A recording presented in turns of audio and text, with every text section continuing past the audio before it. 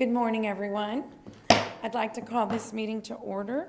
And this morning, our invocation will be given by Pastor Greg Hood from Reach Ministries. Good morning, Pastor. Morning. Friends and servants of Almighty God, I'd like to read a quote from the wisest man who ever lived. Proverbs 29:2. When the righteous are in authority, the people rejoice. But when the wicked rule, the people groan. Let's pray. Father, may the wisdom of Solomon be in this place today among the staff, the council, the citizens of this city. May we reflect on this statement that the people rejoice because of righteous rule. May that be the highlight of this meeting, of this city, now and days to come. We'll give you the praise and honor in the name of Jesus Christ, our Lord. Amen. Amen. Thank you, Pastor. And our Pledge of Allegiance to the flag of the United States and to the Texas flag will be led by Michelle Shin from Veterans Memorial High School. Please join me in the Pledge of Allegiance. I pledge allegiance to the flag of the United States of America and to the republic for which it stands, one nation, under God, indivisible, with liberty and justice for all. Now for the Texas Pledge. Honor the Texas flag. I pledge allegiance to thee, Texas, one state, under God, one and indivisible. Thank you, Michelle. Ms. Huerta, would you please call the roll? Mayor Paulette Guajardo. Present. Council members Roland Barrera. Here. Gil Hernandez. Here. Michael Hunter. Here. Billy Lerma. Here. John Martinez. Ben Molina. Present. Mike Pusley. Here. Greg Smith. Here. City Manager Peter Zanoni. Present. City Attorney Miles Risley. Here. Mayor and Council, a quorum of the council and the required charter officers are present to conduct the meeting.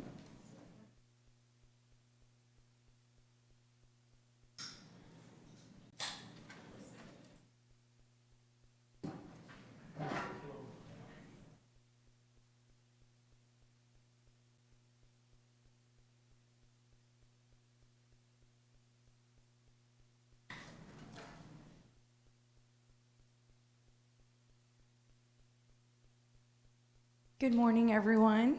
And again, thank you for joining us today in council chambers. Today, we're going to start with something very, very special. We are going to be honoring the legacy of the late Richard Martinez, who was our Public Works Director for 2 years here with the city of Corpus Christi. As we all know, and if you didn't, Richard, he was a friend to all of us. And he made a huge impact within this organization in the short period of time that he was with us. His lovely wife, Mabel, is here with us today. You can come on up, Mabel. And I'm honored to present a flag that was flown over our state capitol. I thought it was fit after this tragedy happened that we honor his career in public service. And I felt that it was fit to do so by way of the governor's office, and therefore he did. We're going to be reading this commendation from his office and presenting the flag to Mabel Martinez. So with that, I'll go ahead and read this.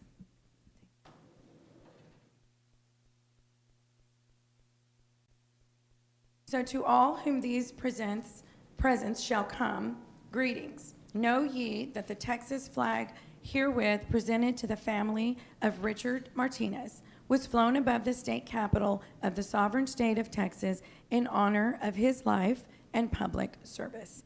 So, Mabel, we present this to you today in his honor in the governor's office, and of course, this flag that was flown over the state capitol. Thank you.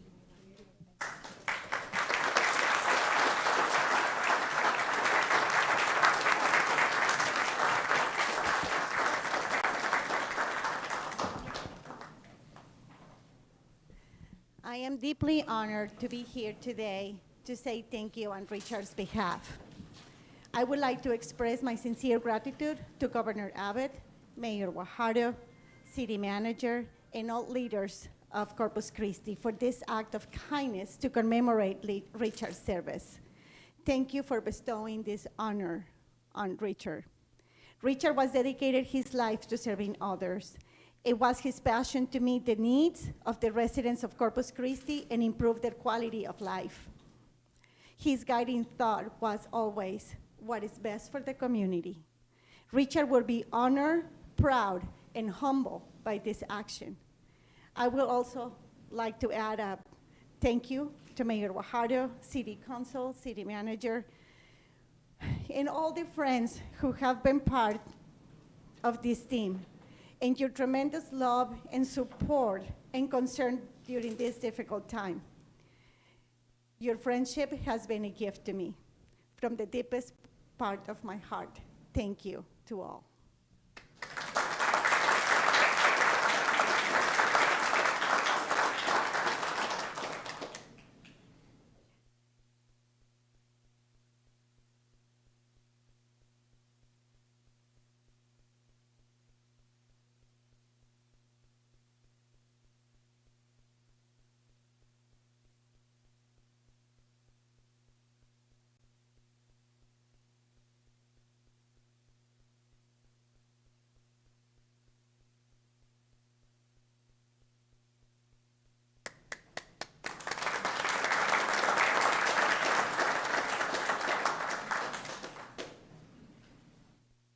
Right here.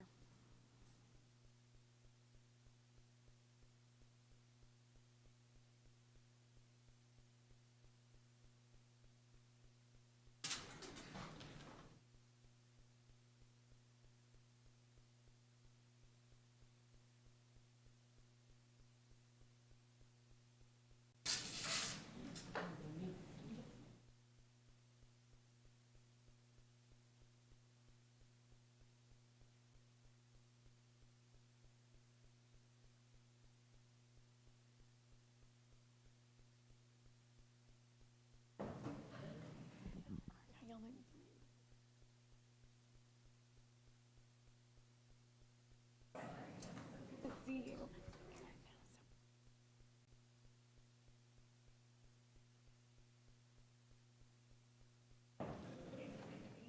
I don't know why I'm whispering. Yeah, you, yes. Yes. Oh, okay. You wanted to I see was it. wondering, I'm glad you let me know that. Yes, absolutely, and Devin couldn't be here. Yes. Right, okay. So today, ladies and gentlemen, we have a very special proclamation. It is Hindu Heritage Month, correct? And so we're very proud here at the City of Corpus Christi to celebrate diversity. And this month is about the Hindu heritage. So I'm very proud to read this proclamation for that cause.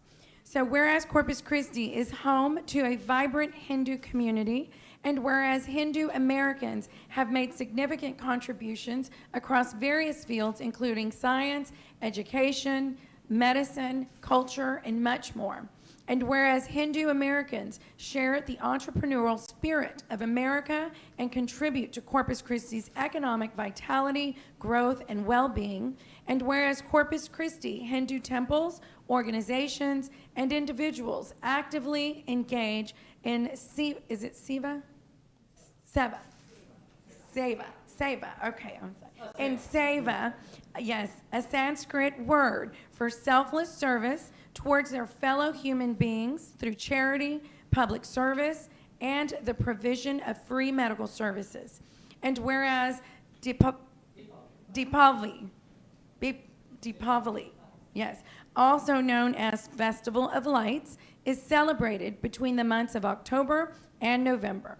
So now, therefore, pursuant to the powers vested in me as the mayor of the city of Corpus Christi, I do hereby proclaim October 15th through November the 15th of 2021 Hindu Heritage Celebration Month in Corpus Christi, Texas, and extend my greetings and best wishes to all members of the Hindu community.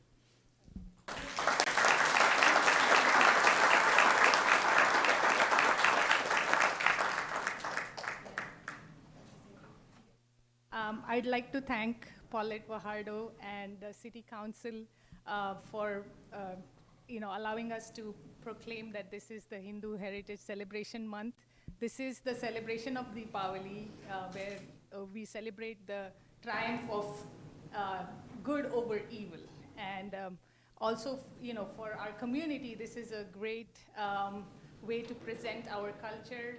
And we have a small but growing community in Corpus Christi, and we want to be a part of the different faiths which cause the upliftment of our community as a whole. And that's the part of the seva that Ms. Fajardo was telling us about. And also I would like to invite the citizens to come and visit our temples. If you all want to learn more about our culture and our religion, we welcome you with open arms. And also I would like to invite all of you all to Festival of India, which is going to be celebrated on December 11th, and be a part of the celebrations. Thank you. Thank you.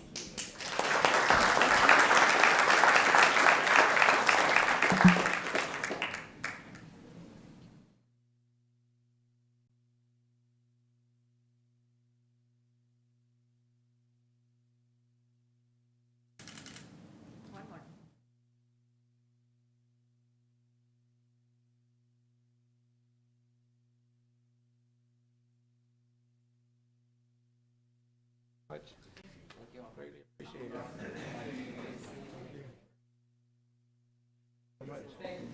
Yes, sir.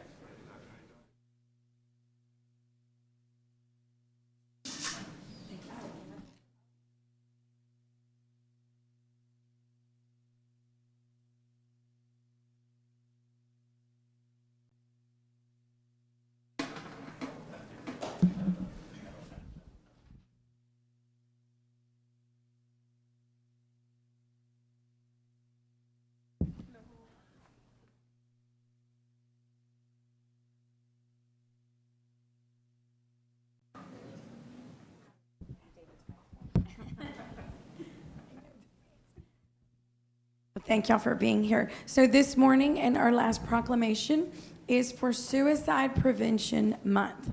So today, and we want to thank NAMI, and we'll give you an opportunity to speak here in just a second. Whereas September is National Suicide Prevention Month. The City of Corpus Christi recognizes this month because preventing suicide is a local and global imperative. And whereas suicide has been declared a serious public health problem by the U.S. Surgeon General, more than 48,000 people die by suicide every single year in the U.S., making it the 10th leading cause of death. On average, there are 130 suicides per day. And whereas this is a tragic problem, but these heartbreaking deaths can be prevented. Right now, we must bring visibility to the problem, battle stigma associated with mental illness, and encourage all community members to know that warning signs are out there and take advantage of local resources and how to find help for loved ones who may be struggling. We end this together. We start now. And whereas September the 10th is Worldwide Suicide Prevention Day, recognized internationally by the World Health Organization. We remember those whom we lost to suicide, and we declare our support for those in the Coastal Bend area who struggle with the thoughts of suicide, who are suicide attempt survivors, suicide loss survivors, and those who are working steadfastly to prevent suicide. So now, therefore, pursuant to the powers vested in me as the mayor of the City of Corpus Christi, I do hereby proclaim September of 2021 Suicide Prevention Month in Corpus Christi, and I urge all citizens to observe this month with activities and acts of understanding that educate as well as support those to prevent suicide, because suicide prevention is everyone's business. So we thank you all very much for your advocacy and for your efforts towards ending this. Hi, I'm Heather Loeb. I'm with NAMI Greater Corpus Christi. We provide resources to the community for those who are struggling with mental illness. Suicide prevention is very important to us, and it's very dear to me. As someone who has been suicidal many, many times, I can tell you without a doubt there are not enough resources, not enough awareness among our peers, not enough training for those who are in the medical profession. We need to start now. We need to talk about it. And it's just so important. I can't say that enough.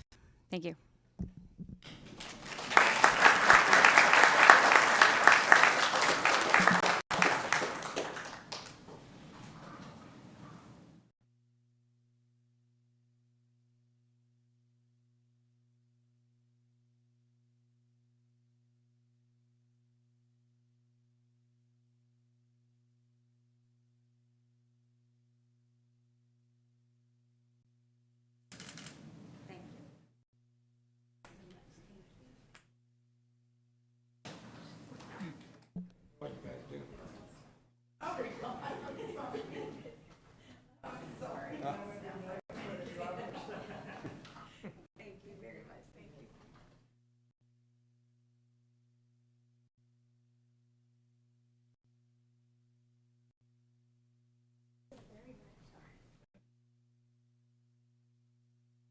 Mayor, if I could just interject one thing, please.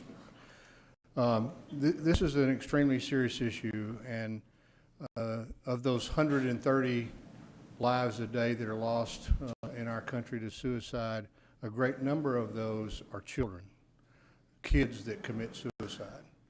So I want to issue a challenge today to our school districts to listen more, to do more, and to realize that bullying is a problem that exists no matter what we do, and that we need to do everything we can for the school children and the kids in this country to make sure that they don't become one of those statistics. So thank you.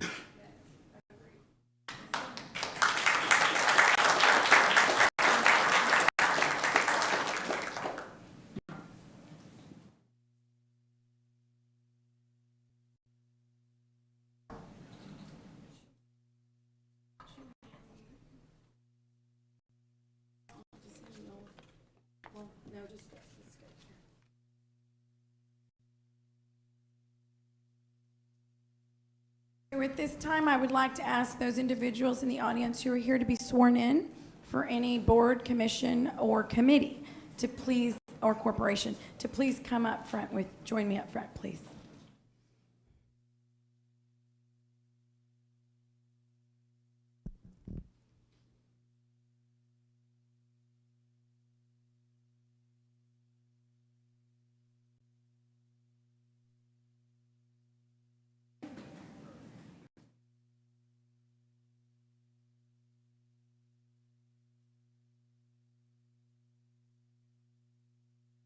Okay, watch that. Okay, so ladies and gentlemen, these individuals have been appointed by the City Council to serve on one of the city's boards, commissions, or committees or corporations. And we appreciate your willingness to serve and to volunteer your time. We thank you in advance because we know time is very precious to all of us. And we really do rely on you. And again, thank you on behalf of the council. Thank you for serving. So with us today are George Laster, okay, and he's Capital Improvements Advisory Committee. Devin Botka could not be with us this morning, but he will be sworn in at a later date. Amy Granberry, serving on the Corpus Christi Convention and Visitors Bureau. Lance Hancock is not able to be with us today as well. I'm sorry. Oh, God, Lance. It's like a...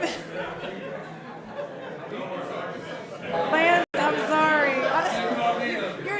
You're so petite, yes. Okay, Lance Lance is also with the Corpus Christi Convention and Visitors Bureau, and then Gabrielle Hillpole, also Corpus Christi Convention and Visitors Bureau. So if you would all please raise your right hand and repeat after me. And of course, state your own name. I do solemnly swear that I will faithfully execute the duties of a member of the board in which I have been appointed and upon which I am about to enter, and will, to the best of my ability, preserve, protect, and defend the Constitution and laws of the United States and of this state and of this city. Very good. So help me God. Okay, great. Congratulations. I wanted to thank the city secretary office. I know Norma left, but you ladies do a great job of always organizing everything and being on time and making us show up. So, and doing all the paperwork. So thank you very much. Yes, that's absolutely true. Thank you for all you do, ladies. We're going to take a quick, yes.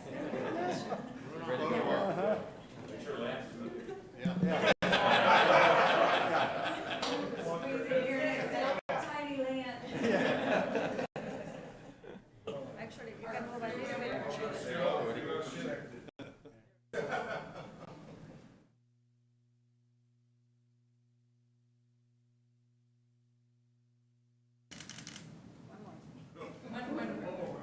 This is Twitter. This is Twitter.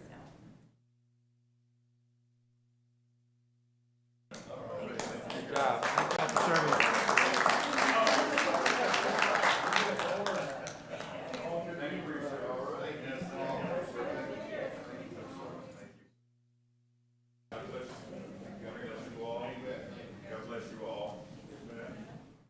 George, thank you.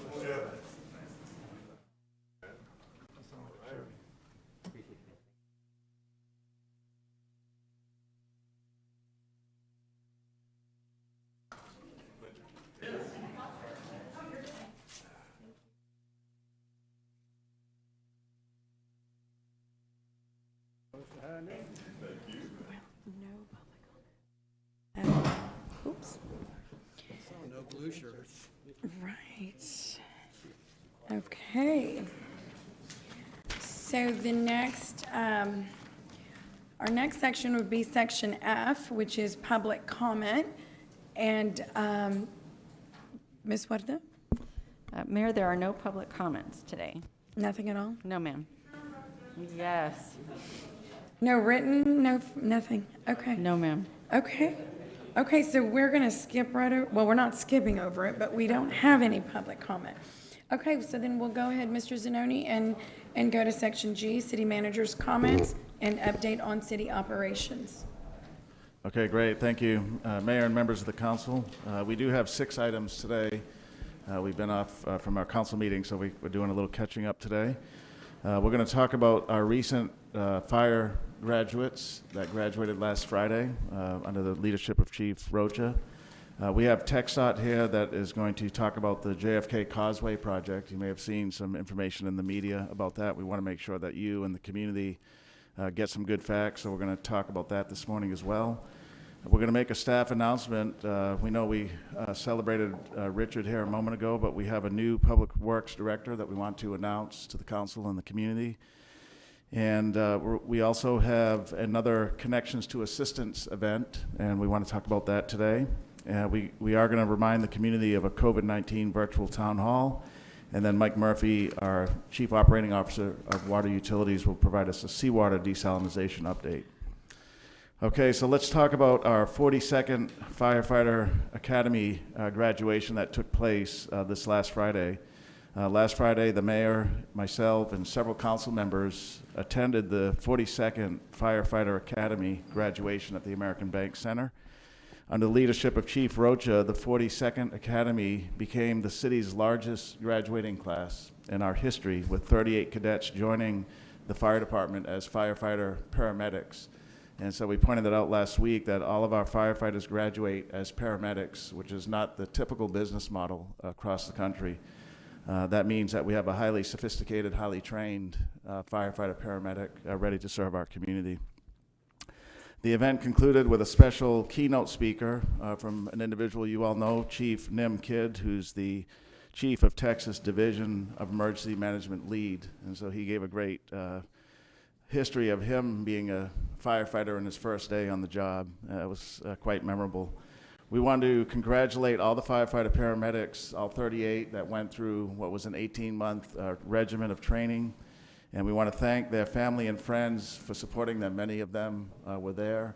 And several of the firefighter paramedics were badged from a family member, including a dad, many of whom served for our department. So that was a nice touch as well. We did arrange to do a video, and so we had one of our staff members there recording some of the event. We know not everybody could make it, and certainly not the whole community. We want to share that video now, and then after the video, we're going to have Chief Rocha give us a few comments as well. On behalf of the Corpus Christi Fire Department, I'd like to welcome you to the graduation ceremony of the 42nd Corpus Christi Fire Academy. It's the biggest cadet class in the city's history, so how about that? Yeah. Corpus Christi Fire Department graduated 38 new firefighters. What these new firefighters are going to be able to do is they're going to go out to the field to fill vacancies that we have. So finally, for the first time in over a decade, the Corpus Christi Fire Department has full staffing on its fire trucks and on its ambulances. It is hard work, perseverance, and noble courage to seek the proud profession of serving your fellow neighbor as a firefighter. Congratulations, gentlemen and ladies. Good job. Texas Firefighter. I'm very proud of this class. This is a class where everybody has passed and performed very well, passed their paramedic licensure, passed their firefighter licensure, and they're ready to go out and become firefighters for the city of Corpus Christi. I want to welcome you family members to our family. This is going to be an amazing, amazing ride. I hope you are so proud of the men and women sitting here behind me for the work that they are getting ready to do and all that they have accomplished to this point. All right.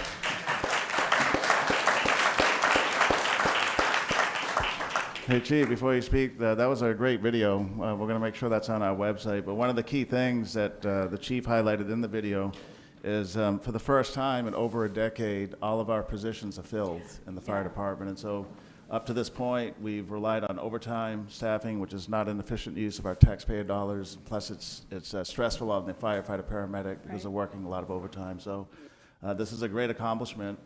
The video demonstrates success for the city, and we need to highlight success as a city organization and as a community. And so that's a great video. We're going to make sure we show it. Chief Rocha, you're going to talk a little bit. Yes, Peter, and first and foremost, let me say thank you very much for all the support that you've given to the fire department and Michael Rodriguez, but also mayor and city council. I don't remember a time ever in the 40 years that I've been part of fire service, both in Kansas City and here in Corpus Christi, where we have the amazing amount of support from our elected officials to do the job that we need to do. And never in the 40 years that I've been working in the fire service has ever a fire department that I've operated under been fully staffed. But we can say that now with full confidence that we are fully staffed. It was the largest fire department graduation class in history that we've had on the Corpus Christi Fire Department. We're staffing all of our ambulances, all of our fire trucks. We have 13 full-time ambulances, and we are staffing a 14th ambulance right now with Medic 12 in service. And so we're making sure that we provide the best quality of service for our residents here in the city of Corpus Christi. But let me tell you, to each and every one of you, thank you, thank you, thank you for the support. The firefighters are very gracious, very thankful to you all. I can't remember a time where our morale in the most difficult times that we've faced in recent memory is at an all-time high. And I think a lot of it has to do with the support that we get from our elected officials and from our city manager and his staff. But thank you very much.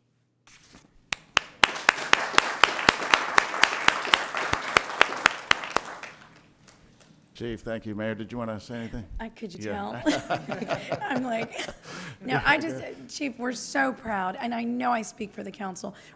Just watching those young men and women, it just makes us so proud. And I told them that day, and I'll say it again, we stand behind you, we stand behind our police officers, we believe in what you're doing, and it is all about the leadership. And we are now, and that's across the board. So I'm just so proud, and thank you. Those ceremonies, I don't even want to think about my own son graduating from walking across the stage, because I felt like they were my kids or something. So we're just so proud. Thank you for your leadership, for leading a wonderful department. We rely on them heavily. Every person in this room does.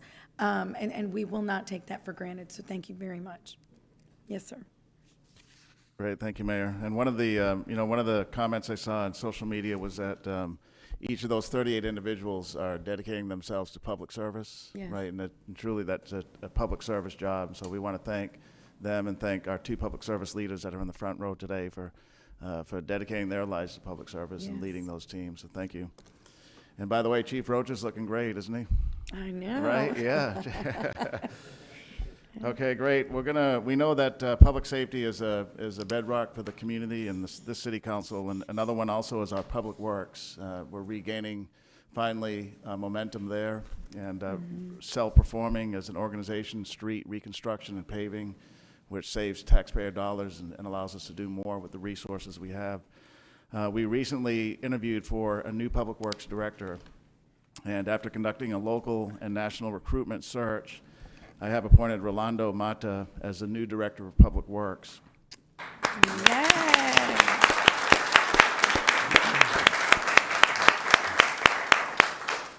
I had previously appointed Rolando as the interim Director of Public Works after the sudden passing of Richard Martinez, and Roland joined the city in 2020 as the Assistant Director for Public Works, primarily overseeing street and stormwater operations.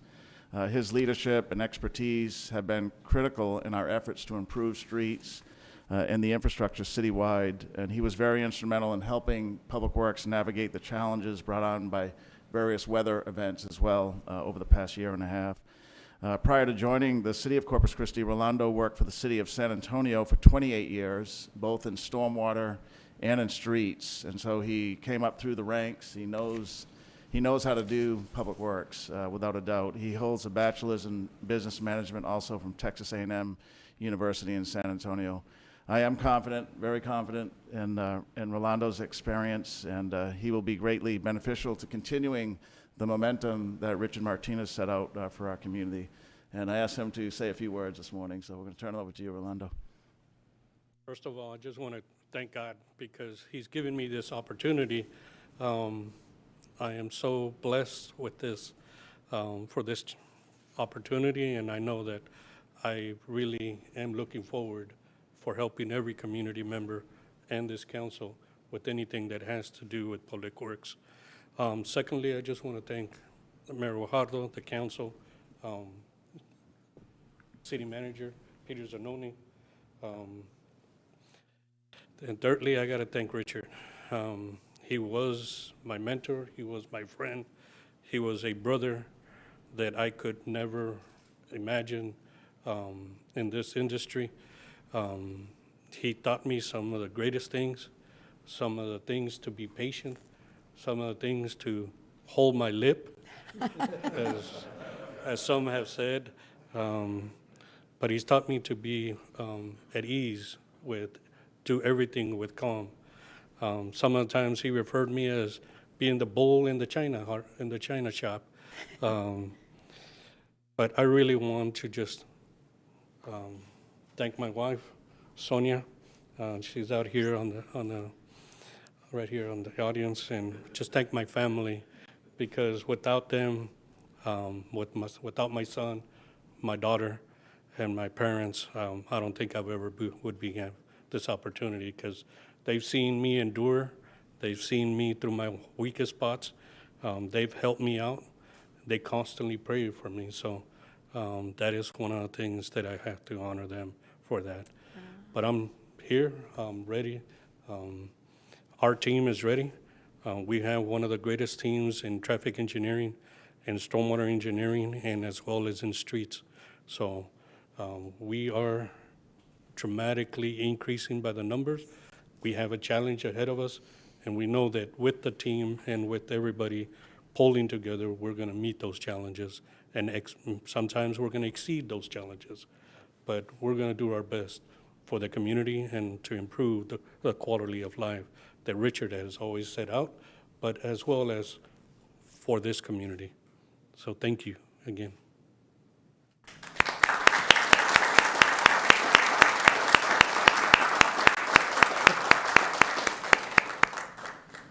Thank you so much, Roland. In our interview, one of the first things that Roland said is, this is my community. This is my and my family's community, and that helped close the deal in our minds with him, because we have to be part of the community to get the great work done that we need to get done. And then Roland also talked about the craftsmanship of building roads, right? And so they, I think, by far exceed a lot of the quality standards in our community, even beating out, I think, some of our private sector partners that we rely on. And it's really the skill and the craftsmanship of building a road that Richard knew about and that Rolando knows about as well. So those are some key highlights I just want to point out that might go unnoticed if you're not familiar with street reconstruction. So Roland, thank you, and we look forward to working with you and continuing our great turnaround in this area.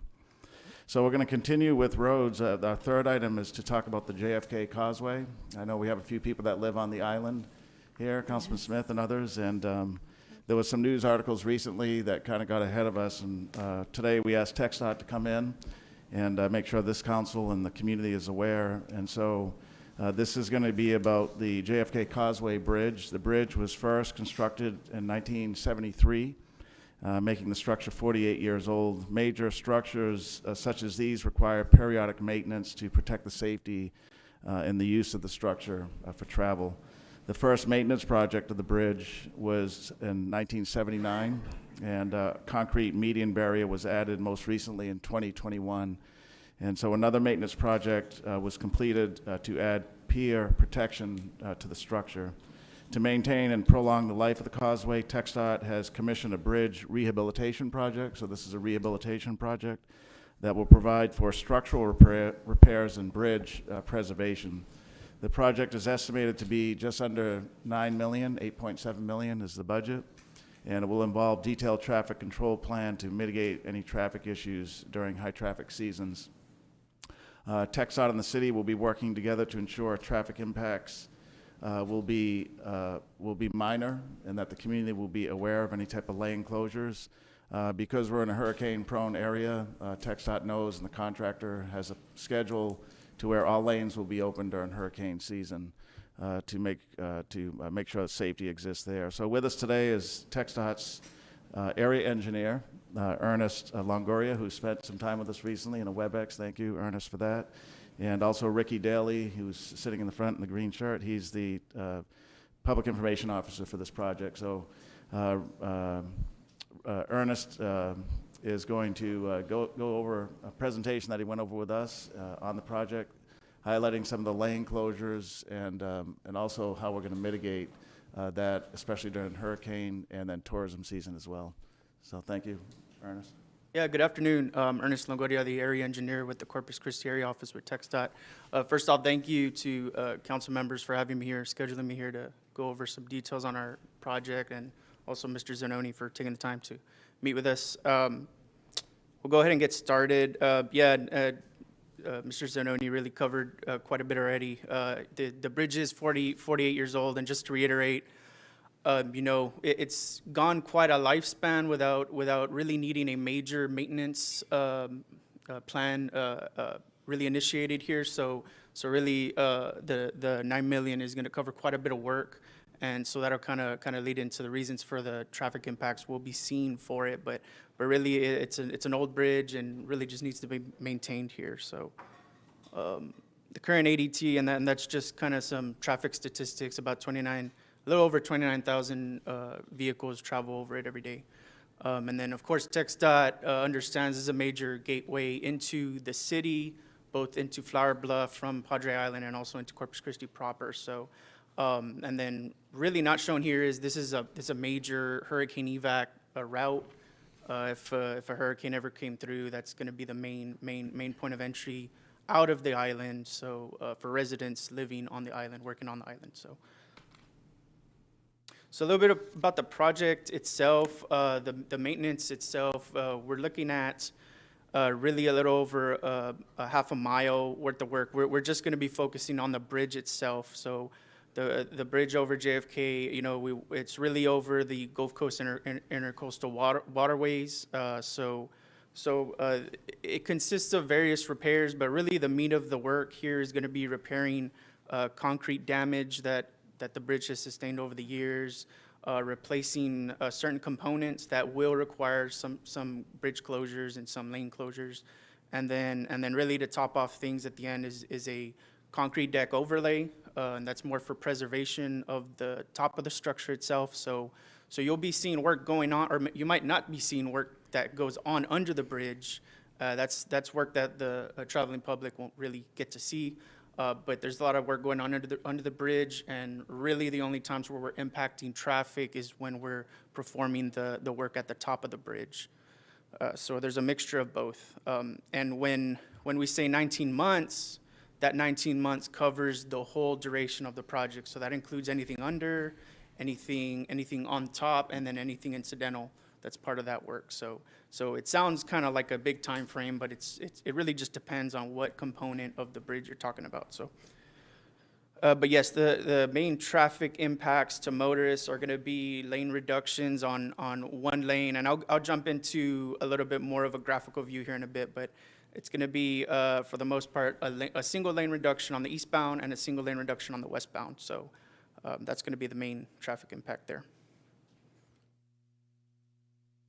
So as far as long-term lane closures goes, we're trying to think of this as a season of work, because what we've done in our contract, which is a little different than normal, is we're restricting our contractor to work up top on the bridge between the months of December to the end of May.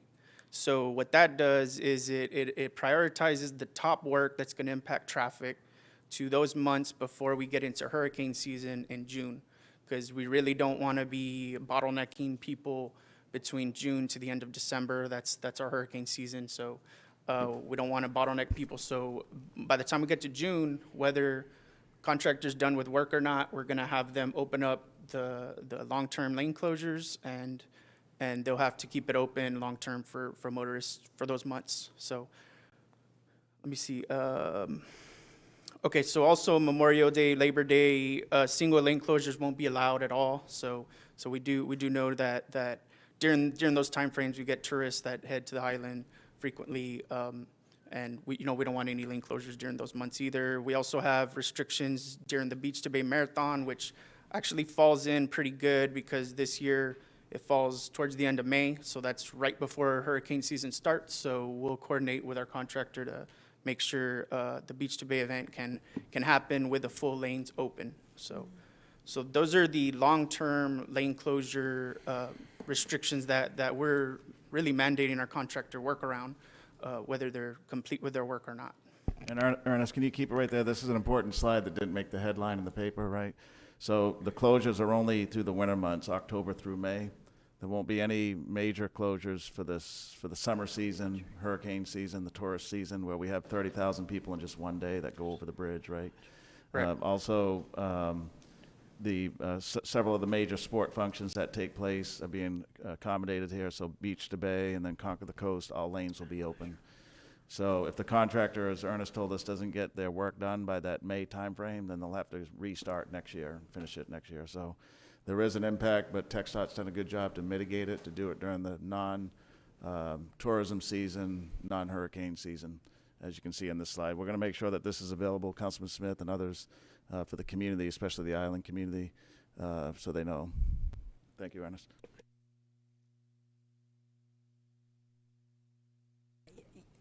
Yes. Yes, go ahead. So What about the March spring break timeframe? Have you looked at that? Yes, so the March spring break time, we don't have any restrictions, but we are coordinating. Right now, I'm coordinating with our contractor to see what we can do to alleviate some of that congestion during spring break time. What we typically do every day is we restrict our contractor to not do any short-term lane closures during that 2 weeks. Usually it's 2 weeks, spring break kind of runs through. Right. But speaking more on the long-term closures, those will be in effect. So we'll have the single lane closures on the eastbound and the one lane closure on the westbound still intact, but they won't be able to do any more closures other than that. So right now, we're not really calling for any restrictions during spring break as far as long-term closures goes. Is that makes sense? Okay, Councilman Reed and Mr. Besley. Okay, Councilman Smith. Thank you, Ernest. So when you mentioned single lane closures, you're meaning lanes down because during that time, you're going to have one lane permanently closed. And so in your mention of single lanes, the bridge is shut down. In the direction you're shutting down. Is that correct or incorrect? Yeah. So just to clarify, we have 4 lanes, a total, 2 eastbound, 2 westbound. 2 of those lanes, one in the westbound, one in the eastbound, are going to be indefinitely closed between December to May. And when I say short-term lane closures, that's any additional lane closures beyond those one in the eastbound and one in the westbound. And I have a graphical representation of that might help when I jump over to the next slide. Well, I'll go ahead and wait till you Sure. get through with your presentation. Okay, and then another thing I did want to bring up is there is going to be some instances where the contractor will need to close the entire bridge for some structure work, but we've restricted them that work's only going to go on during the nighttime through a 6-hour window during the nighttime when our traffic volumes are down. And of course, we'll give access to first responders, emergency vehicles. That won't be a problem. We kind of already start coordinating with those teams to make sure that they have access regardless of what our contractor's doing in those late hours of the morning. So I did want to bring that up, and then also those full bridge road closures that will happen every now and then. We will close the road, but we'll give our contractor 30-minute windows to keep it closed, and then they have to flush out traffic again. So we're not talking about full night closures. They only have a 30-minute window to close the bridge, do the work they need in an expedited manner, and then open it back up to motorists so they can release that queue of traffic.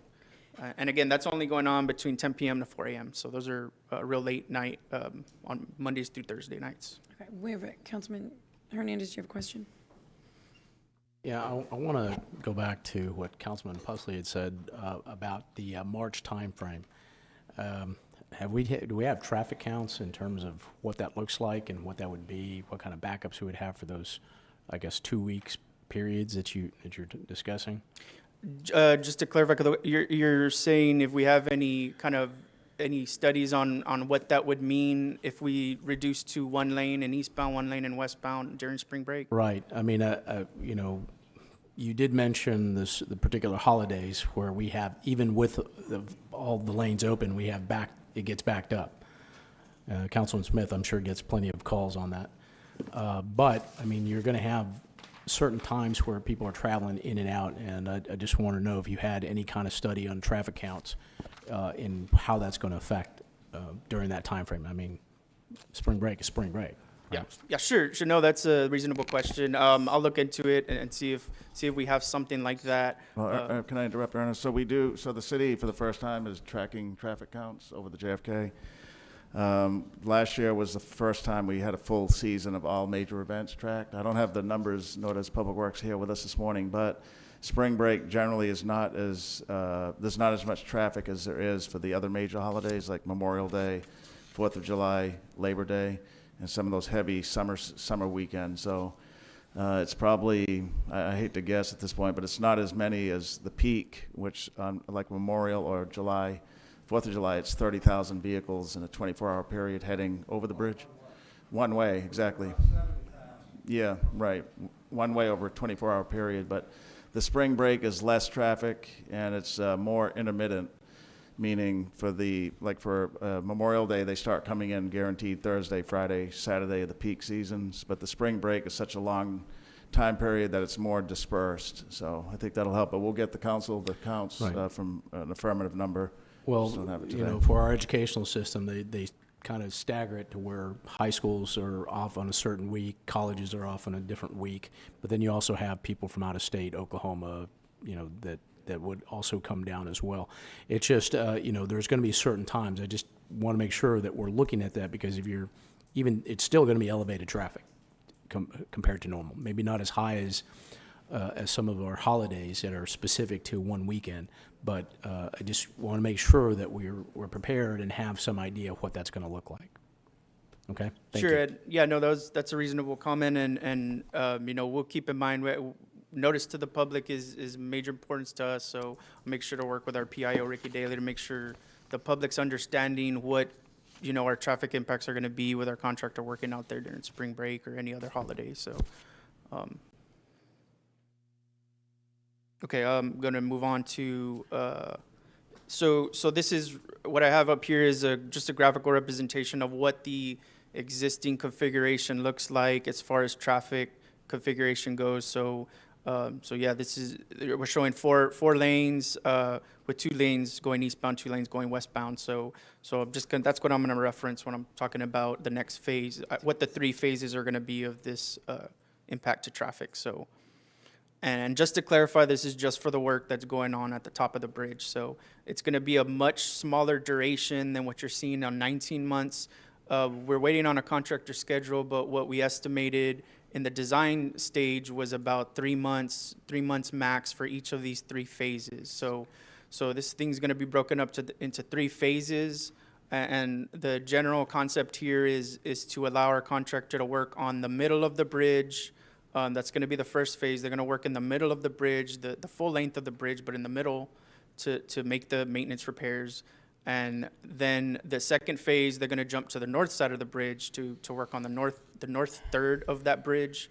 And then the last phase is going to be them moving to the south side of the bridge to work on the last third of the bridge. So what that means with traffic is when they go into the first phase, that means they're closing down the 2 inside lanes going eastbound and westbound. So traffic will only have the 2 outside lanes going eastbound and westbound. So that's going to be the configuration. And like I said, we estimated about 3 months, and that's pretty conservative. So the next phase we would jump into would be pushing traffic to the south side of the bridge, keeping those 2 lanes, maintaining those same two one-way eastbound, one-way westbound. And then the final phase will be moving traffic to the north third of the bridge, where it'll be the same configuration. 1 lane going eastbound, one lane going westbound, and we'll always have the lanes separated with concrete median barriers. So we'll always make sure that lanes are separated with a barrier. Councilman Smith? All right, I'll wait till he's finished. You wait, okay. Councilman Pusley, would you like to ask now, or? I'll wait a minute. Okay.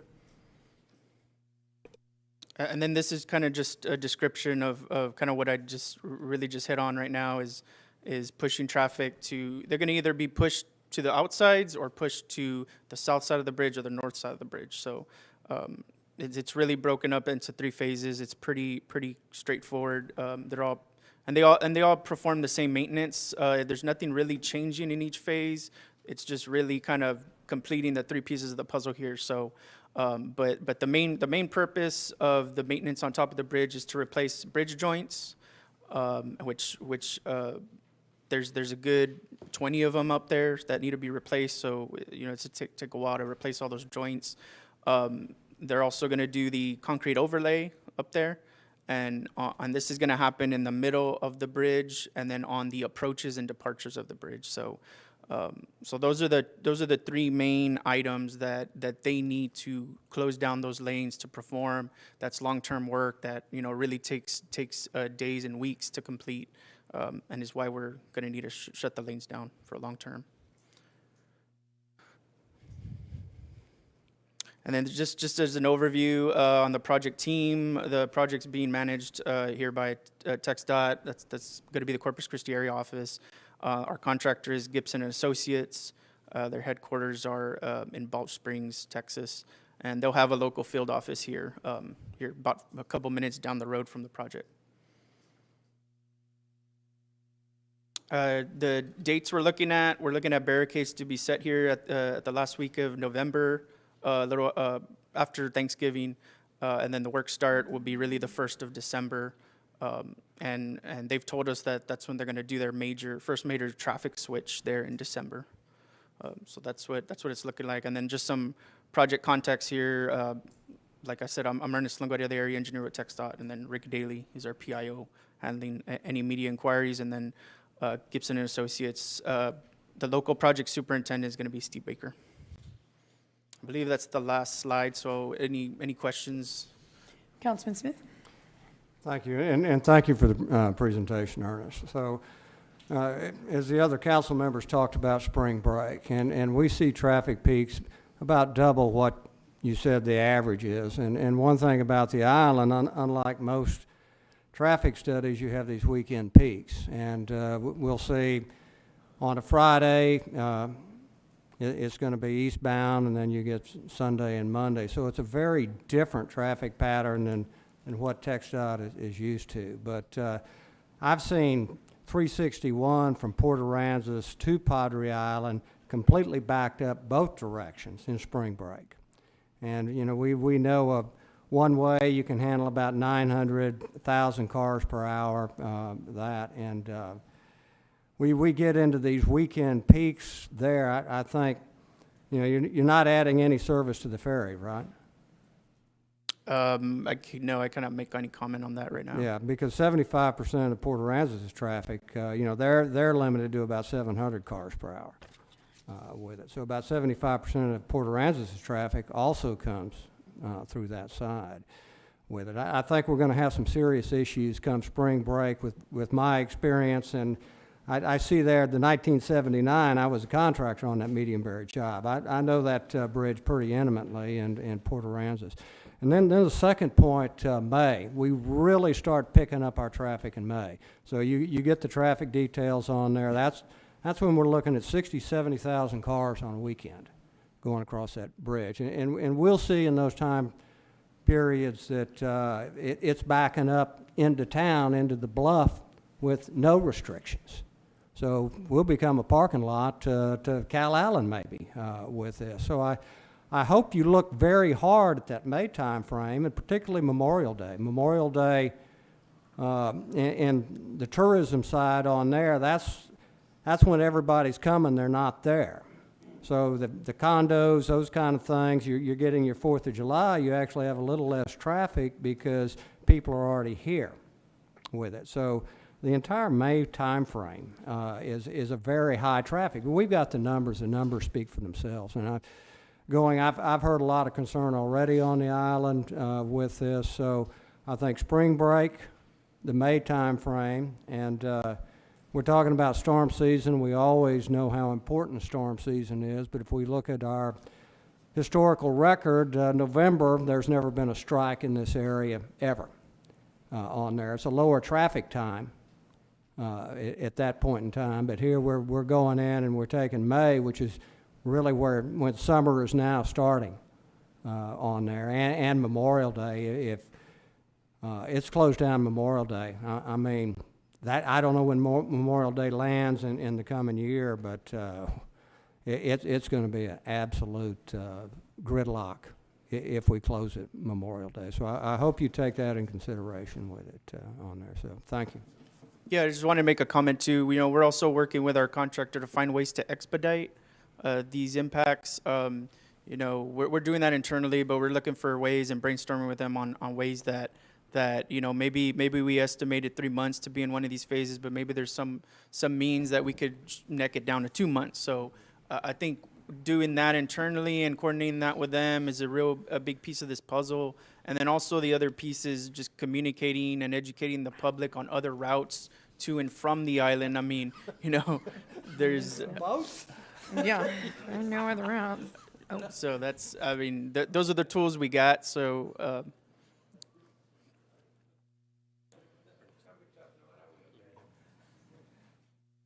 We only have one route on there. One of the so- things that we're going to do, the Public Works is going to be committed to work with TxDOT, is we already have the data.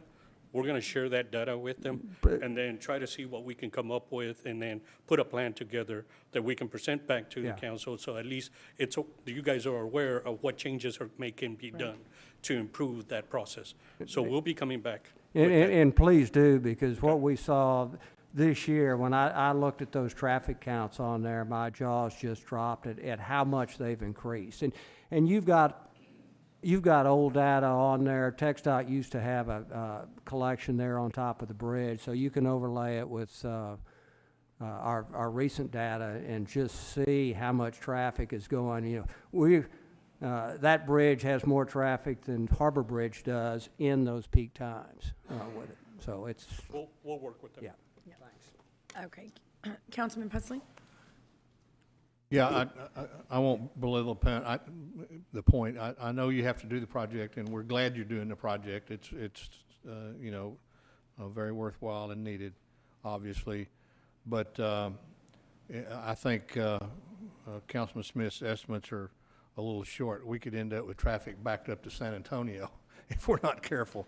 So whatever we do, we need to make sure Chief Markle, the constables for Nueces County, state DPS, that they're brought into the loop so that whatever plan we develop to handle that traffic, maybe we can come up with a plan that will help get the traffic across there quicker, get them onto the island quicker.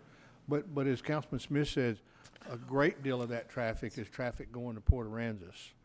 And I know my friends who live in Port Aransas tell me that during the 2 weeks of spring break, they don't leave their house because of the traffic. So we just need to be sure our law enforcement folks are kept in the loop on whatever we do. So, because they're the ones that are going to have to deal with it. And we, you know how it is, even though it's a state project, when people start backing up to, you know, the Harbor Bridge trying to get to the island, they're all going to be saying the same thing. Those idiots on the city council did it again, you know. So, anyway, good luck on your project. sure, yeah, and just to, also clarify, if there's any questions or comments, make sure they get directed towards TxDOT. Our PIO, Ricky Daly, will help answer those questions. Okay. Yeah, and One more. can I just follow up on Councilman Pusley? We're going to do a separate meeting with the law enforcement, also including our EMS, because they need to be aware of closures. We don't need any situation where we can't get an EMS vehicle over, so Yeah, it'll be our we probably police. need to have some extra EMS vehicles already over there. Yeah, right, that's part of the plan. So it'll be police, EMS, the Emergency Services District, other law enforcement and public safety personnel. We're going to do a detailed separate briefing or Good. meeting with them. Thank you. Thank you. Councilman Hernandez?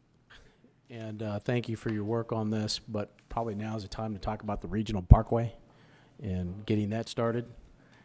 I would be remiss to take the opportunity to ask TxDOT to move that project up, considering we only have this one access to the island. Yeah, that the- Councilman Hernandez, actually, it's not the time to do that. That's Well, probably a better we addressed mentioned, issue. I'm tying it in because we mentioned this is the only access to the island. Yes. So In I terms of that, yes.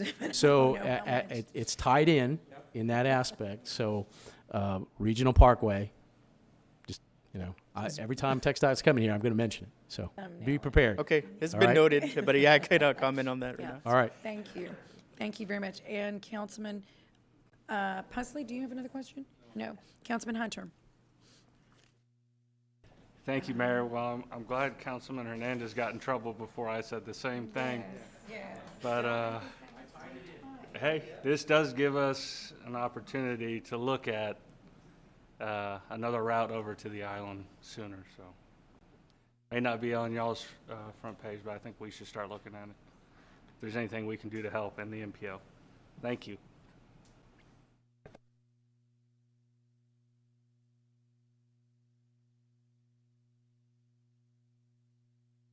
Is that it? Okay.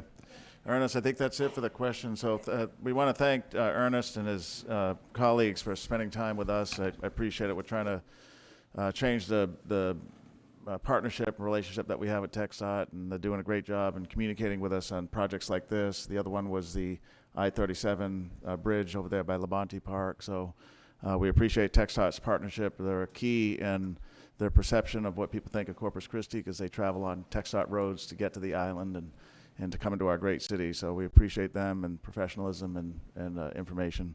We'll meet with you again soon with our public safety officials. That's it for today. Thanks, Ernest. Okay, thank you. Yes, sir. Thank you. Okay, Mayor, our fourth item is an important one in terms of neighborhood. So we're just a couple months into having a standalone neighborhood services department, which brought together 5 functions from 3 different departments into one neighborhood services department to provide better services to our neighborhoods that are an important part of our community. And so we want to make an announcement about the 3rd Connections to Assistance event that'll take place at Salinas Park. Tracy Cantu, our interim director of neighborhood services, is going to make that presentation. The event is this Saturday. It is in City Council District 3, Councilman Barrera's district. This is the 3rd, and so the first one we did in Councilman Molina's district, District 2, and our second one was in Councilman Smith's district, Flower Bluff. Both of those were very well attended, provided a lot of great information to the community. We've expanded things like tire, actually that's in the litter critter, tire disposal. But these are good programs, and so Tracy is going to explain this next one coming up, which is this Saturday. Tracy?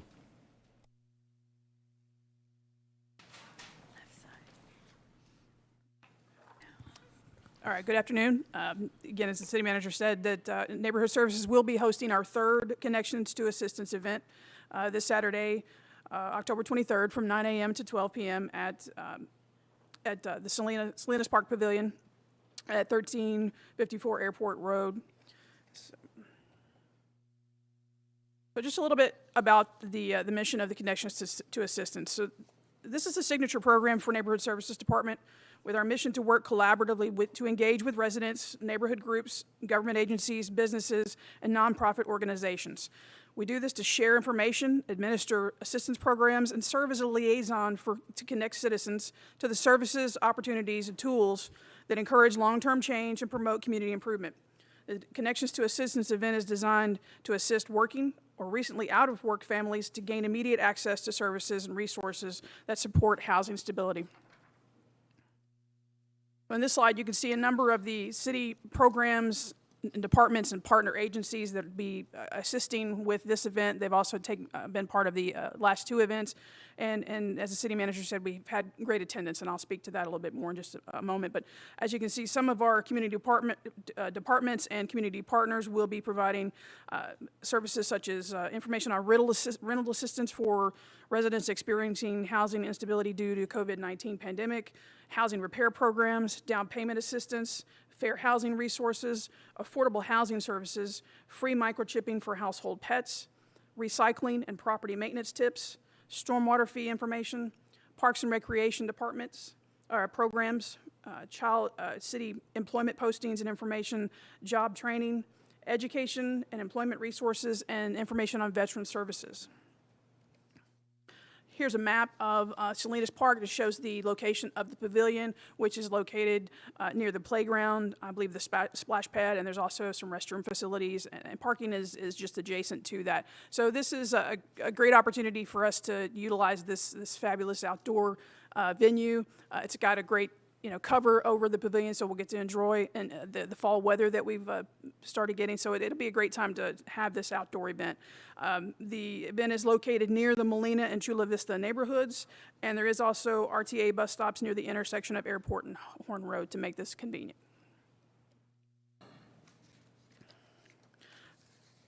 So in our first 2 events, we averaged 50 households attending, and we also microchipped 80 pets and vaccinated 50 pets. So we've had a good turnout, and we anticipate building upon that success with this next event. So again, the event will be at the Salinas Park Pavilion. We will have protocols in place at the event to reduce the risk of spreading COVID-19, and this includes adhering to the guidelines established by the U.S. Center of Disease Control. We do also encourage our residents to visit cctexas.com/neighborhood services for more information about our programs and the connection to assistance events. And so with that, I'll conclude. So we look forward to seeing everyone out there. I will say to the other council members, we will look to be continuing to bring these events to your districts. So we've gotten to Council District 3, but we will look to add 1 and also 5, and we'll continue moving that forward in the coming year. That's wonderful. And I think we do have a question. Couple. Councilman Barrera? Thank you, Mayor. Actually, I just want to comment on Tracy, on this event. I know that the little coordination that I've been involved with, you've just done an outstanding job. You and your team have just done a great job reaching out to the community, other community partners. I'm really enthused and proud to have this in the district, and particularly in that area. So thank you for your hard work. Thank you for wrangling me every time you needed something from me, and we're very patient. I'm looking forward to it, and keep up the good work. Thank you. We appreciate that. Yes. Councilman Molina? Thank you, Mayor. Tracy, I kind of want to echo what my colleague says.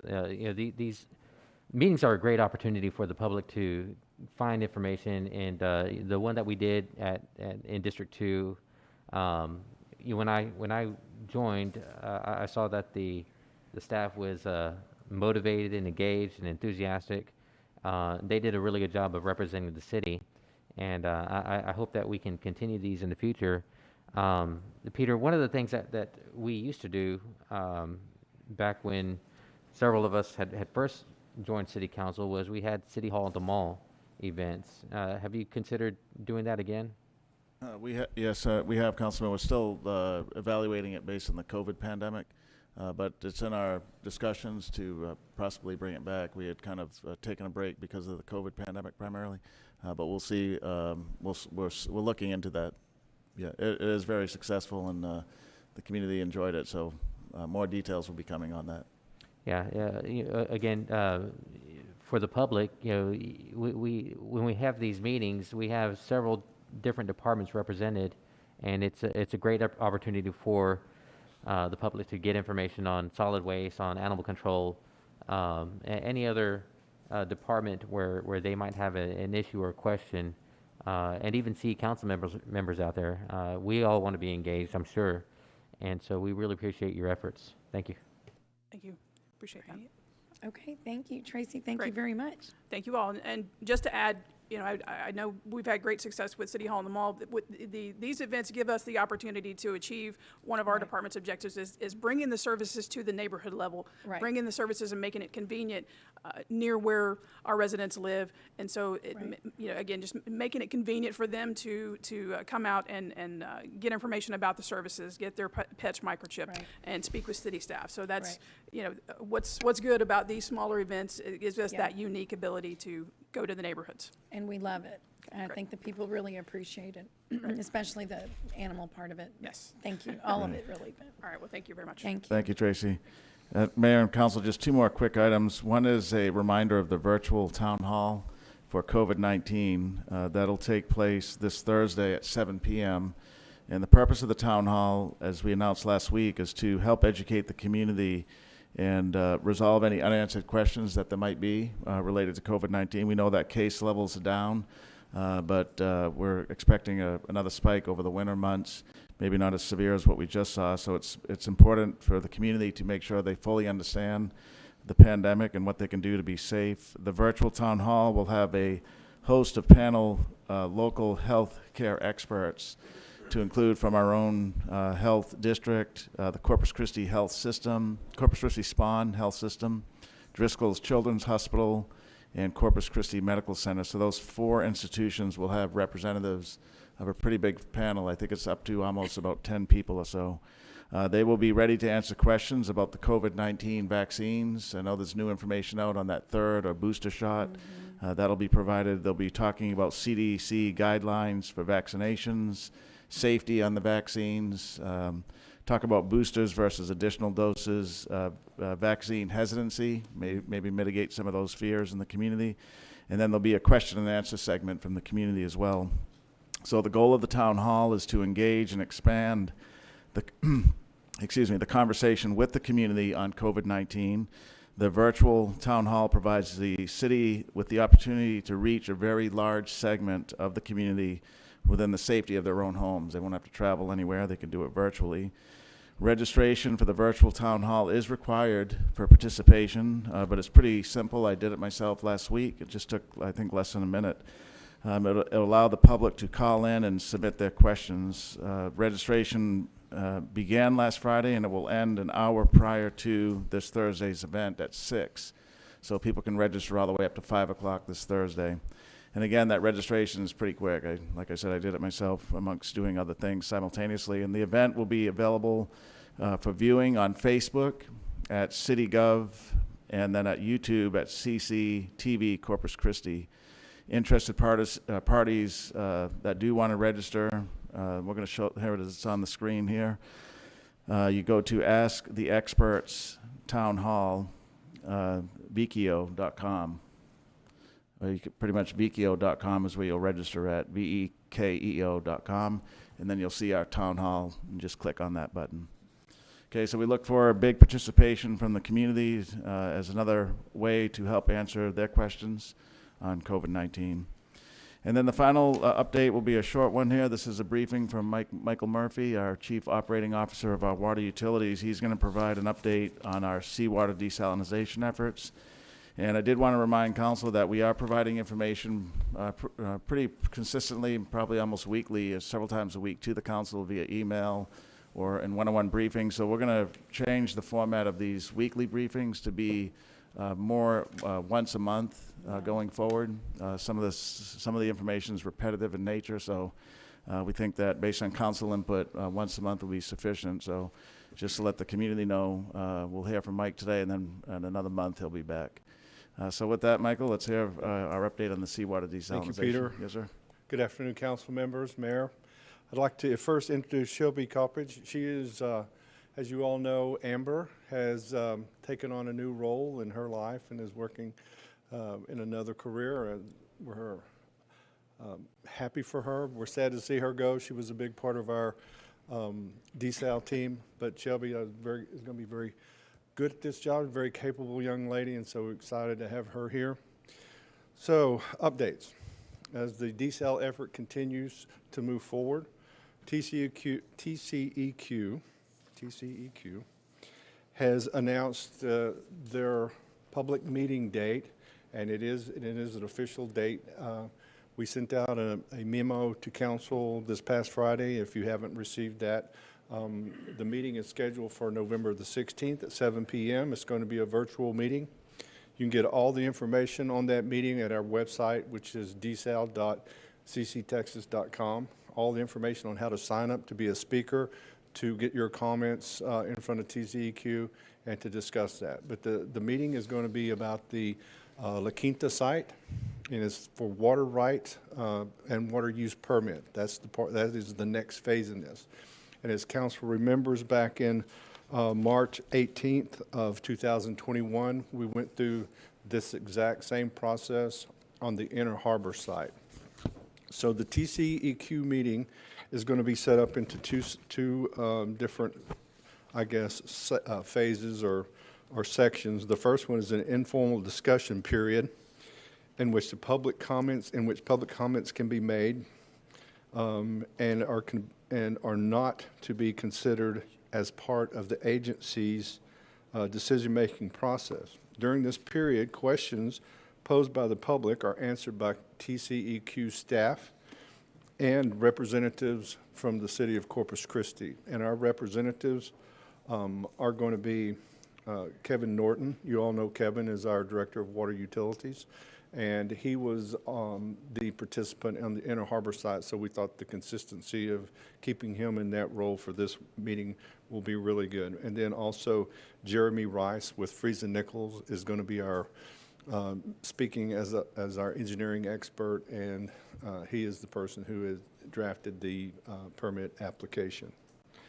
The second part of the meeting is going to be a formal discussion, and this is where citizens can go online and talk directly to TCEQ and present their case, their view, pro or con, versus the based on the water right permit. And in this part of it, there will be no response from TCEQ or staff, but a formal written response will be prepared and published back to the individual that is presenting, and then they will mail that information back and make that part of public record. And this will be part of the agency's decision-making process during the formal phase of this. So that is basically, and just a reminder that, once again, that the website that you can go to is desal.cctexas.com for this information. Yeah. Okay, Councilman Bonetto.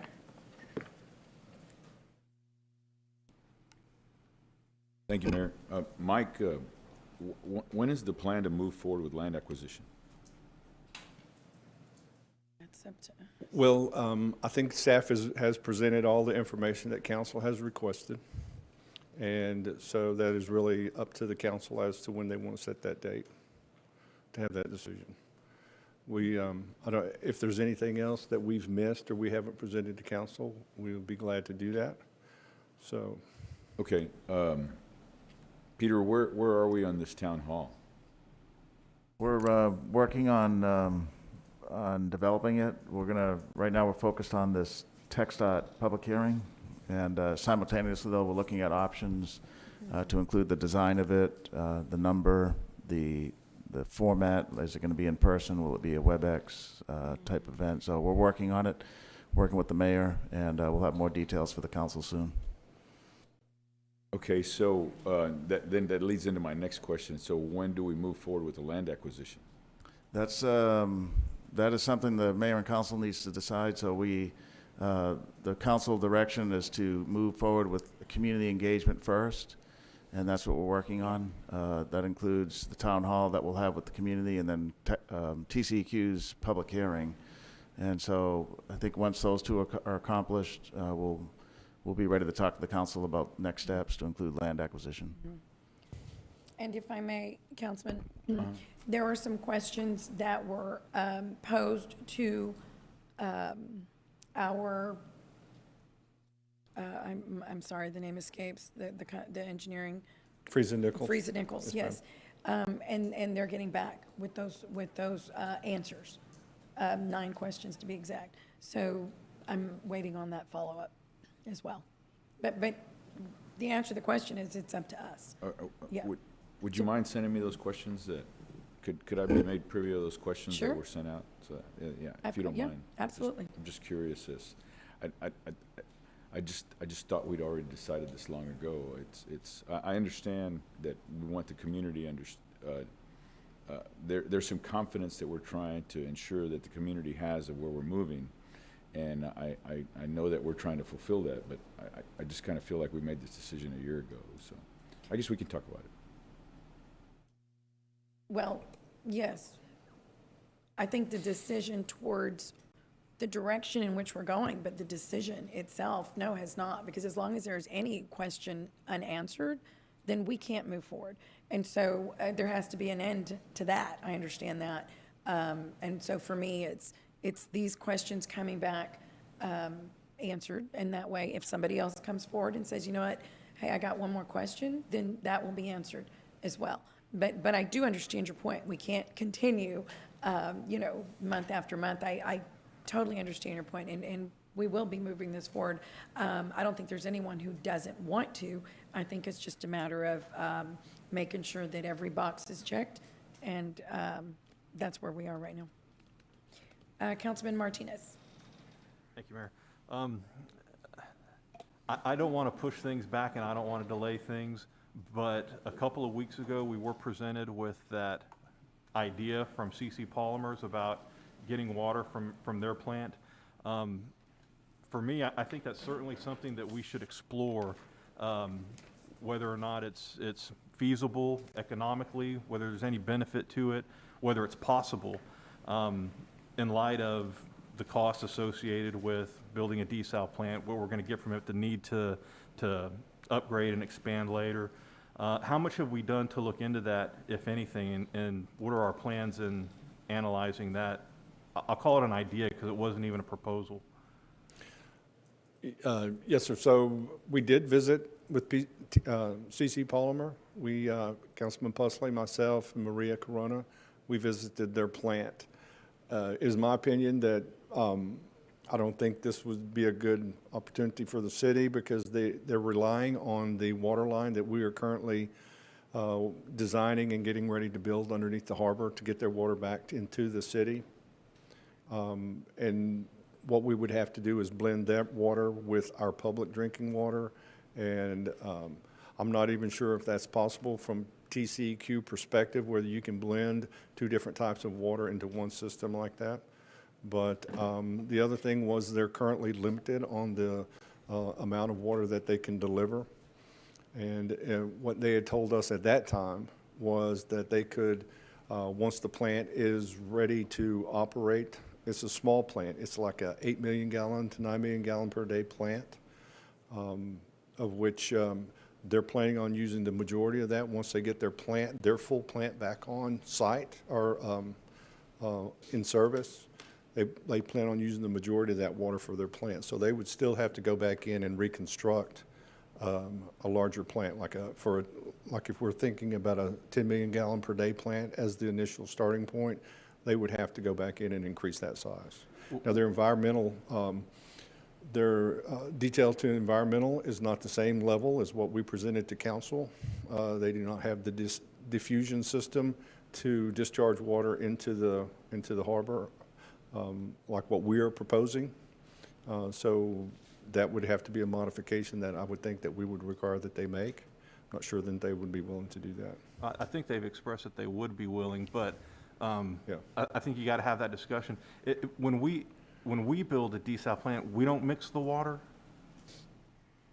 Well, we'll be in charge. It will be public water source, and we'll be in charge of it. What we'll be doing, if they take it over or if they deliver water to us, we'll be buying that water from a private entity and then blending it into our system. Right. So, but that's an option that we've considered. It just depends on if you want to rely on that their ability to do that. Do we do that with the Mary Roads water? Well, that's the water that goes into our treatment plant. We treat that. That's water that we treat and then we deliver. We'll be relying on somebody else to do that. Okay. Yeah. We don't blend that water into our system before it goes through a treatment process. Okay. So does the water that comes from Lake Corpus Christi, is that go through a different process than the Mary Roads water? No, it goes to the same point. It'll go through our wastewater or our water treatment facility. But it's not blended? Well, it would be blended, but it all gets treated. What we're talking about is they would be delivering what would be considered as potable water into our potable water system. That's the blending I'm talking about. Okay. I just want to make sure, because... Am I missing something? No. Okay. Yeah, because when I came in, we're talking about securing, a water source for the future, and we were looking at all kinds of different options, whether it was groundwater or surface water, desal, and I believe that in most of those options, if we're getting them from somewhere else, we're going to have those same issues, right?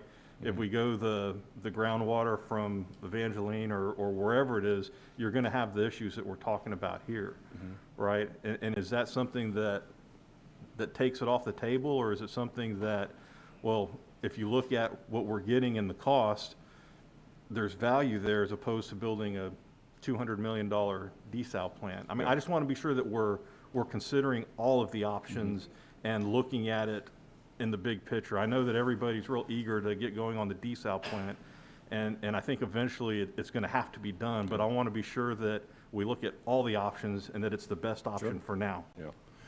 But just to be clear, I don't think it's not the CC Polymer. We'll be working with a company called Aquatech, which is the group that's been lobbying council to look at their facility. So it's not CC Polymer. CC Polymer is just the facility that currently has the ownership of the desal plant for their operations. So it would not be CC Polymer, it would be Aquatech. Mr. Murphy, could you send us the response to that inquiry so Yeah. we all have it and We put will. it in our own little files? Yes, ma'am. I appreciate that. Mr. Smith? Thank you. I kind of echo Councilman Martinez on there. I think we can work in parallel. I don't think looking at CC Polymer should slow us down at all, but you know, what they presented to council on there, they would be providing us 10 MGD with it, and I think, as my understanding, as Councilman Martinez said, that they would they have agreed to diffuse. So let's not just shut them off. We upsized that pipeline going under the ship channel for a reason. We went from 20 to 24 inch, so it would give us some of this flexibility. But I'd like to, on Councilman Barrera asked that we see, or he sees the answer to the questions and the answers. I'd just like to ask that all of us see those questions and answers, so all Sure. 9 of us are Absolutely. aware of it. So, Okay. thank you. I haven't seen those questions, so I don't know. Councilman Pesley? Yeah, I think you can always find a million reasons not to do something. I think we need to look at the reasons how we can do something. CC Polymers, when we went over and met with them, there were CC Polymer people in that meeting. So I know they have an interest in something like what they're doing. They just don't want to be the one managing it, and I understand it. You know, it's like my boss used to tell me when I would sort of deviate into something, and he'd say, I want you to remember, we're in the oil and gas exploration business, and that's what we do. So they also have one other little hill to overcome, but I don't think it's a big, right now their plant only generates industrial water. It doesn't generate potable water, if I understand it right. That's correct. But we ought to put all of those things on a list that we think are issues and decide whether or not we can overcome them, because it's not something out of the realm of possibility for us to do. And if I remember right, in that meeting, they were telling us they had the capacity there with that plant to produce more than 8 or 10 MGD a day. So anyway, and I won't belabor that point. There's been enough said about it. But the thing I want to talk about is, Peter, I think we need to, and Mayor, I know you and I have had these discussions before, but at the minimum, we need to look at moving forward with at least an option on property for where we're going to locate desal plants, whether it's at La Quinta or wherever. And, you know, I understand we're going to have this meeting, and that's okay, but we really need to be focused on trying to move this process forward as soon as we can. Thank you, Councilman. Councilman Hernandez? Thank you, Mayor. And with regards to Councilman Barrera's comments on moving forward property, I don't necessarily agree with that, because practically none of my questions have been answered. None. So I still have lots of questions on the cost per 1,000 gallons for different options. I got nothing. Zero. Okay, so when we say that there's still questions out there, I've got nothing. No numbers to look at, or options. Now, I agree with Councilman Pusley that we don't need to purchase a property, but we could probably put some money down. Hopefully it's a small amount, like $10 or something, because I don't know if that property is really useful for something else. Also, with regards to CC Polymers, we could ask them to make the chemistry of the water equal to our own water, so I don't think that's an issue. That could be done there. Right now, they're set to produce industrial water, not potable water or potable water. So they would have to add a component to create potable water, and then at that point, we can ask them to match the chemistry of our water. So I don't think that is a real concern. The concern on the diffusers, or with regards to the ship channel, I believe their permit is up for renewal at the next year. Is that correct? I think so, yeah.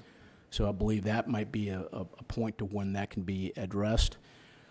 There's a lot of unanswered questions, and I'm frustrated through the process of not getting the answers that I've requested, or answers to questions that I've requested. And I don't mean to beat you up or anything like that. It's frustrating that I don't get those questions answered.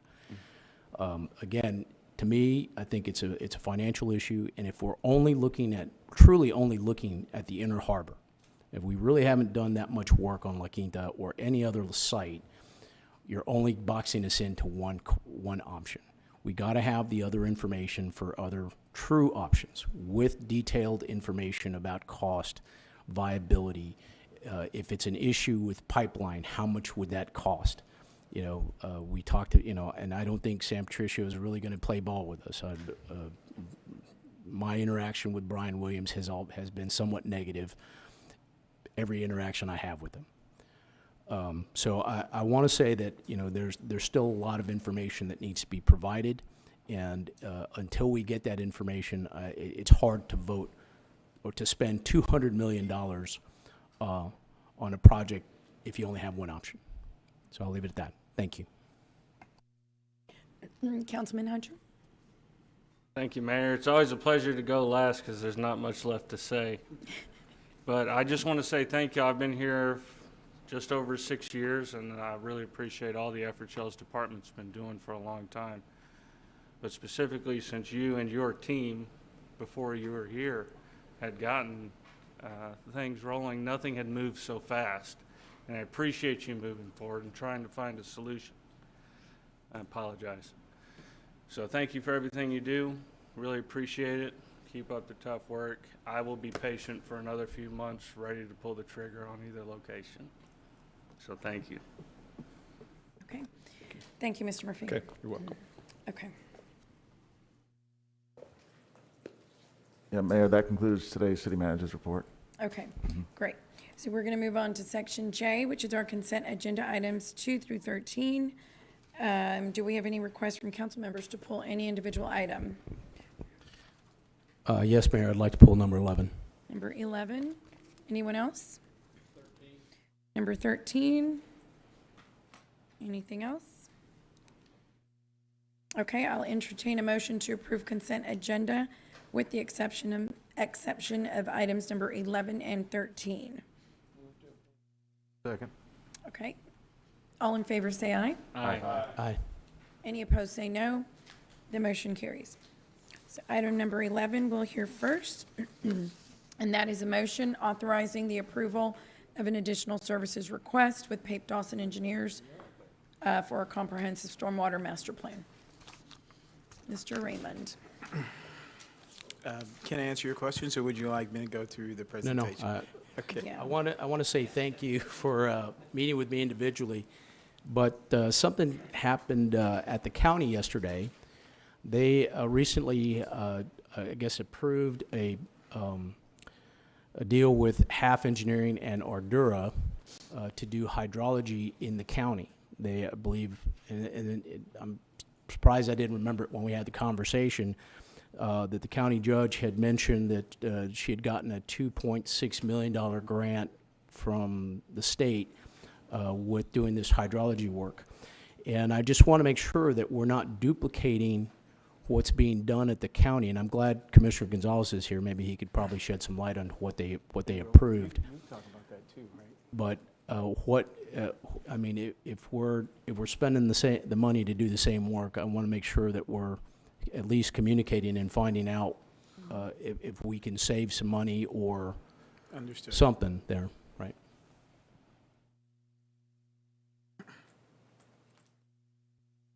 Council, Assistant Director of Public Works, Gabriel Nojosa. To your question, Councilman, I believe that's a tri-county study that the county's putting together. It's along with Jim Wells and Clayburgh, so they have a couple of areas that they're looking at. So the Baffin Bay Basin, and I believe another one going into the Nueces River. So there's not any duplicate efforts that will be happening with the Corpus Christi project in general with that project. So they're not looking at the Oso Basin whatsoever for the county-wide hydrology study? I don't think it's a county. Like I said, it's a tri-county with Jim Wells and Clayburgh County. Right, because it all kind of ties in together. Correct, sir. I get it. And we've done studies in the past with Oso Creek, with Nueces County, so we have that information, and we've given that information to the consultant. So we'll be using that data that we've gathered in the Okay, past. so with that, I reached out to Dan Leindecker Yes, sir. to ask him what they're actually doing, and he said they are doing part, in conjunction, the Oso Creek area as part of their hydrology study. So have we reached out to the county and talked to them about this at all, about what they're doing? Or, like I said, I don't want to pay for duplicate effort. Correct. No, I haven't personally, but I will reach out to them and I'll get you those answers. So that leads me to the point here, should we wait to figure that out to make sure we're not overspending, or can we have some aspect of some amendment if there is duplication with regards to this? I'd hate to approve something and then pay twice for the same work.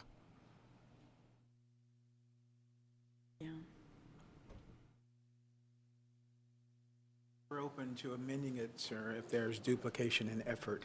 Okay. But I'd like to move this forward because it doesn't impact the timeline, and I want to keep that process moving. which Okay, is so, 24 and months. I would ask that we share the information the other way as well. Understood. Just to make sure that, if we're doing this, that we're all, communicating with regards to information that's shared, and I think it benefits us both. Understood.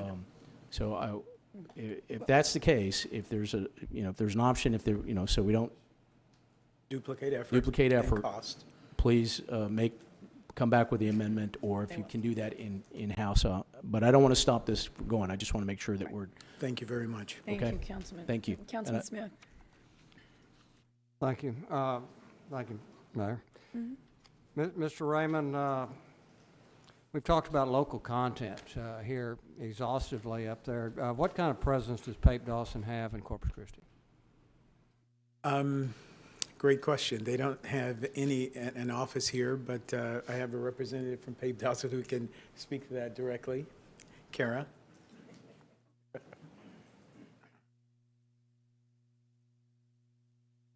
Thank you, Councilman. I'm Kara Tackett with Pape Dawson Engineers. Our closest office at this time is in San Antonio. We are in the process of looking at opening an office here. We just finished an acquisition of a firm in Dallas, and so now we're turning our attention to Corpus and looking at what is the best way. Do we move someone here from our office, or build on something that's here? And so we are actively in the process of looking at that and opening an office here. Okay, and thank you. And what's existing Pape Dawson contracts with the city? What's the value of those? Existing value is $2.3 million to date.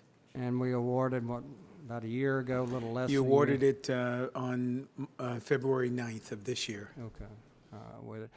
Well, one of my concerns, I know when we originally, it was $700,000-800,000 with PAPE on there, and then there was some changes. We ran up to a couple of $1 million, and but now we've expanded the scope greatly, and we're talking about drainage. And Gabe, you've worked on drainage here, and as I look at San Antonio, engineering's engineering, but there's an art. And we being in a coastal area, we're flat. We don't have grade. One thing, when you talk to engineers outside, they're concerned about low water crossings, things like that. We don't have rushing water.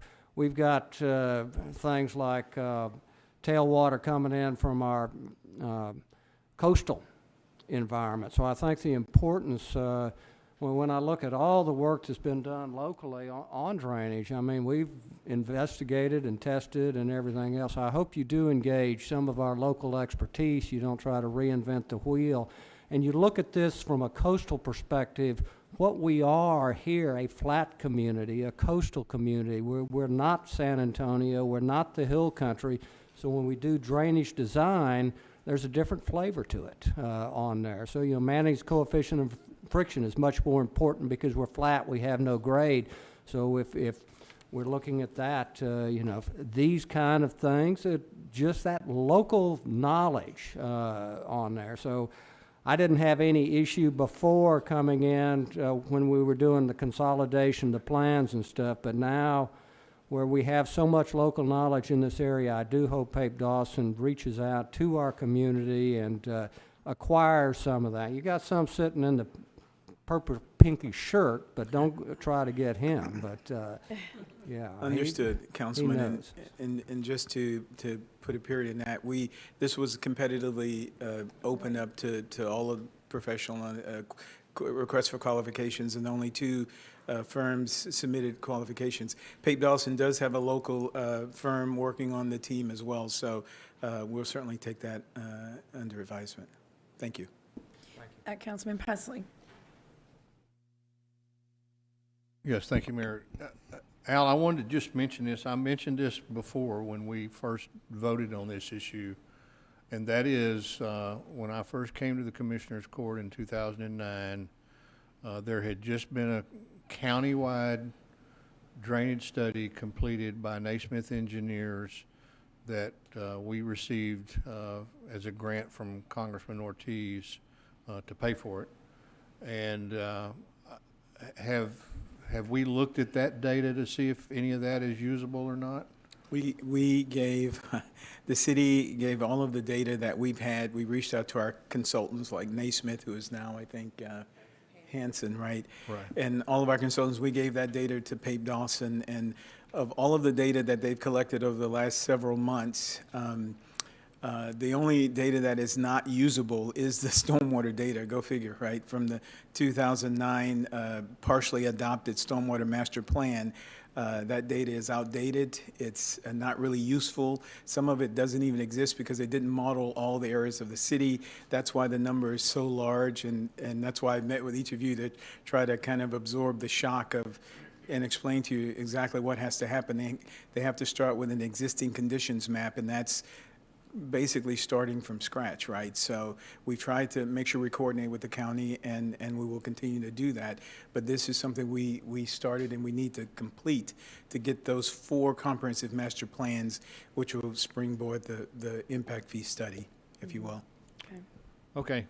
I move we approve, Mayor. Thank you. And I'd also like to say Second. that your 56 years in business, from original mom and dad starting this business, because this is something Peter and I obviously really discussed when you first came to the city. We'd love for you to open an office here, but your experience and your knowledge is our responsibility in spending, you know, our tax dollar in the best way possible. So thank you. Yes. Okay. So we have a motion in a second? Okay. Any further discussion? All in favor say aye. Aye. Any opposed, say no. And the motion carries. So item number 13 was also pulled, and that is a resolution rejecting the low bid of Chlor Equipment LLC as non-responsive for failure to demonstrate the required experience by not completing the statement of experience and awarding a construction contract to Raytech. Mr. Edmonds. Good afternoon, Jeff Edmonds, Director of Engineering Services. Reiterating what the mayor said, this is a Bond 18 project. This was a project that was bid both ways, designed with concrete and asphalt, and we're recommending awarding the lowest responsive and responsible bid for concrete because it was just within the differential on the policy. We are also asking passage of a resolution rejecting the low bid. This is something that legal likes to do. They like to have it be a council resolution because it's more difficult to challenge legally if you do it that way. The reason, there were actually two reasons. They failed to complete their statement of experience package correctly, so it was an administrative clerical reason. We do have the ability to waive those defects.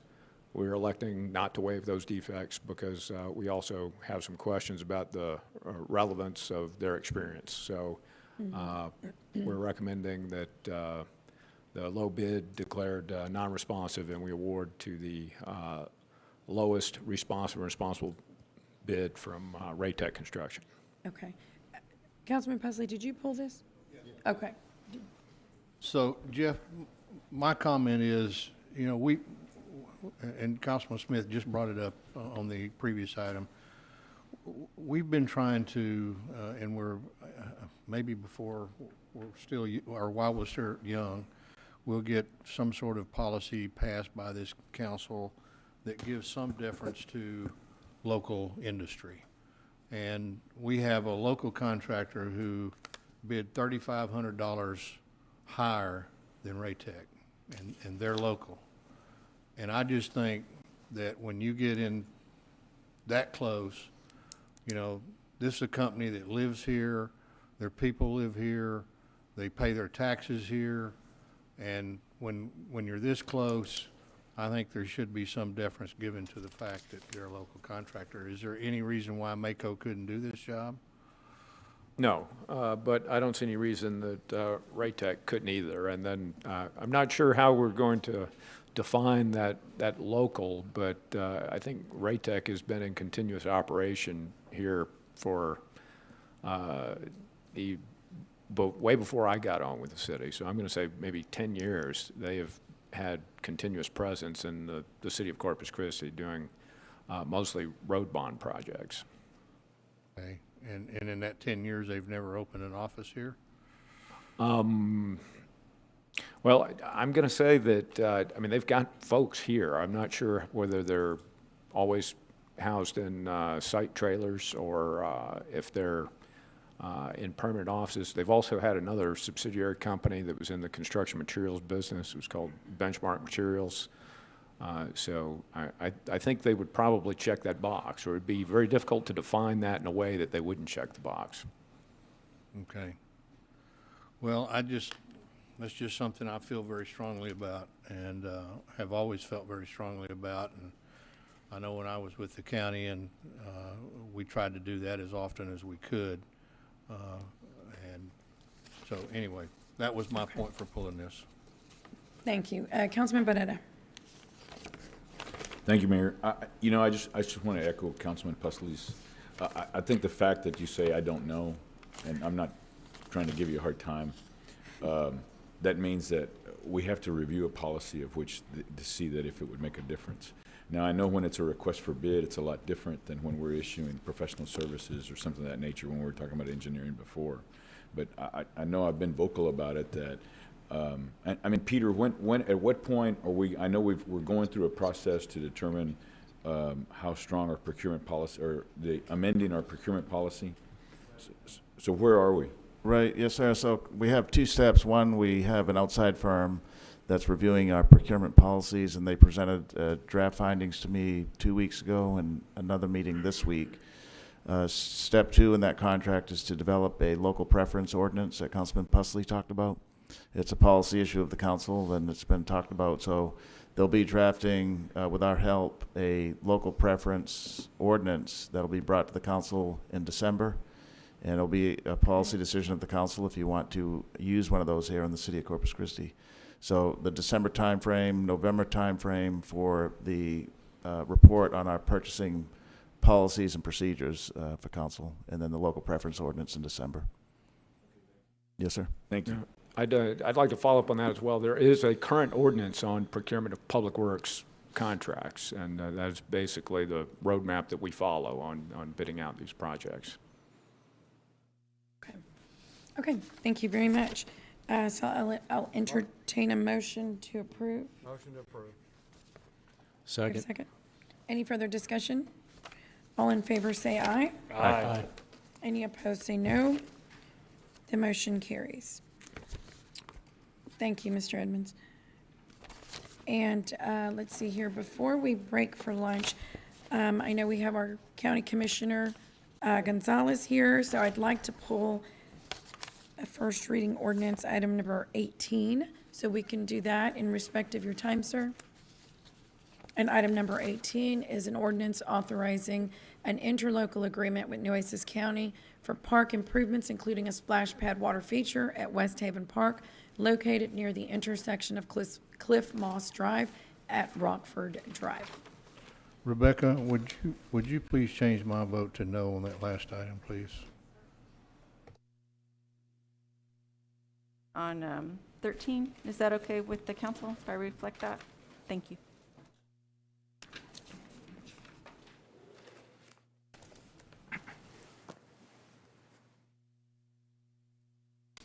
Thank you, Dr. Gonzalez. Good afternoon. All right. Good afternoon, Mayor and Council. This item authorizes the city to enter into an agreement with Nueces County to install a splash pad at West Haven Park, which is a city-owned park. So just to give you a little background, this interlocal agreement is it would provide $200,000 for Nueces County would provide $200,000 for the construction of the splash pad, and the city would provide $175,000 for the construction, in addition to $75,000 for utilities such as the installation of water, wastewater, and others. Nueces County responsibility would be to contract and oversee the construction, and the city would be responsible for the permitting fees, irrigation, installation of water, maintenance of the premise, and all improvements. So this project has been going for a while now. Since 2015, Nueces County, the commissioner, entered into a interlocal agreement with the city to make improvements at West Haven Park, and the joint project was established in 2016. There was a phase one where some of the improvements were created, and these included irrigation, turf for multi-use and athletic field, half basketball court, and a new parking sign with landscaping. In 2017, there was a second phase, and that phase was for City Council to approve the purchase and installation of a playground equipment. And now in 2021, is being proposed a splash pad and the installation, which came as a request from the residents. Nueces County and the city have worked this together to provide the proposed agreement, which will be to fulfill this request. Dr. Dante, can you advance the slides or somebody? There you go. Sorry about Yes, that. sir. Okay. So here is just the schematics for the splash pad, and then the next slide is a rendering of what the conceptual rendering for this specific splash pad. This splash pad is going to add an additional splash pad to the city of Corpus Christi, and our residents will be able to enjoy this. Our recommendation is to approve this item. So Parks and Recreation approves this item. Okay, Councilman Barrera. Thank you, Mayor, and Mayor, thank you for your hard work on this last week, and I also want to thank Dr. Young and Dr. Dante for putting up with my, shall we say, enthusiasm for getting this on the agenda, and the colorful language with which I used to express how enthused I was for this project. Commissioner Gonzalez approached me, or he's caught me up to speed on several items, and he's been generous with his commitment to the overlapping areas of Precinct 2 and District 3, and doing so to have a project like this, and I think in an area that is just underserved. Earlier today, we approved an engineering contract for $1 million at Salinas Park, and I'm just proud to, sometimes you'd rather be lucky than smart, and so I think in some cases like this, I was just lucky. And I'd like Commissioner Gonzalez to talk a little bit about his commitment to this particular project and all the work he's done. I know the county has already put $300,000 into this park already, and I think it's a no-brainer for them to invest $500,000 for us to put in another $250,000. So, Commissioner Gonzalez, you have anything you'd like to say? No, just press that button there. The button right there, or somewhere.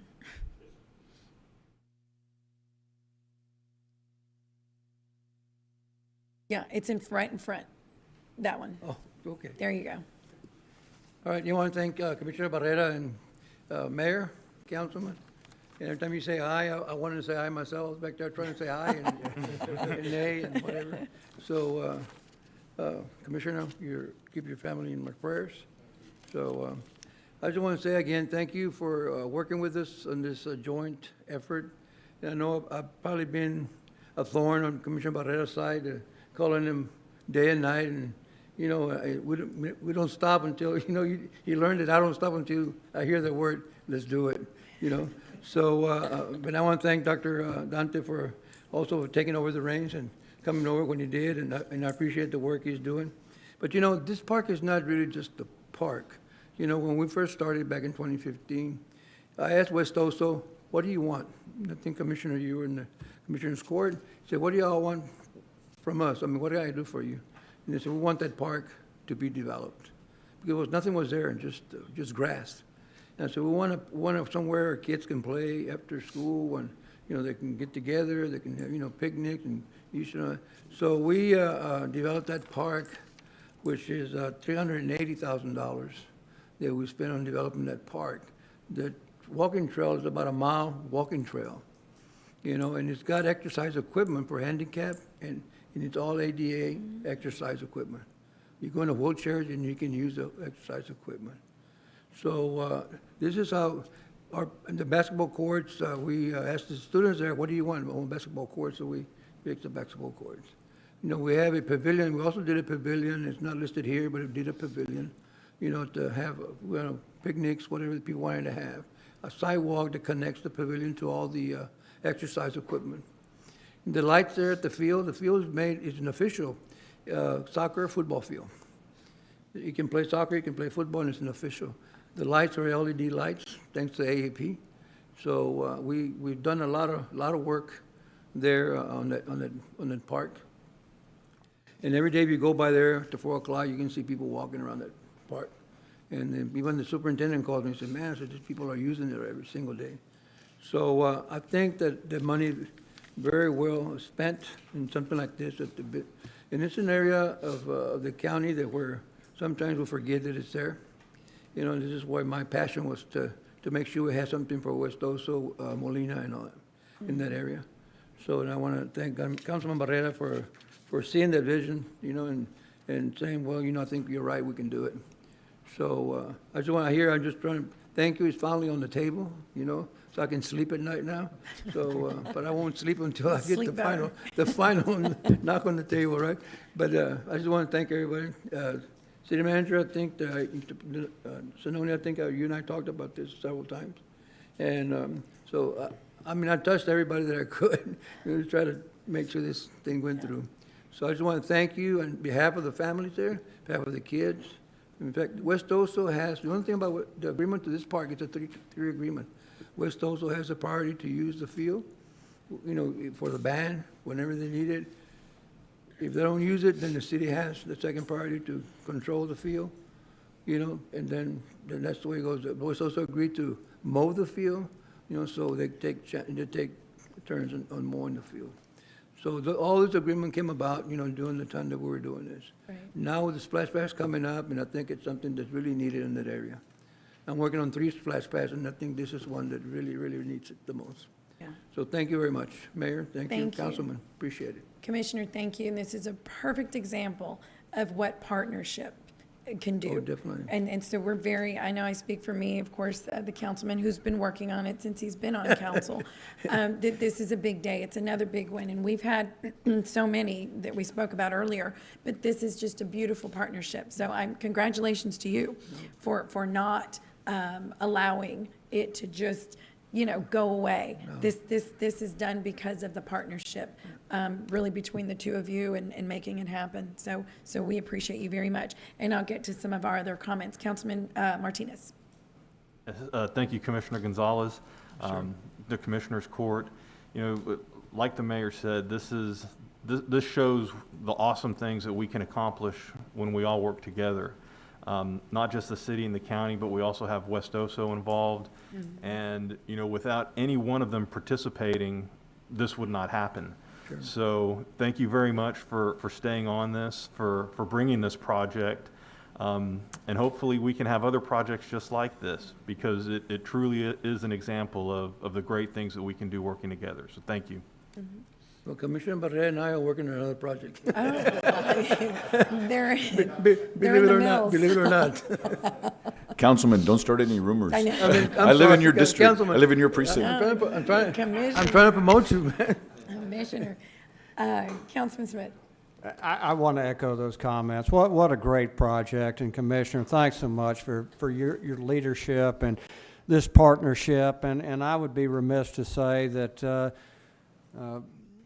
Commissioner Chesney, Parker Park, or Parker Pool, we're Parker Park, the same kind of partnership. And I think you set a great example. You started there on there, but how we, the city and the county, with our commissioners on there, that we're all on the same team, that that's within the county boundaries on there. But again, thanks for your leadership. What a great job bringing, like you said, that very badly needed and well-used facility to our city and our county. Well, families don't have no boundaries when they're all citywide, countywide. We will take care of them. Okay, Councilman Pusley. Or I'm sorry, Hernandez was first. Councilman Hernandez. Thank you, Mayor. And first of all, let me say I don't have any issues with this project at all. In terms of the. Not after all that. Hold on. This is a caveat. I'm writing that down right here. No, you don't.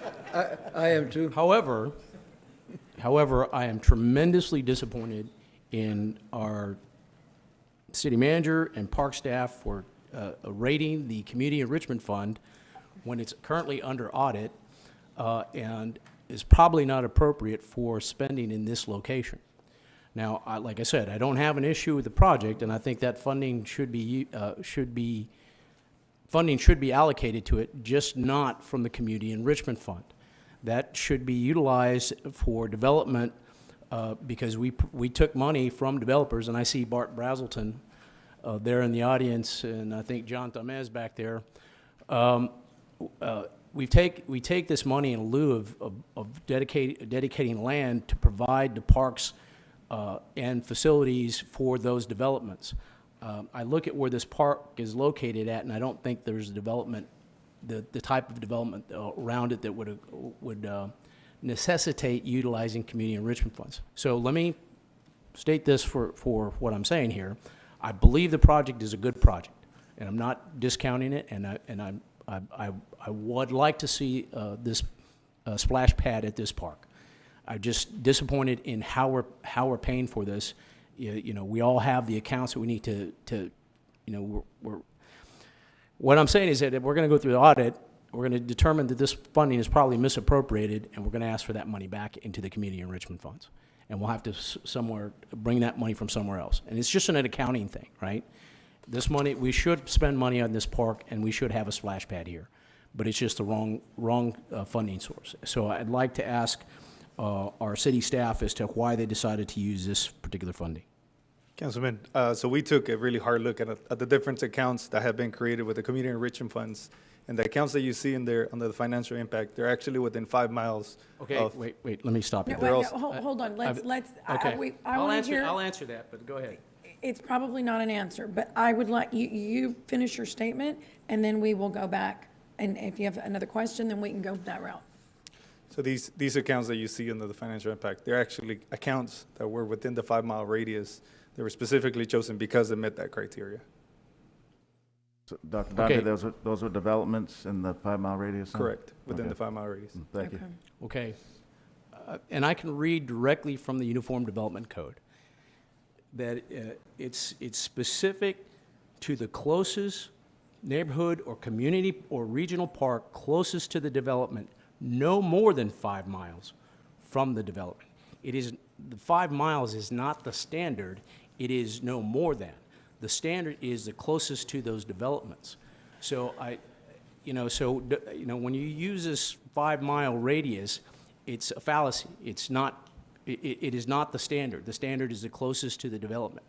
And I've gone back and forth, and I met with Neiman Young about this, Dr. Young, on what the actual standard is. Like I said, I'm not against putting a splash pad on this park. It is the actual use of the community enrichment funds and using it appropriately. And we're going through the audit process with this, and I want to make sure that, we approve this, and it could very well likely, there might be development close enough that is, closest to that development, that could justify it. I don't see it now, but I want to make sure that if that's the case, then we would replace that funding with some other funding, and claw that money back to the Community Enrichment Fund to spend it appropriately. Yes, sir, and as you're aware, all council is aware, we're doing a very comprehensive presentation to council next week regarding the Community Enrichment Fund. And I think that one of the things that we discovered through our research is there's a lot of ambiguity in the UDC, and that's what leads to a lot of different interpretations between council, city staff, and even the development community. And we're actually working with the Coastal Bend Builders Association to eliminate that ambiguity and bring recommendations to council to make the policy more airtight.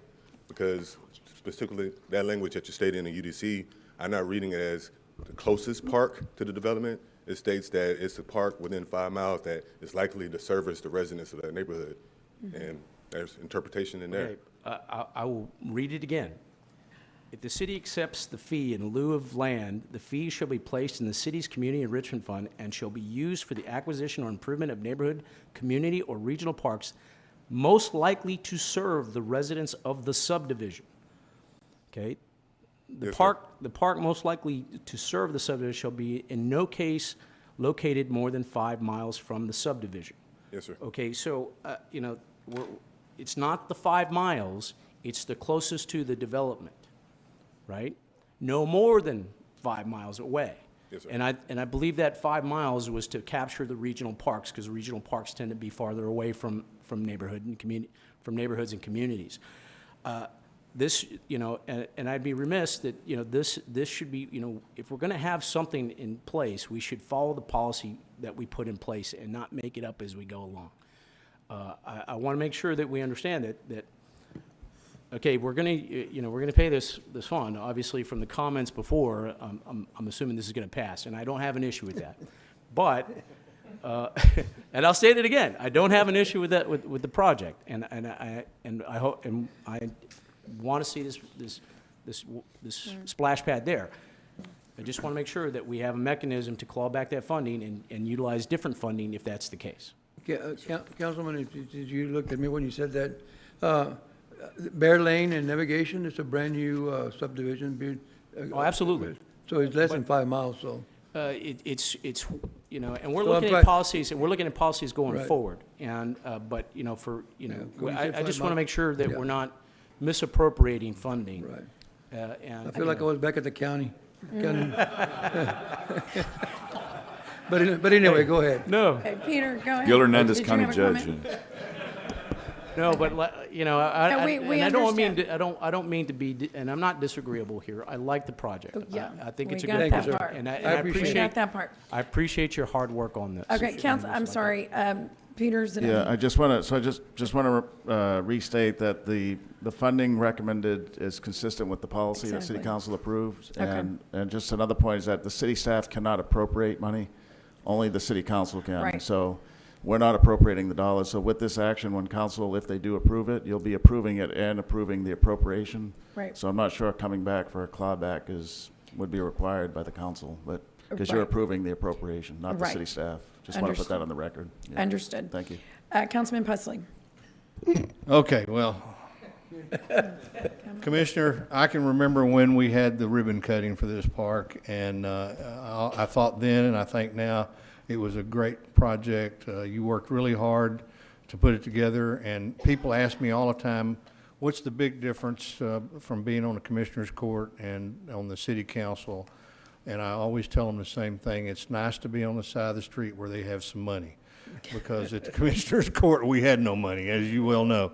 And so we had to beg, borrow, and steal to do anything. Right. And there is nobody who works harder at doing that than Commissioner Gonzalez. So thank you very much. Yes. Yes, sir. For what you do. Mm-hmm. And this is a great project. And you're really smart being the in charge of the project, because you can do it a lot cheaper than the city does. I know that's a fact because I proved that with County Road 52. Yeah. And Edward and his staff Edward Herrera will take really good care of the project once it's done. We're the in-between guys. So congratulations to you and Councilman Barrera. As everybody has said, this is except for Gil, this is a great project. And we want to congratulate you, and I'll look forward to the ribbon cutting for the water park. So thank you. Councilman Hunter. Thank you. I'll make it real quick. I just wanted to show my appreciation. Commissioner, you've always been here for the community, and you'll never stop making everything you do great. So we really, really appreciate it. Thank you. And thank you to the two doctors for working with you so much. You know, just want to throw Dante here a little apology. Had a flat tire the other day, but I think y'all are doing great work, and I look forward to our next meeting. Thank you, Councilman. Councilman Barrera. Mayor, I guess with that, I've just moved for approval. Second. Thank you. Any further discussion? All in favor say aye. Aye. Any opposed say no. No. And that's not the project, it's the funding. It's the Okay, funding. The motion passes. Congratulations, Commissioner, and thank you for being here. Thank you for everything you do. Yes, sir. Yes. Commissioner, no hard feelings, I'm used to this. Okay. And with that, council's going to go, well, we're going to break for lunch. And we will be back in about, I think we only have one. We're doing it now. Hey, let's just spend I'm not doing it.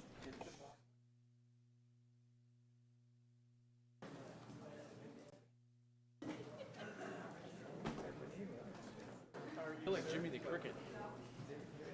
Jimmy the Cricket, right?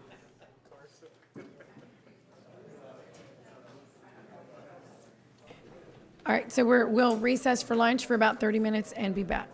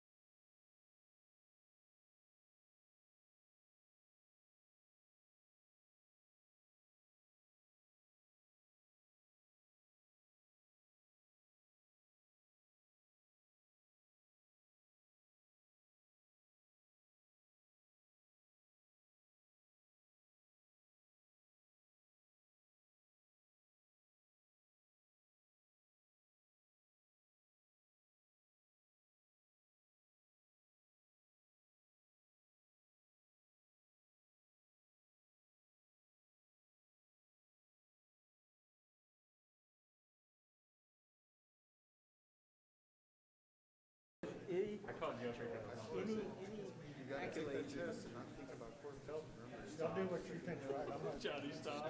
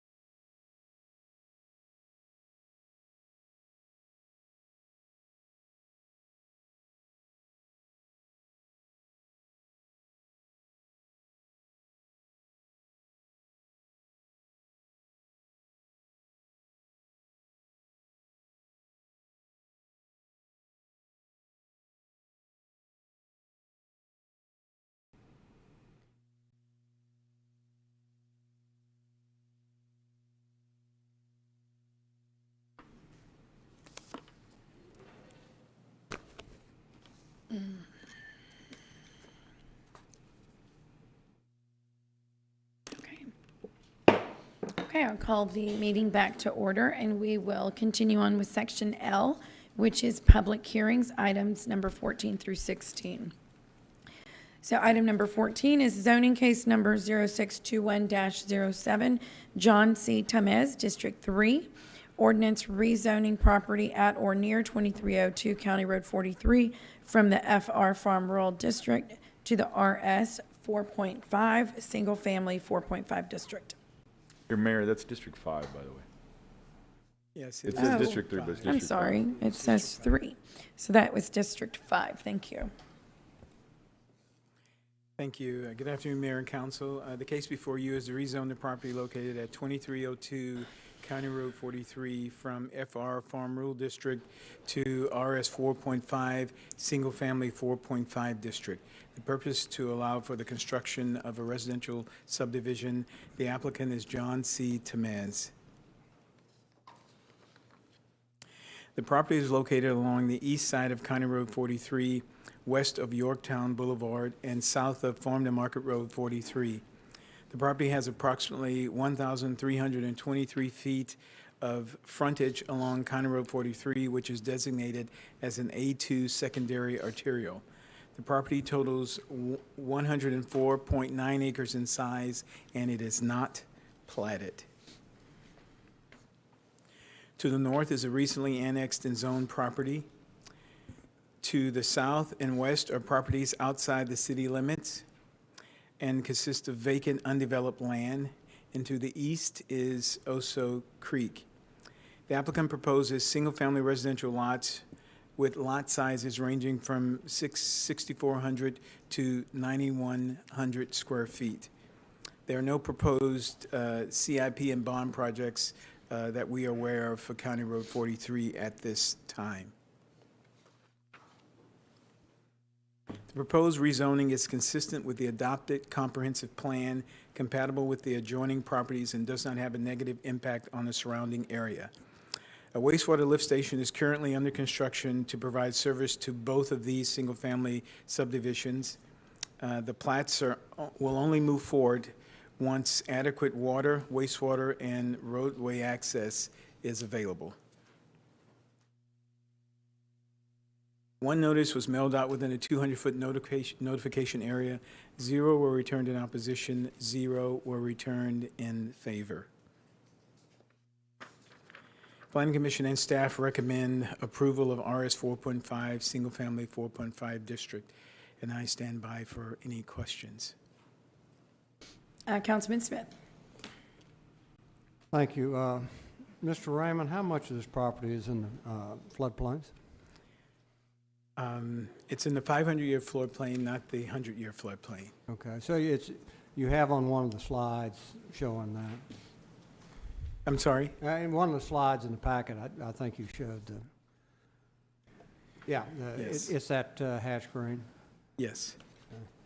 I guess one of my concerns is we seem to have more flooding, and we know Oso Creek, sea level, the capacity of it is dependent, and sea levels are rising. We can argue about what the cause is, but for the last 100 years, we've seen sea level rise. So I'd like to, where we're in that, if we use that, we've got the lift station.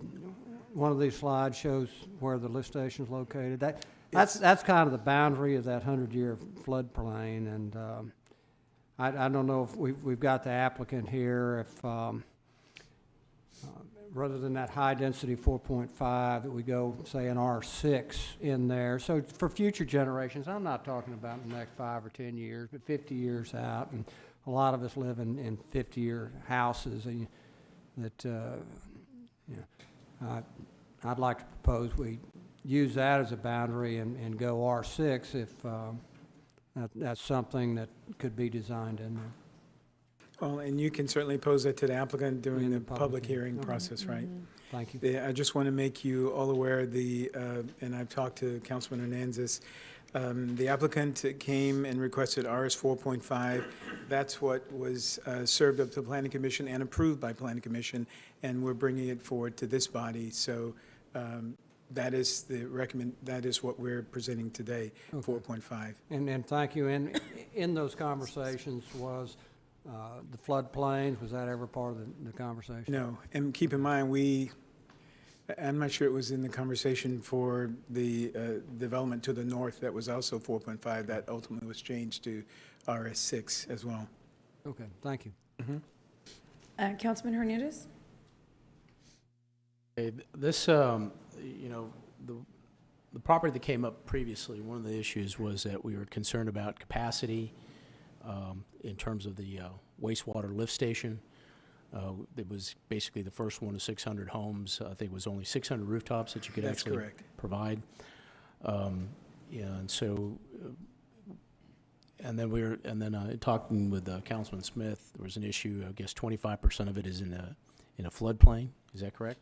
Well, as I said, it's in the 500 year, right, not the 100 year. Okay. And then all the surrounding ones across of the RS6 as well, correct? Yes. Okay. I met with the applicant on Friday, and he had presented some interesting development in terms of mixed use, as well as RS6 and RS 4.5, possibility of building a school there. My concern was that if you do RS 4.5 in conjunction with the area development plan, it was going to be difficult to try and go back the other way to try and get. We don't have zoning for mixed use, so to do something where you could do some sort of commercial in those areas. Can you kind of give a description as to how that's an issue or for mixed use? Well, currently, as you see from the future land use, there's a commercial node at 43 and 22, and the rest is medium-density residential. So there is no outlet for commercial at this time. But doesn't mean the applicant requested and we can't bring it forth to this body. But right now, it's just medium-density residential and commercial, if you will, at that node. You know, and I had actually recommended to the applicant to do a planned unit development in order to capture that, so you'd only have to do the request once. Is there a reason why we would do this versus doing a planned unit development? We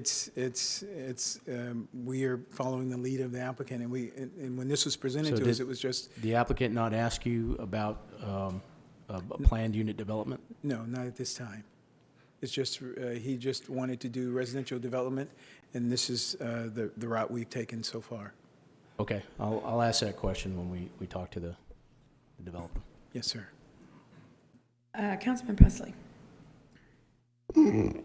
Okay, I'm still a little confused, but I've only been here 10 months, so I'll catch up eventually about planned unit developments and, you know, how that all works. But, so this little red square, and I'm sorry I was late to the meeting here, but the little red square down in the northwest corner, that is where That's a commercial node, so any commercial development in that area would be perfect and align itself with the comprehensive plan. So is that little square area being zoned the same as the rest of the parcel, or is the zoning going to be left out for that? That's a great question. The entire parcel will be zoned RS 4.5. Eventually, if commercial development comes, that would have to be rezoned accordingly to be a office building or a store. So that's my point exactly, Mr. Raymond. If we're concerned about something coming, why wouldn't we just go ahead, if they think that's going to be commercial, zone that now? Commercial, that's a great point. And we can certainly talk to the applicant when he gets up here. But initially, the plan was wall-to-wall residential development. Yeah, because the thing I have noticed about PUDs, it's an interesting name, is the fact that it brings a whole bunch of stuff to the table that, to me, really complicates the whole project. And I'm more of a concise Understood. kind of guy that says, you know, let's put the zoning on there and let the product live with the zoning.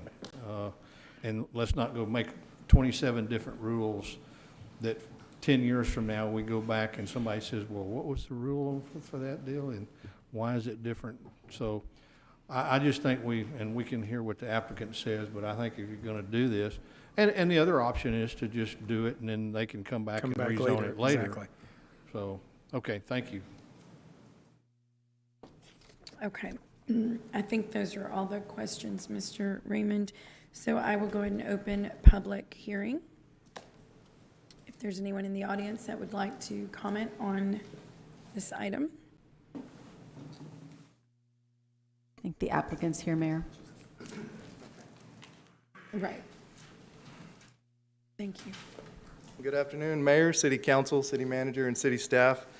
Jeff Coyne with LJA Engineering, representing my client John Tomez here for the rezoning case. He's indicated to us that he does want the 4.5 density, and the development will be in kind with what was originally submitted in the preliminary plat that was tabled previously. And the reason for this is to target that demand that you've all heard from the EDC for the lower price housing that's in high demand for Corpus Christi in the London area. So that's what he's indicated to me. He's here as well for any questions that you may have of us.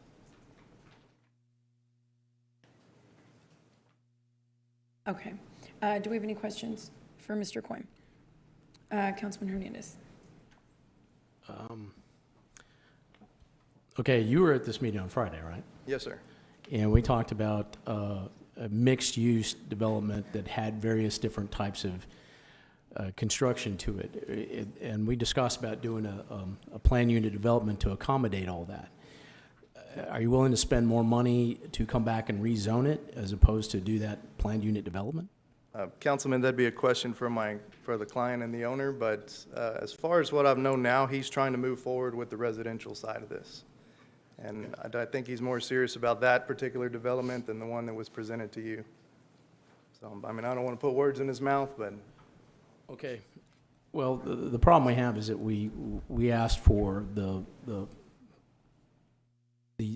area right above it that was done with Son George to RS6 because we were concerned about certain issues with that. The concern with 4.5 obviously was in there in terms of density, drainage, the amount for wastewater available.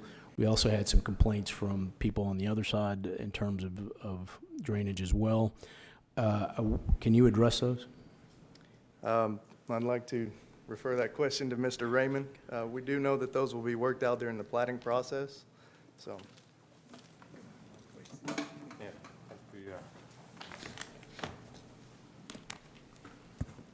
Hey, Jeff.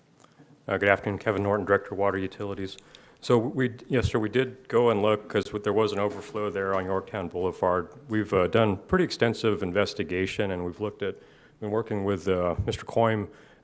He's actually done a lot of field investigation with us, working with us, provide information. So we're comfortable with the structure that's there right now. But another thing that we did agree to was the wastewater lift station is going to be 0.45 million gallons per day, but bringing that down to 75%. And so that's why that note was put in as a kind of a safety factor to make sure we're not subjecting ourselves to needless overflows.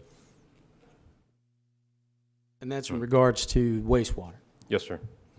Okay. And our limit is still 600 rooftops, correct? Well, you can get to a certain amount, and so it's approximately 340,000 gallons.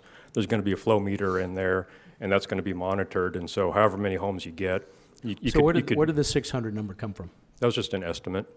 Based on flow, existing homes? A conservative, yes, sir. Yes, sir. Conservative usage. Well, I shouldn't say conservative, but not non-conservative usage. And then, the concern with the 4.5 is the amount of impermeable surfaces, right? But we do have anybody from Stormwater to address that? No? Okay.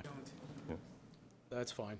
Okay, so just from my perspective, this was one of those things where we had talked about RS6 on the front side, and with the limitations on the wastewater lift station, this was, as I recall, was a compromise to get wastewater over to the other side of the OSO, so we don't have the acre and half acre lot developments, which is what we were trying to avoid. However, this is still going to the OSO treatment plant, correct? Mm-hmm. Yes, sir. And the future plan is to eventually get it over to Greenwood. Yes, sir. At some point. What is your estimated timeline for that happening? Well, it depends on really kind of the growth that's going out there, but what we are, I had a number of discussions on this one, actually, and what we want to do is get the design together for that connection, and what we've come to the determination is that, and actually, you know, a large lift station in this area that goes direct to Greenwood, not connecting to another lift station or a series of lift stations, a large force main that goes direct to Greenwood would be the best situation here. So, Well, that would have to be paid for out of our wastewater funds, correct? It Right, wouldn't yeah, be- if I can add to that, Kevin, so if we can put up slide 3, I guess, can you guys put that back up? So we have, Kevin has been, I think, somewhat in the conversations, but we've been meeting internally as a team to answer that question about how do we get sewer to the Greenwood treatment plant? Because what you see here, all this could be residential development with no plan for sewer treatment, right? It's going to turn into large lots, like Councilman Hernandez just said. So we'll be bringing to council in the December timeframe a policy recommendation on how we can get sewer to the Greenwood in this area. Right now, like you said, Councilman Hernandez, we have a kind of a compromise or I don't know what you call it, an alternative solution to get it to the OSO treatment plant. But if we can get sewer to Greenwood, it's going to really open up a lot of housing opportunity and development. And so we're working internally as a team to see how can we do that. We're also talking to some of the home builders and developers. To not do that would be kind of derelict or foolish because we have a lot of potential developable land. What we're going to see is large lot development, which is not good for community development nor for the city's future in terms of tax revenue or just a good place to live. So the answer to the question is we'll be back by December, Councilman, with a recommendation for you. Now, you don't show this on this drawing, but there's the zoning for the airfield or the AQZ that's in this area that is in between this area and the Greenwood plant, right? So, Mike, I thought there was going to be a problem with development on that side if you have the zoning that wouldn't allow for it. And you don't see it here, but yeah, I don't. I'm sorry, Councilman, I don't have that information with us today. well, but if you yeah. look at where just from if you look here, just to Right. the north of that is Cabinets Field on the other side of Weber. Right. There's some fields there, and then I mean, just right there is the exit of the airfield. Okay. Okay. So the concern there is it would have to probably be something the city does because there won't be any kind of real substantial development on the other side of Weber, or in this case, it's Highway 40, FM 43 there. Okay, right. Okay, so that was kind of the concern in terms of how do we get wastewater to there if there's not going to be any real development in the AQZ. Right. Okay, Yep. so in looking at that, I was, when I looked at at kind of the initial plan, and this was something done with, I guess, Javier Huerta architecture, that I actually thought that was a good plan. But, and Al, please, can you had mentioned the size of the lots that they were planned to use, and I thought I heard 6,100 to 64 to 9,100. 64 to 9,100. I wanted to say the new ACU's map, and we'll be briefing the Planning Commission on this at our next Planning Commission meeting, is north of Weber, north of 43. Right. So, That's exactly what I said. So if all the lots are above 6,000 square feet, why not just do R6? because RS 4.5 allows him flexibility, to downsize below that if he felt he needed to. Well, the concern I have with RS 4.5 are setbacks. Obviously, we've had this discussion Obviously, before. right. And so even if you had, those size lots, it doesn't change your setbacks. And just to be consistent with what we recommended for the lots, the area above it, and I don't want to be accused of being preferential to one over the other, I'm going to recommend RS6 for this since it does include, we're not changing the lot size for that. Am I correct? Yes. Okay. All right. That's all the questions I have. Thanks. Councilman Martinez. Yeah, I understand the need for the housing that we were talking about. My only concern is that this property that we did just a couple of weeks ago, where we talked about limited capacity and other issues. I just need some comfort that, or some explanation as to why those issues wouldn't apply to this property that is right next to the one that we just had this discussion on a few weeks ago. Great question, sir. It does apply, right? So as Kevin said, the temporary fix that goes under the creek only supports so much capacity, right? And whoever gets there first, the developer to the north or this developer, and there's a development to the south of this property, whoever gets there first gets there first. And at some point, what we have to realize is that housing growth there will stop until we actually get to Greenwood. So if that's 400 homes or 300 homes or whatever it is, and we'll monitor the manhole on the other side of Oso Creek. But that is the issue, right? We've annexed a property that we need to serve this property, right? So however we get there, But when we start allowing homes to be developed over here, at some point it's going to reach a tipping point that we'll have to stop. And really, we have to have a plan B to go forward with it. And that's really, the same rules apply, and that's really the ugly truth here, I guess. Yeah, Councilman, I actually delayed this a couple of weeks so we could better, I asked that same question, why would we recommend this when there's not enough capacity? But all the developers are here, so Brazelton's here.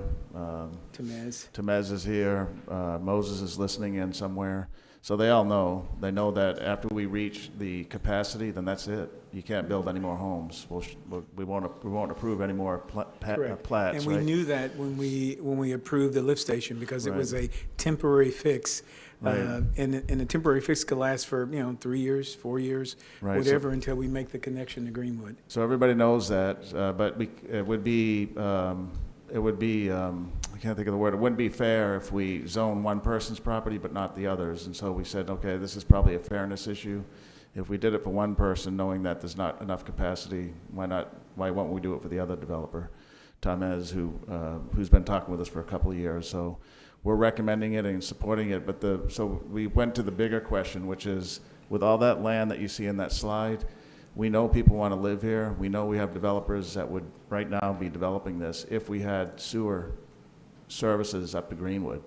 So we're going to take the leadership role and figure out how to do that, and we're going to come back to council in December, so that the question of, okay, when do you turn it off when the sewer's full, that question we hope we can beat, because we'll have a new plan to get the sewer to Greenwood, which will help develop better communities. We know that going out there, if you took a trip out there and saw the large lots, the homes are too distant, it's not walkable, it's not friendly, and it's not a good tax base. So we're going to come to council with a solution that'll pay for itself and enable quality neighborhoods to be developed in this highly developing area of the city. Yes, sir. You're good, okay.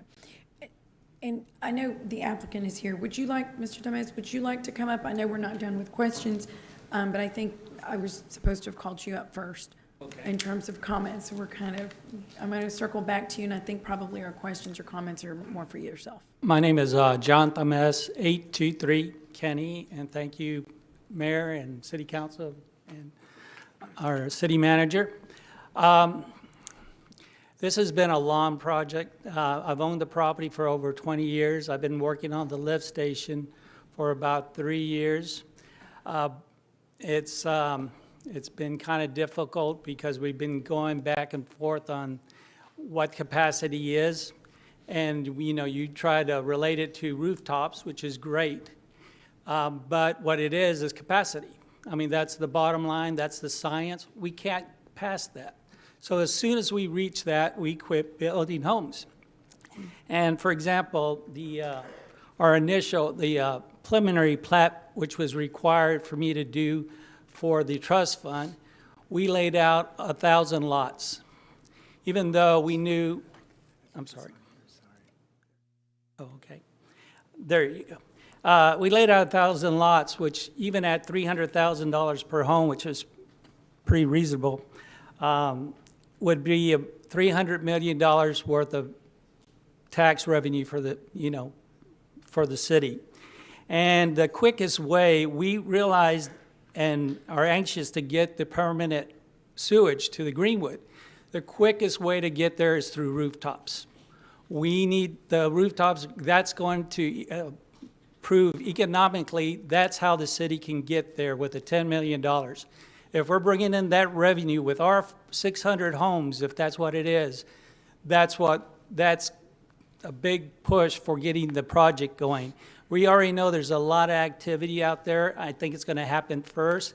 I got a little, I guess, prematurely anxious to work with my friend Gil Hernandez on this project. I wanted to show him because I want to put a nice project. And I think that, you know, it was mentioned that the school might go there. I was contacted by the London School District that are they're looking for a site to put their next elementary. And they're looking at this. They've made me an offer. And that's kind of goes hand in hand because that's going to be 15 acres out of my 104. That's going to be, if we do that, would be dedicated to that. And the smaller lots would make the homes more attainable for our public because there's not too many places you can cut on the home building. The lumber is the lumber, the material, labor is the labor, but if we can make smaller lots, and these lots that we have designed here are 45 by 120, so they give those deep lots, so you do have a backyard. But we also want to put amenities there. I also have on the east side of the property, that represents about 70 acres of land that is not zoned. That's to stay open till something else happens. But, you know, you were asking about storm water. We have a buffer between our property and the OSO. So we're a huge asset to the community there, and we'd love to work with the city on doing something for the whole area. I think this is a great project. I think one of the other things I think is a misconception is that, again, this is a preliminary plat, which we would normally not put in, but because of the trust fund, I was required to. But my next step after I walk out of here is to figure out what we want to put in here. And so we're going to be working on our final plat, and we're going to look at flooding. We don't want any properties at the 100-year floodplain. So we're going to draw it out, and we're going to make sure that everybody's high. This particular piece of property sits higher than most properties there. And again, the drainage is perfect. We'd love to have the hike and bike trail there along the Osos to be connected all the way to the Botanical Gardens to Weber. We've been working with some of the property owners to do the connection. I think the excitement would be tremendous. Again, the economic benefit to the city would be huge. And this is what the London district, you know, for so many years, London got mistreated by large lots, the septic systems that we know are not good for our community. And there's a lot of subdivisions out there that are not going to be annexed. And they're not bringing in the tax dollars. This property will. Okay. Okay, Mr. Tamez, thank you. Councilman Smith? Thank you. So, Mr. Tamez, you're comfortable then in anything outside of the 100 or inside the 100-year floodplain that you said that you're not even going to, that's going to be your boundary? Let me look at my engineer.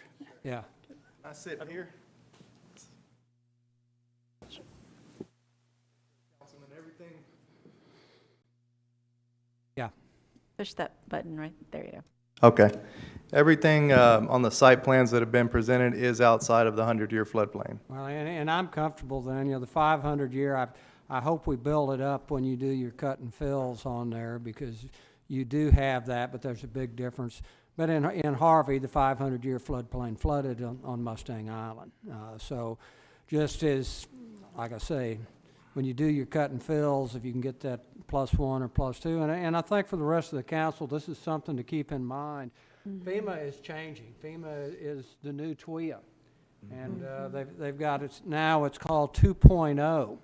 So anybody that's in a floodplain, they say, well, the rates are going to be adjusted is what the feds are saying. And that adjustment is 90% of the rates go up and 10% of the rates go down.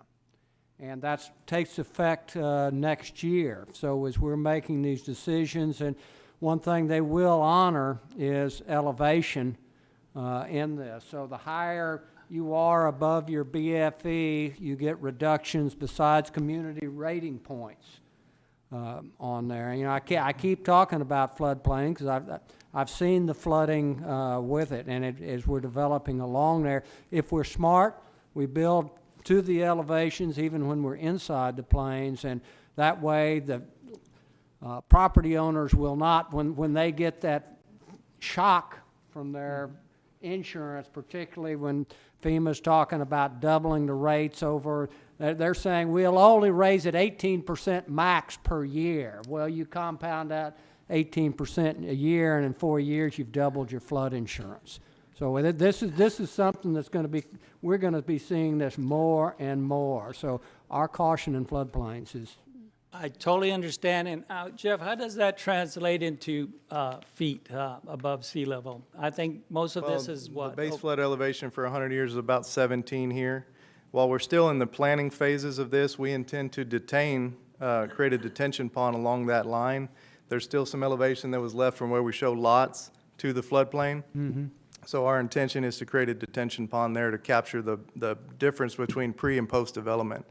And to add to that, I had a conversation with city staff this morning during one of our other project meetings that the IDF curves are evolving. You know, they're bringing those up to speed to newer rainfall data. Mm-hmm. So it's going to be more stringent in our calculations. Yeah. So we intend to use those as well. Good, because the more cautious we are now, the homeowners for decades to come will thank us for it. I'm not talking about things that make a difference in the next couple of years, tactical. I'm talking about true policy. What we do here today will affect people for 50 or 100 years. I totally agree with you, and I think this particular property has a buffer for the storm water coming in because of the 50 to 70 acres we have there and going out. Before it gets to the Oso, it has to go through there so we can, and I think, you know, we've talked about setting ways to slow it down or actually get it to the Oso and be able to be good neighbors. Well, I'm concerned about all the subdivisions above you. Their water coming down, and you get the tailwaters from the Oso coming back up. That and I the can't storm do effect. anything for you, but I'll try. We build high, and that takes care of it. Thank you. That's what does it. We do, and we will be doing that on our next phase to get the final plat. We're anxious. We've been working very hard. I was telling somebody on staff, I said, you know, I've been trying to get this zoning done for 3 years. George, my neighbor who bought the property north of me, bought it in May and already has a zoning. So I'm like, please. And that was one of the reasons we moved on this, because we felt it was very important, as Mr. Raymond mentioned, that it's a kind of first come, first served. So we have to be on top of our ball game and get this done quickly and efficiently. And I do plan to continue looking at other alternatives that we were looking at. I want to put a subdivision that we can be proud of, that serves our community well. I think there's a new demographics that would support this type of subdivision. And believe me, if after we do our studies, if 60 is what is going to sell, I'm going to go there. But I think my neighbor's already decided to do that. I feel he's going to tap that market. I'm asking you to allow me to be a little innovative and try to do this.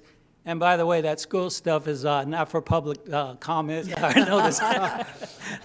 But anyway, we're working on it. Well, they'll erase that. Thank you. Thank you. This is for Mr. Norton. So the collection system that we're putting in place, that's permanent. Our temporary is the force going under the Oso into the Oso watershed? Yes, sir, that's Oso correct, and watershed? it'll be abandoned in place there that goes underneath the Oso. Okay, and you know, it's a little bit concerning sitting up here, this race to develop, because you know, we're building the collection capacity, that's great, the lift station, correct. It doesn't, you'll just change to a force main that goes over there. And I don't know. I'm glad, Mr. Zanoni, that you're looking at this. We shouldn't have a race to develop.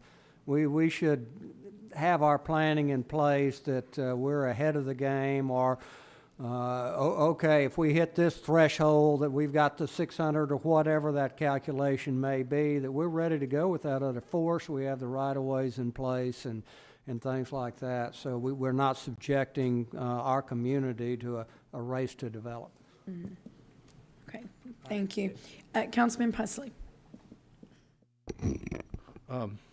My only question here is one that I brought up when we did the other property, and that is, who's going to develop the road? Because I understood from our staff that that wasn't going to happen anytime soon. So has that changed, or? I'm sorry, what was the question? The road that's going to access, there is no road currently. When we start working on our final plat, which we'll start working on tomorrow, we will address those issues. Okay. And our final decision on what we want to put out there, what we feel is going to work best. Okay. Again, I'm exploring some different innovative plans with a local architect that we might be able to work, especially if we get the school in there, that we can work around. What we're trying to do is plan this development around the schools so that we don't have front yards facing the school causing a traffic jam. Neighbors are trying to get back home and their kids, people are picking up kids. So we want to be very thoughtful in what we do, but we also have to move very diligent to get this or I'll lose it. Mm-hmm. And again, and just so that you know, a quick history, the subdivision Keys Lake Unit 1, which I did back in 2006, we oversized that the pipe to 8-inch because it did have the capacity. Now, during that time, the city had they wouldn't allow a policy not to allow sewage on the other side. We were logically the next subdivision that should go because we were connected, ready to go. Our new city manager saw that and he worked with us to do that. Again, I think it's a huge asset. We're wanting to bring tax dollars, and I believe that's going to justify the $10 million that needs to be spent to get the rest of it, because I guarantee you, there's more subdivisions to happen. So you're going to agree to allow this property to be annexed? It is annexed. It's already annexed? Mm-hmm. Yes, sir. Okay. Yeah. All right, I think it's a good project. Let's move it forward. Mm-hmm. Thank you. Thank you, Mr. Presley. Councilman Hernandez. Yeah, one last thing here. I'm still uncomfortable with RS 4.5, and we've had this discussion. But even if we did RS 6, you could come back with a PUD and change it to how you need it.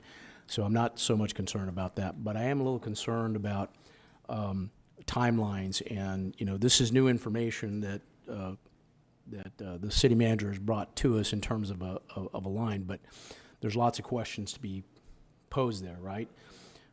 One, we can't unilaterally annex anymore. So if we have a line there, what's to say that somebody needs to annex into the city to tap into it, right? So we don't even have, I don't know if we have a policy on that. We don't have that for water. They get water and they build their subdivisions wherever.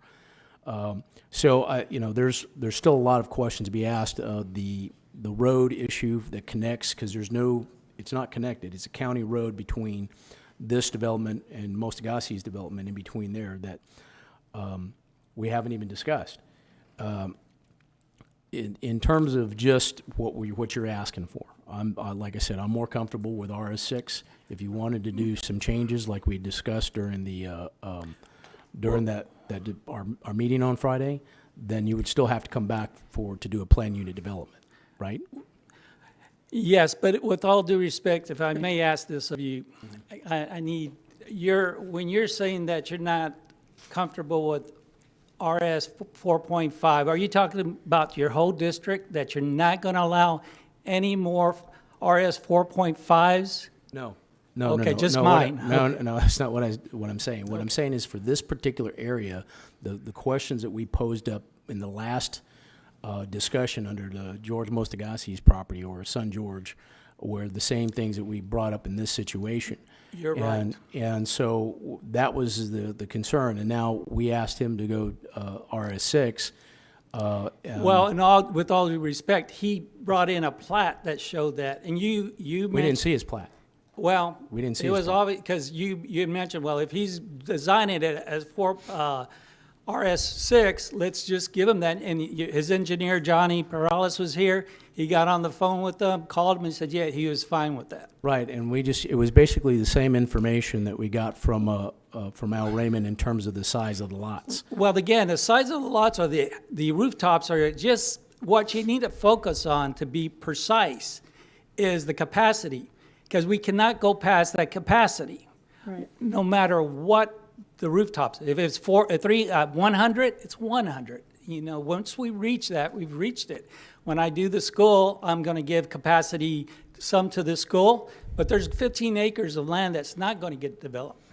So if, you know, I can't put any more lots than there or reach that capacity. You know, and to this point, we don't see a plat, right? This is not your final plat, right? But capacity won't change. Right, so we don't know what you're actually going to do. Doesn't matter. Capacity won't Right. change, and you can make the So correction once I bring in the final plat. Right. Well, that doesn't come to council. That goes to the planning commission. That doesn't come to council. Sorry. So in terms of what I'm looking at, you know, I don't want to be discriminatory against Son George in terms of, you know, what we. I think we that's said what that. he was designing and what he requested. We just based it on the lot size, what Okay. mentioned by. And, you know, and he has every right to come back and rechange it Absolutely. if he feels so. Absolutely. But this is new information, right?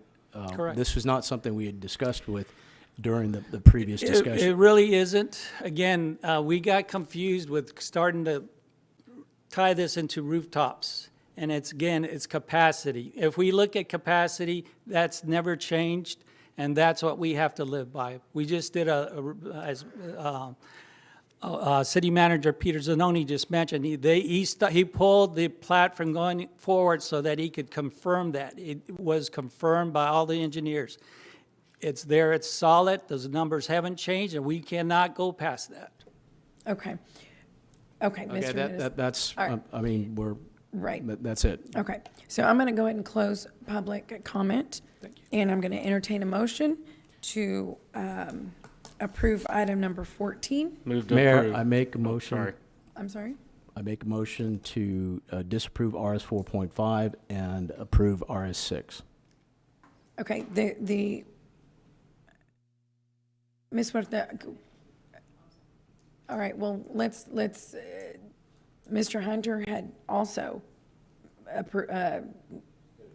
made a motion to approve Yep, what's on the agenda. I didn't hear his motion as the. No, I entertained a motion to approve item number 14, and he motioned, so we need to go on that. Do we have a second on that?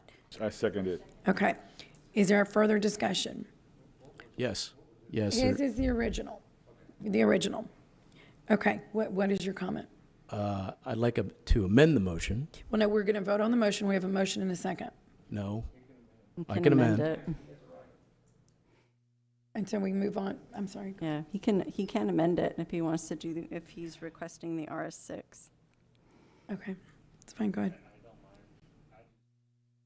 Well, no, we probably should, and you're correct, you fine. make the Go motion ahead to and amend amend. it. Okay, so we're going to move So I make forward. the motion to amend, and I want to be very clear that, we did this to the previous applicant, and, there are issues that we stated. I don't know what's going to happen with this sewer line that has been stated, so I want to make sure that we're being consistent. I had the long discussion with him about the plan unit development that was going to come anyway if it was going to be RS 4.5 or RS 6. So just to be on the safe side, I want to make sure that we're consistent, and I made the motion for RS 6. Okay, as a motion. But honestly, it's not an amendment, it's like a whole new zoning. You know what I mean? What's on the table? Well, I mean, do you understand what I'm saying? You're not amending Well, there's it, no other way it's to. like a whole new zoning. There's no other way to do this if you. Well, we could vote, Well, we Right. better amend it, I guess. Let's just, okay. Yeah, because it seems like a whole new zoning. It's not really, it's a new question, in other words. The question right now before the council is the RS 4.5. 4.5. So Right. you're proposing like a whole new, you're not amending it, you're proposing a whole new Well, zoning. it's still zoning. It's not, we're not saying, something different other than zoning. So like I Yeah. said, I make a motion to amend Can we RS6. clarify that, please? Yeah, Mr. Risley? Do you see, I think it's a whole new zoning, so I just want to confer with the city attorney. Okay, what you're seeking is to amend the motion to approve at 4.5 and amend it to approve it at 6. Is that right? Yeah, so it seems like it's a whole new question. It's not amending it. In other words, if you're amending it, it would be like moving one of the conditions of a 4.5, but it's a whole new question. I just want to make sure You're legal's saying- okay with that. And I understand. Your argument is, hey, this is fundamental to the question itself. Mm-hmm. So This is a different question different completely, action than a different 4.5 motion. zoning. Exactly. So I don't think it's in order to amend it that way, but That I makes just want to make sure. sense. Okay, so Okay, it's so a whole you- new action, so we need a, it's not an So amendment. does the 4.5 need to fail in order for Correct. the 6 to be That's- considered? That's my opinion. Yes, ma'am. Okay. Okay, So Michael, you had made a motion or you had motioned, and then we had a second, and this is Yes. for what's on the table. That Well, has to fail. I'd like to make another or- amendment. My biggest issue with RS 4.5 is the setbacks. It's only 20 feet. I'm concerned in terms of the impervious cover, but if the lot sizes are as stated is between 6,000 and 9,000 feet, I don't think there'd be an issue. So if we could approve RS 4.5 with a exception of having 25-foot setbacks instead of 20 feet as the RS 4.5.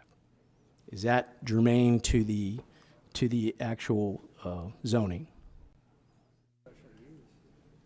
Well, that's germane to the 4.5 zoning. I mean, but you're not just changing the setbacks for the 6 that's being proposed. You're changing the fundamental zoning, and I think that's where the city secretary is saying.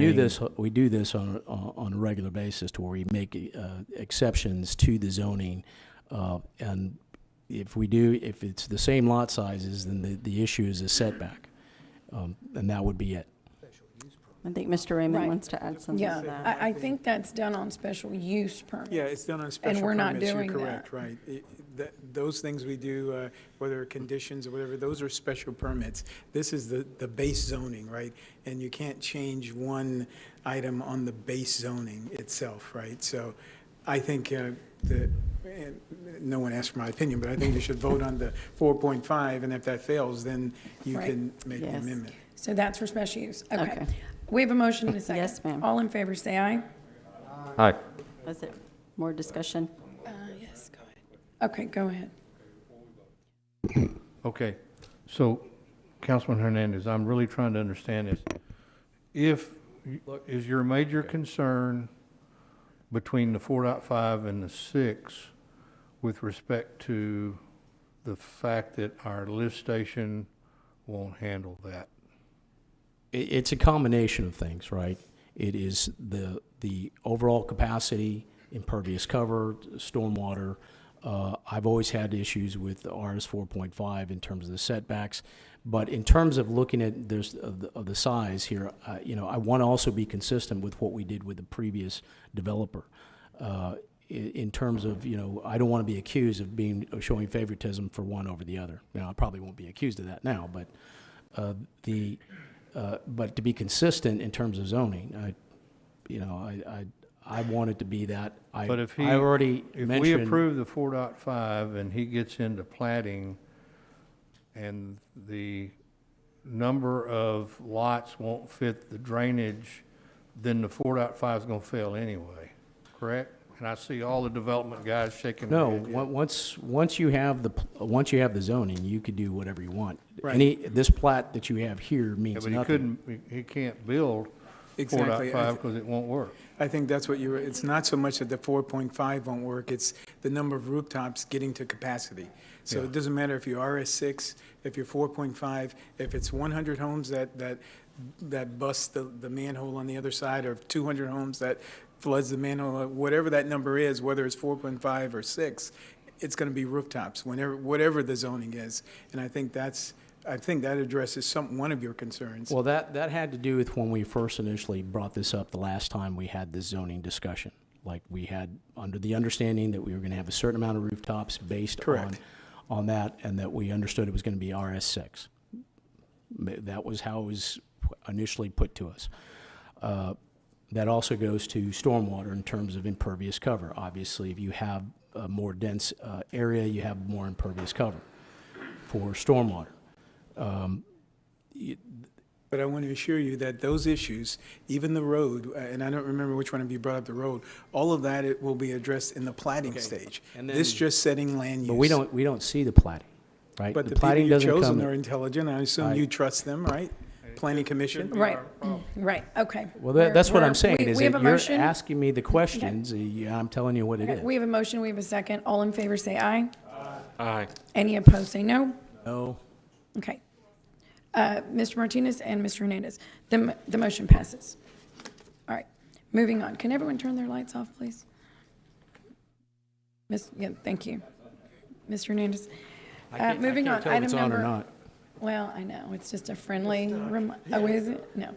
Item number 15, ordinance amending the urban transportation plan map of mobility CC by shifting a proposed C1 minor residential collector to the east, thereby extending Martin Street toward the south approximately 1,100 feet and connecting Martin Street to Lands Road.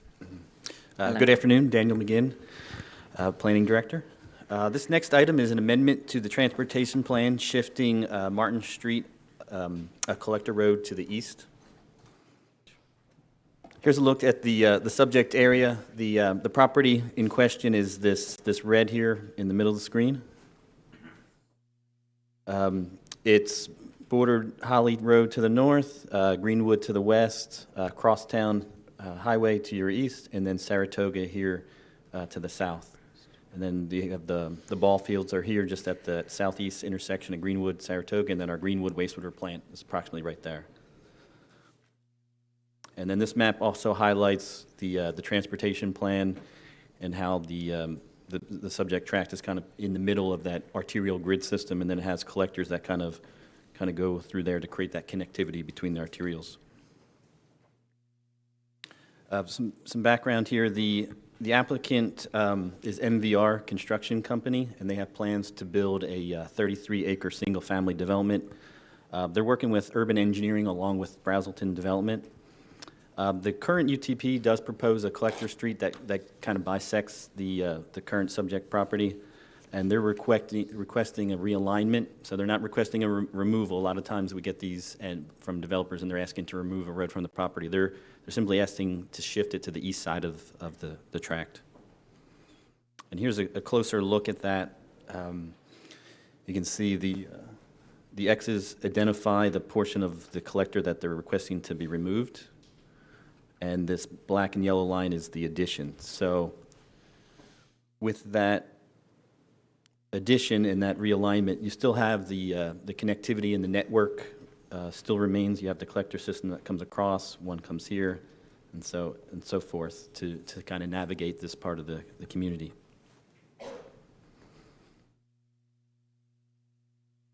One of the other reasons that this might be beneficial, and it creates a buffer in a way. So the subject tract is all single family, and then you have property to the east along Crosstown, and then the property along Saratoga is kind of a light industrial nature, and it all has the industrial zoning. So you can see that, and that's represented by this purple. That's all industrial zones. So by having the road here, it creates more of a buffering between the single family and future industrial uses that may exist, develop here along Crosstown. One other item too, we do have the ACUs that comes off of Cabinets Field. So having that road there also provides a little bit of a buffer between single family and industrial uses that would be more appropriate in the APZ zoned area. And one last item, by moving the collector, by taking it from here and then just shifting it over, you do avoid some infrastructure costs. There will be a drainage channel that's going to be required as part of the project. So there still will be some level of culvert that will go under the road, but it'll be certainly reduced in size and cost to the applicant in the future city maintenance of that road. Finally, the staff and the Planning Commission both recommend approval. Again, we maintain that adequate connectivity and network in this area. And I think the biggest item is it will provide that buffering between the single family and the industrial uses, more so than if the road was to the west, you'd have those properties with basically just sharing a fence. This way you have a right-of-way, and then there's some buffering yard landscape requirements. So it would provide significant separation from the two uses. And so with that, I'd be happy to take any questions. I know we do have the applicant here as well, if there's any for him. Okay. I don't see any of our lights on, but I will go and open public hearing. Is there any comment from the public on item number 15? Okay, I'll close public hearing.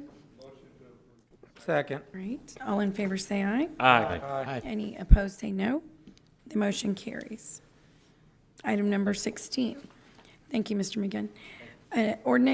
Ordinance accepting and appropriating 3 federal emergency management agency public assistance reimbursement grants in the amounts of up to $4,315,109.40 for sidewalk projects, $9,214,870.50 for channel project, and $49,841.92 for stormwater project for the Packery Channel restoration, awarding a construction contract to Callan Marine Limited in the amount of $12,359,049.30 for the Packery Channel restoration project.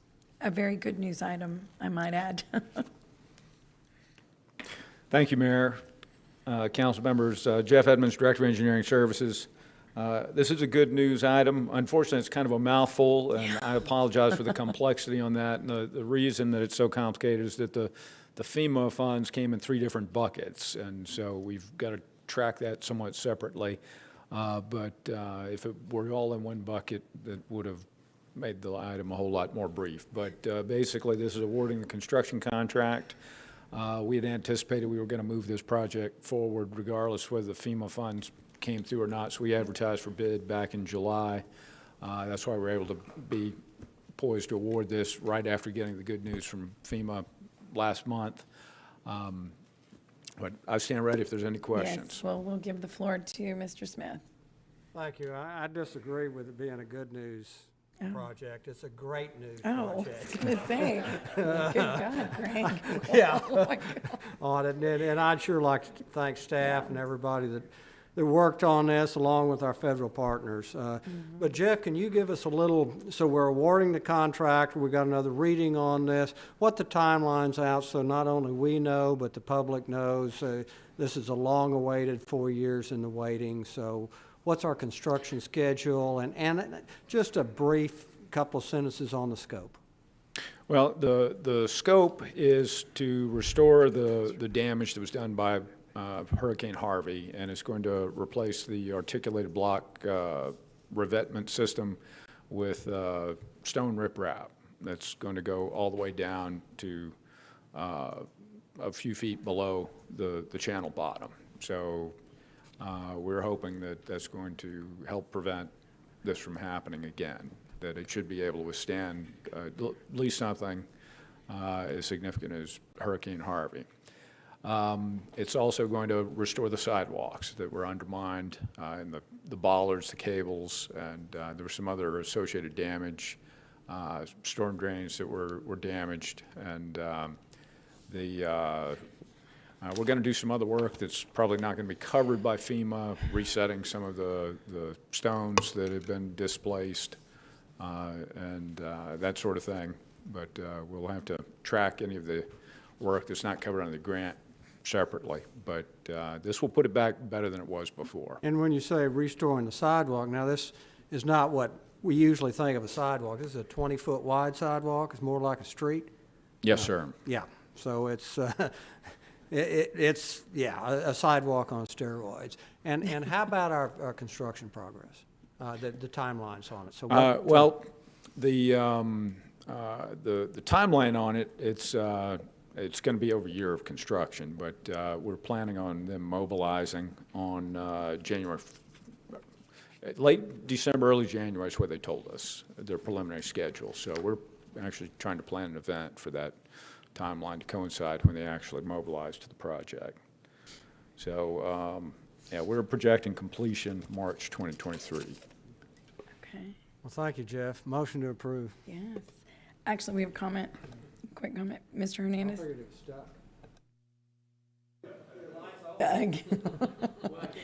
We're going to get that checked. It's in a bad shadow area. But with regards to the CIP, are we going to also amend the CIP to reflect the change? Originally, in the budget, we had a long discussion about this, about using certificates of obligation. Now that we got the funding from FEMA, we can update the CIP. Right, that's correct, Councilman. Okay, thank you. Okay, so we agree, and this is a big, big day, as you said, and I want to thank Councilman Smith because his diligent work on this is, as staff and our delegation, we couldn't have done it without them. But it was good you mentioned that, and I know how you feel about it, Gil, but we were going to move forward because we were done, kind of waiting around, and the prices of all of this repair were just going up and up and up, and so it was going to happen. But again, the work and diligence of the entire team. So anyway, this is great. Thank you for bringing it forward, and I think we have a motion to approve item number 16. Second. We have a second. Okay, Mr. Molina. Any further discussion? Mayor, I just wanted to add, we're working with you and our intergovernmental relations manager to schedule a groundbreaking Yes. with our delegation, both state and federal, because of the tremendous work they did. Right. So we're trying to get, we're working with them around their calendars, and that announcement will be soon. That'll be fun. Okay, Yes, yeah. thank you. You're welcome. For reminding us that. Okay, all in favor, say aye. Aye. Any opposed, say no. The motion carries. Thank you, Thank Mr. you. Edmonds. Okay, and we'll move over to Section N, first reading ordinances, items number 17 through 22. And our first one is an ordinance authorizing a special events agreement with the Buccaneer Commission, Inc. for the years 2022 to 2026 Buck Day Festival. Dr. Gonzalez. Good afternoon. Dante Gonzalez, Interim Director, Parks and Recreation. So this item is a 5-year special events agreement to allow use of city property and to provide city services for Buck Days Festival from 22 to 26, from years 22 to 2026. Buck Days has been an annual event hosted by Buccaneer Commission that dates back since 1938. With me today is Johnny Filipeño, who is the president and CEO of Buccaneer Commission, as well as Joseph Johnson, who is the Buccaneer Commission Operations Manager. Through this agreement, the city will provide services necessary for the event. The departments involved include Public Works, Traffic Control, Solid Waste, Police, and Parks and Recreation. Buccaneers Commission agrees to pay a total of $50,550 for year 2022, and a 3% increase per year. In 2026, the total will be $55,235 for city services provided. Additional $6,000 will also be paid by the commission every other year during the years where there's an air show scheduled. With this agreement, and in addition for city services fee, the commission must still pay all applicable city permit fees established by city ordinance. And as such, Parks and Recreation recommends approval of this item, and we stand further for questions. Okay. Okay, so this is a 5-year It's 5 years. agreement. Are y'all going through this presentation, or? Yes, and I have a presentation if you. Let's do that. Okay, great. Oh. Okay, perfect.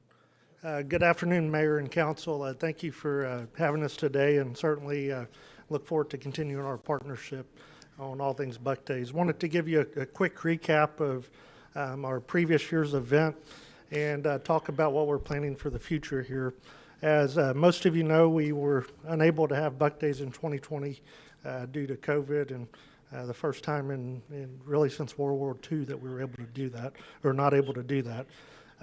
In 2021, we were able to return with limited capacities. Carnival, rodeo were able to happen, but in mitigated fashions. And we weren't able to do some of the events like the barbecue on the bay, the concerts with the rodeo, and then the parade as we normally know it going down the 3-mile route that we typically have with that. But in that downtime, we were able to implement some new creative events that look like they'll be with us for the future. Wings Over South Texas was part of Buck Days last year, and it looks like we'll have that every other year moving forward when it goes to Kingsville one year and then comes back to the Bayfront in the future years. And then we made a partnership with the PBR Velocity Tour to host 2 days of events there, and I'll talk more on how that's continuing to evolve here shortly. The exciting news, 77,000 people attended despite the limitations we had last year. We also reached people in many different ways than we have before. The night parade was a very widely viewed show on television. Chris 6 News broadcast that live for the duration this year. Rodeo Corpus Christi was televised nationally on CBS, so over 500,000 people watched the rodeo in Corpus Christi, one of only 3 rodeos that were televised on CBS, so we're really proud to have that opportunity. And then another point I'll point out is downtown did a study during the air show, and there were 60,000 cell phones in the area, so we had 77,000 ticketed people during Buck Days, but there are another 60,000 watching somewhere along the Bayfront during the air show part of that. So really cool numbers there. And then what we're all about at the end of the day is awarding scholarships and grants to young people. The combined total over that 2-year period where we didn't have an event and then had an event was $190,000 in total giving. You can see the different groups we awarded that to. That brought our total over $1.4 million in total giving since we started in the 90s on that. And our budget is about a $2.3 million budget, so 90 cents on every dollar is going back to that mission of programming our events and giving back to the community. So we think we're pretty efficient with those funds as well. Now on to 2022. You can see this map, and you've maybe seen it before if you've been up here. Our goal in 2022 was to bring everything together at the American Bank Center. We'll finally get to do that. I'm sorry, in 2020 was to bring everything together. We'll finally get to do that here in 2022, where we did bring the rodeo and carnival together this past year, but we're also going to take over the convention center with shopping and other free attractions for families to enjoy, and then the barbecue on the bay competition to be a part of that as well. So you can kind of see an event timeline here where it's 11 days of events. The first weekend, PBR, the robotics rodeo we'll talk on here shortly, and the night parade the first weekend, then Rodeo Corpus Christi, barbecue on the bay, and the junior parade the second weekend. Now the PBR Pendleton Whiskey Velocity Tour, we made a partnership with them last year. They approached us earlier in the year, and just last week the mayor and us made an announcement that we are taking their championship finals from Las Vegas and going to host it right here during Buck Days in Corpus Christi. So imagine the AAA World Series. These are the guys that are the next ones up to go on to their major tour, will be crowned champion here in Corpus Christi. The top 5 from that event will end up in their world finals and really be a chance for, as they announced it, if you looked on their Facebook post and so forth, you could see people say, hey, finally have a reason to come visit Corpus Christi, and we think that's fun to just reach a new audience down here with that. Robotics Rodeo, again, another thing we planned on doing in 2020, but we're delayed because of COVID. Citgo's partnered with us to bring in First in Texas to produce this robotics competition for high school age students. We'll have local high school teams competing, as well as from the Valley, San Antonio, Houston coming to compete for about $15,000 in cash and prizes this year during Buck Days as well. And we hope that's just the start of what we're able to do with different type of STEM competitions for young people. Our leadership program, it continues to evolve. If you watch the old PBS documentary, This program started as a bathing beauty contest on North Beach in the 1930s. The 1970s, a queen was crowned and was sent off to Disney World for the award there. In the 2000s, we started a true scholarship program with this. We were doing Dale Carnegie training, and we've totally come full force with this to where it's 100% about leadership development for high school seniors, preparing them for college. We'll do a 3-week Dale Carnegie training. They'll do community service within the community. We'll tour industry to show them what's out there for them upon their graduation. At the end of this, we'll award $70,000 in scholarships. And we're adding a new feature where we'll actually pair up students that are interested in different fields with mentors to really get to know and learn what opportunities are out there. So really excited about the direction this program is headed with young people. And we're also doing a little bit of weighting on the scoring to be for first-generation college students to have a better opportunity of making it in. So really excited about that.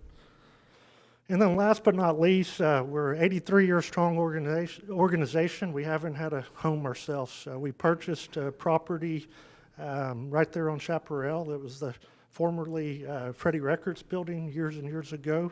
And we're in the planning phases to make that our office and have a community room to host volunteer meetings, leadership program, et cetera. And just really excited to have that. So with that, I also want to say could not do this without a great staff that's sitting back here in the back, and a few of our board members are represented as well. 300 volunteers put together Buck Days. There's 6 full-time staff that work on this year-round. Couldn't do it without all of them. So thank you. Any questions? Councilman Bonetta. Thank you, Mayor. Johnny, I just have to say, living here, I'm 55 years old, and I've lived here 51 of that. 2 years in Houston, 2 years in Dallas, and I was lucky enough to get fired to come back home. So, in all my years, the level of event that you and your team have been able, and your board to be able to put in, I mean, there's a thing, I hate when we compare ourselves to Austin or Houston or San Antonio, and right now you're bringing ours to another level with the national recognition, with PBR, with CBS. I can't say enough how your team and your vision of your board has been able to take the vision that we have on the seawall. Last year's events with the Wings Over South Texas, it's obviously been here for years and years and years, and what we were capable of doing, and your team was able to take that on. The rodeo, the bull riding on the Lexington. So I can't say enough of how it's a privilege to be part of a small part of the organization as a Buckerator to put on the parade. And I'm just excited, and I want to commend. I know I kind of feel like I pick on Dr. Young occasionally, and I remember, and he handles it real well. And I remember making him a comment to him earlier this year about a 5-year agreement to a 83-year-old organization, an 83-year-old tradition. That why are we just doing a 1-year contract? So thank you for all the economic development you provide to the community. This really puts us on the map. It singles us out, utilizing the attractions and the amenities that we have here locally. I'm just proud to say that I'm from Corpus when I tell people about this event. And thank you, Neiman, and your team for putting together this 5-year agreement, because that gives them peace of mind to be able to say, okay, this is another issue we don't have to worry about. Because in the past, it was like we were signing the contract like in March or April, and and we knew we still had to go on because we had all these commitments. So I think everybody hit it out of the park. So obviously I'm going to be voting yes on this. So thank you for all you do. And to that point, I'll like to say the same to Neiman and Dante as well for their leadership on this. We were in a 5-year agreement for several years, and then COVID kind of got us off schedule. So appreciate you guys to get us back to that. So. All right, thank you very much. Councilman Smith.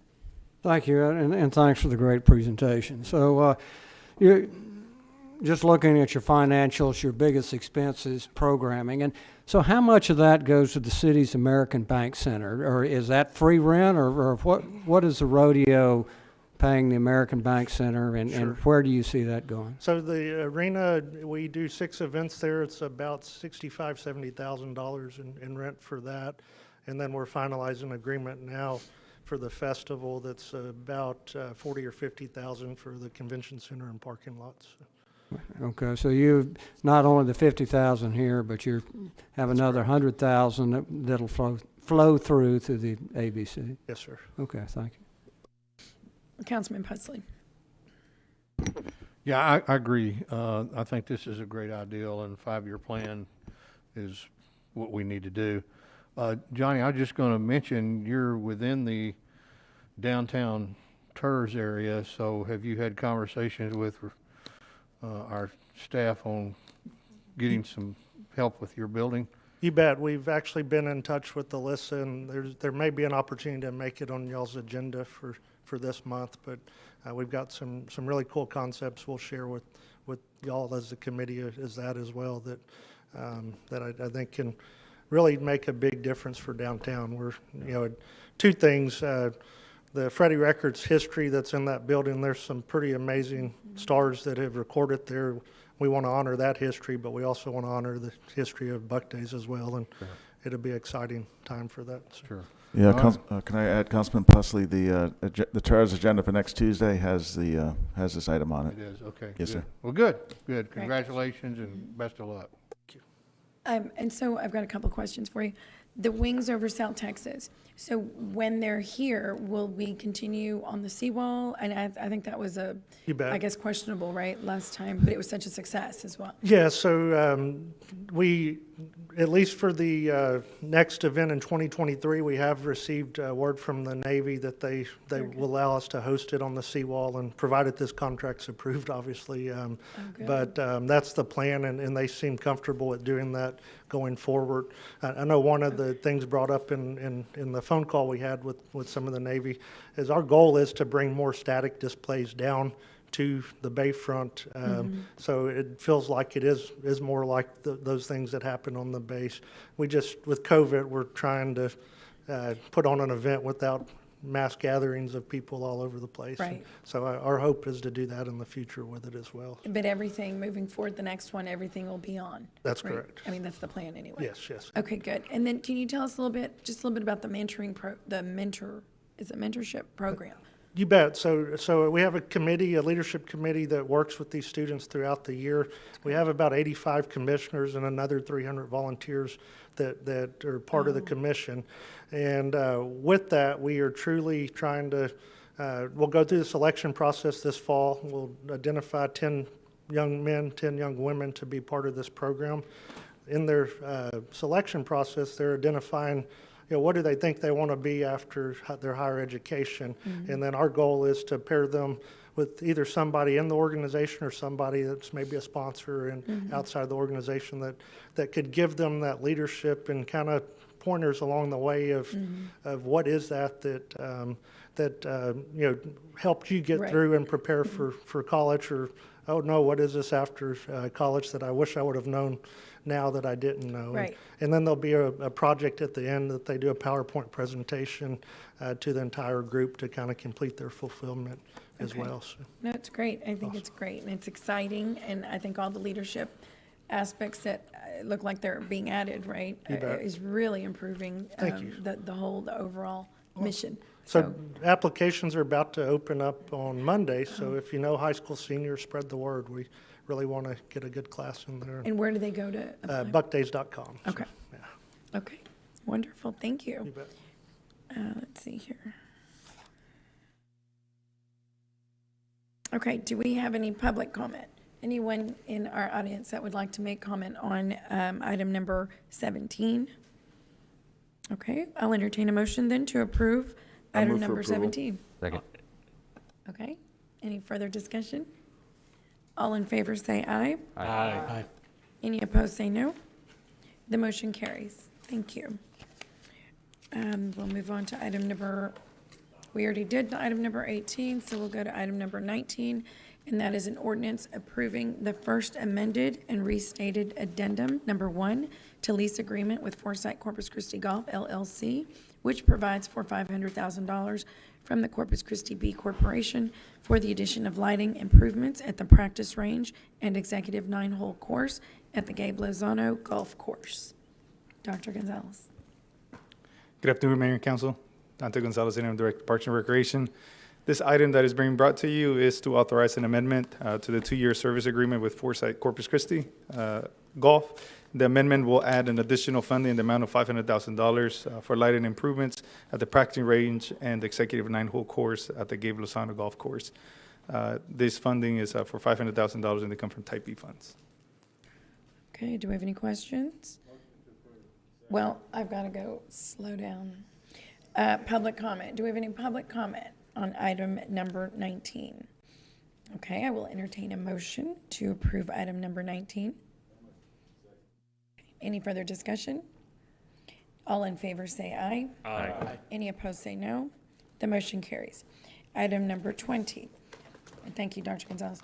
An ordinance authorizing the acceptance of the Gulf of Mexico Energy Security Act grant funding from the Texas General Land Office Coastal Management Program and appropriating an amount of $130,043 in the Community Development Grant Fund and authorizing a real estate sales contract with Tracy Duncan in an amount of $355,000 for the acquisition of 22.2427 acres of land located adjacent to Laguna Madre and in the Redhead Pond area for stormwater reroute associated with the Bond 2018 Laguna Shores Street Reconstruction Projects.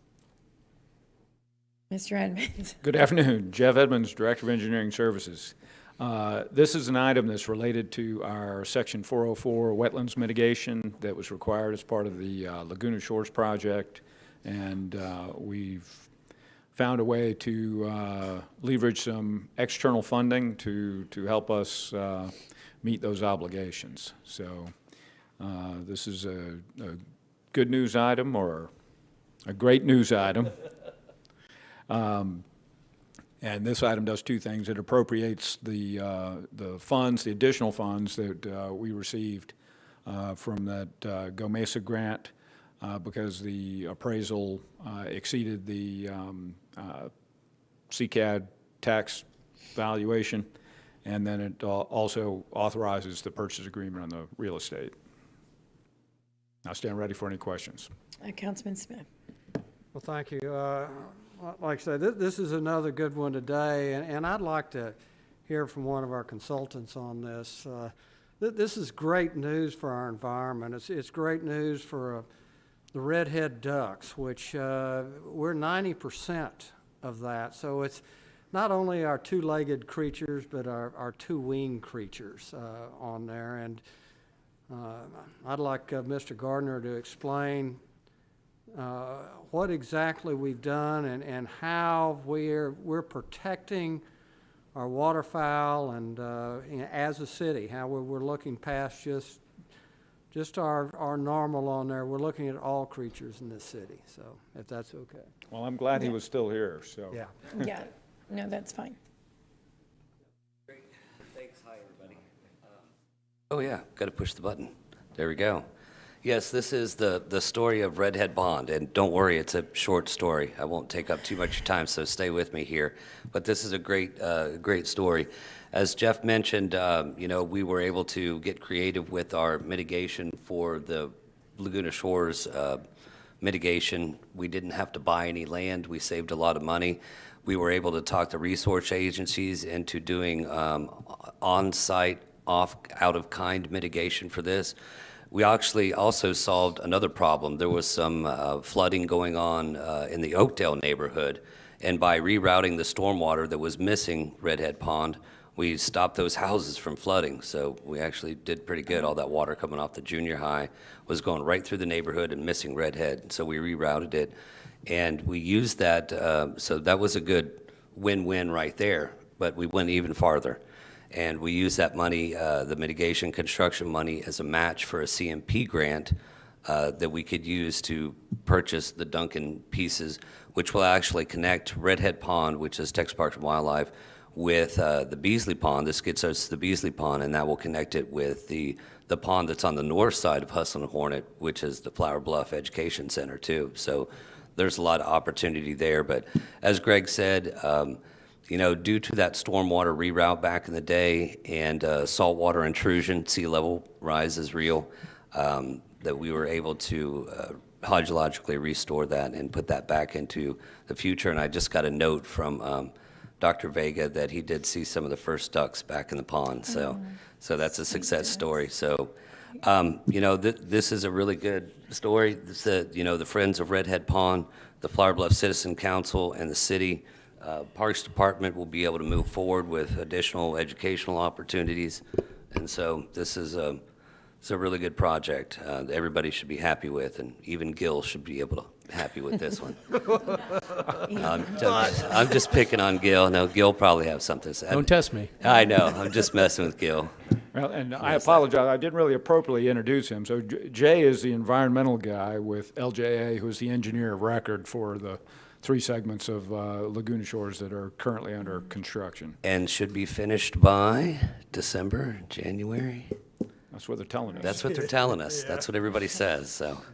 Great. But yeah, no, this is Thank a you. good story. Thank you, Jane.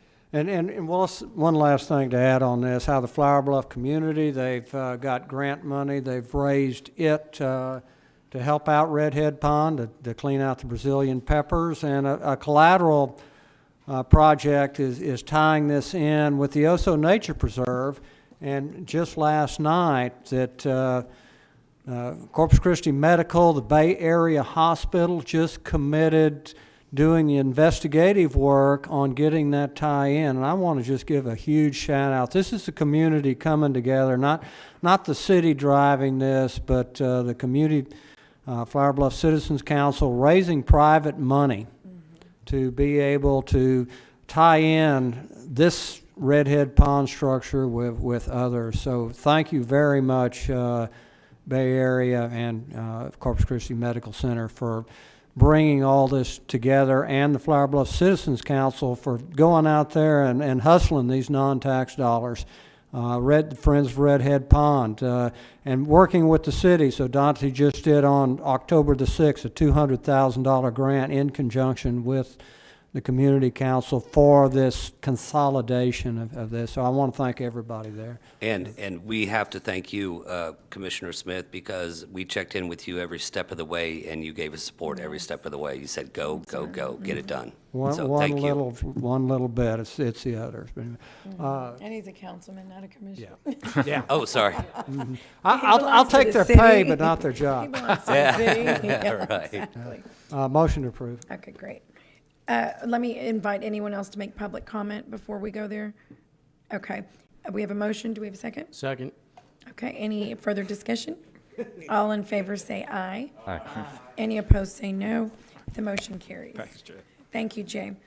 And item number 21 is an ordinance authorizing the execution of the first amended lease and operating agreement with Texas State Aquarium Association to adjust the term to 20 years from the effective date of this amendment and provide up to $3 million for construction of new wildlife rescue center. Good afternoon, Mayor and Council. Heather Hurlbut, Director of Finance. So this lease amendment is for the Texas State Aquarium. Back on bond in 2020, voters approved a proposition to allocate $3 million to fund a portion of the estimated $15 million cost of the Wildlife Rescue and Research Facility. And so this lease has been amended to include conditions for accepting the funding for the Wildlife Rescue and Research Facility. It has amended the early option to purchase to the later of 7 years or the life of the bonds issued for the rescue facility. Since they are tax-exempt bonds, we need to make sure that the city maintains ownership of the facility until the bonds are retired. Originally, this was a 50-year lease. It expired in 2064, and we actually reduced that down to a 20-year term, which expires in 2041. It also includes the naming rights of the Wildlife Rescue Theater as the City of Corpus Christi Wildlife Rescue Center Theater.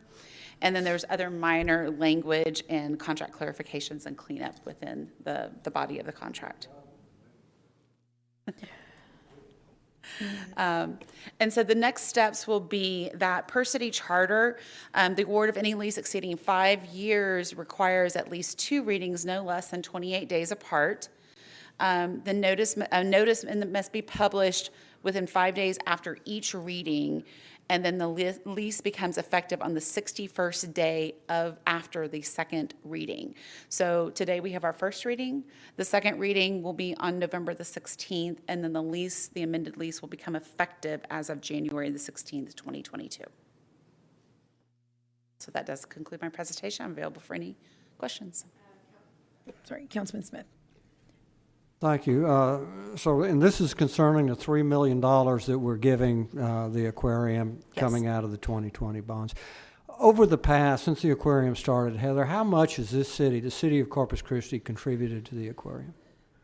I don't know off the top of my head. I apologize. I know that there was $14.5 million that was given for, I believe, for the original purchase. I think we have our CFO. Thank you. We do. Yeah, we've asked that before. Always ready. Yeah, I know we had researched it, and I apologize, I did not print that out. So they have received a total of $20.2 million from the city, and then there has been a total of a little over $1 million given through our hotel motel tax fund for marketing since 2017. Okay, so this partnership is a very close. So I think the naming rights on there for $21 million. Does that include the $3 million coming up? That does not include the $3 million. Okay, so Maybe we'll get it. So it's nearly 25 million, Councilman. Okay, so Yeah, we're by far the biggest contributor in the region to the Texas State Aquarium. Okay, The biggest, yeah. so we, the citizens, have invested in a great investment that it is, $25 million now, and then, thank you. Right. Sure. Maybe we'll get a Shark Tank or something with the city's name. May throw us in the Shark Tank. Something. We may use that Shark Tank. All right. Heather, thank you. Let's see. Do we have any public comment? Would anybody like to make a public comment on item number 21? I will then entertain a motion to approve item number 21. I have a question, Mayor. Oh, yes, go ahead. Since I'm on the board of the State Aquarium, is it proper or improper for me to vote? Probably improper.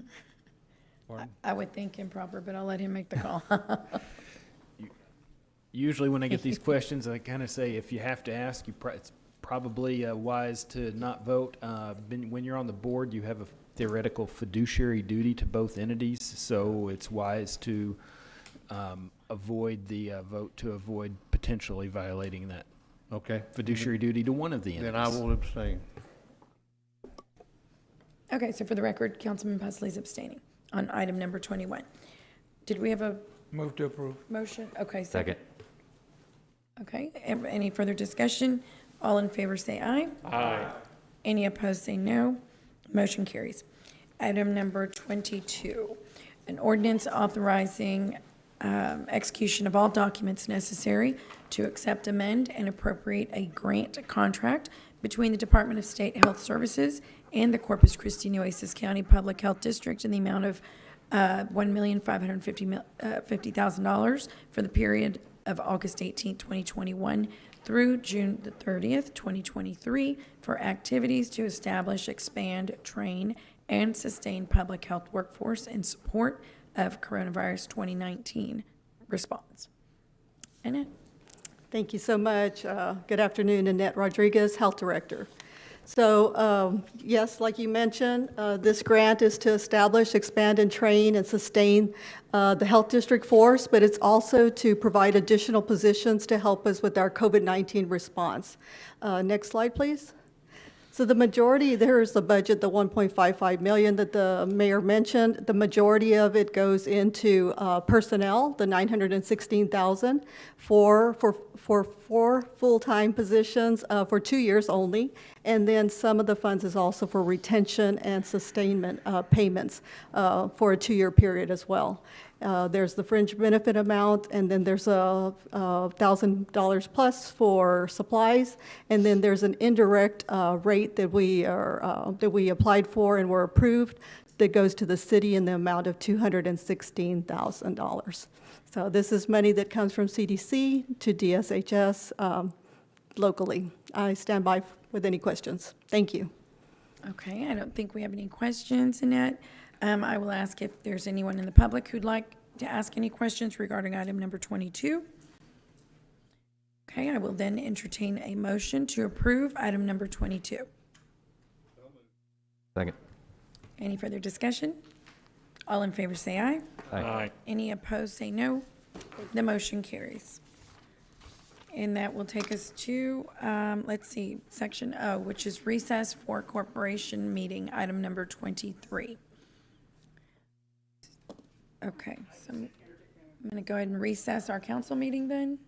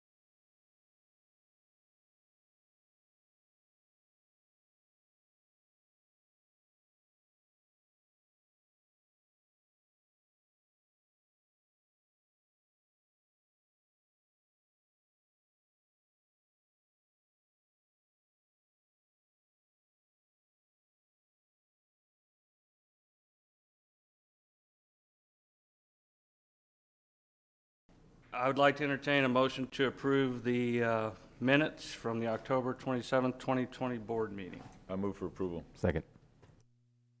All those in favor say aye. Aye. Aye. All those against? Motion passes. And now for the treasurer's report. Good afternoon, Heather Holbert, treasurer. So in your packet, there are two pages of financial statements. One is our balance sheet. The other is our statement of revenues, expenditures, and changes in the fund balance. So for the 12 months ended September 30th, 2021, the fund earned $236 in interest on investments and has an ending fund balance of $475,400. So that does conclude my presentation. Thank you very much, council. Is there any questions? Or board? Seeing no questions, there is no action required, so thank you very much. Really appreciate it. All right, item number 6, we're moving to election of officers.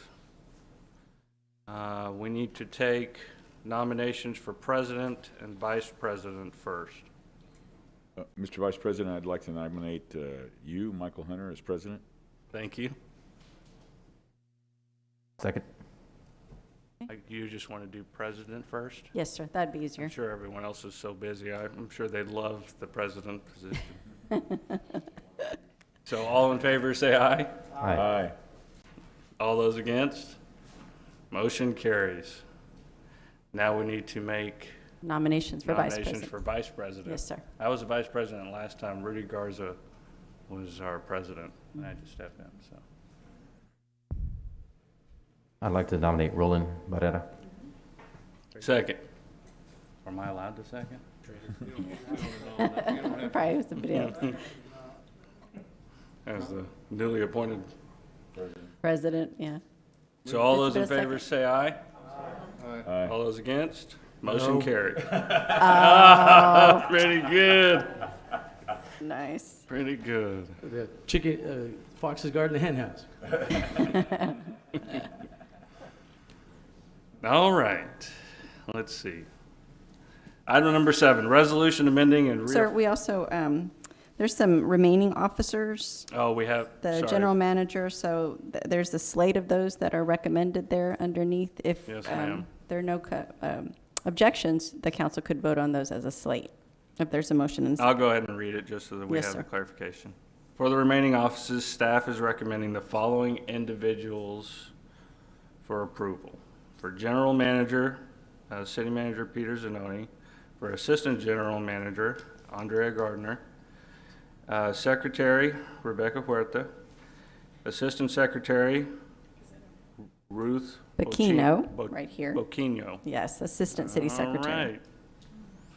And treasurer, Heather Hurlbert. Assistant treasurer, Judy Villon.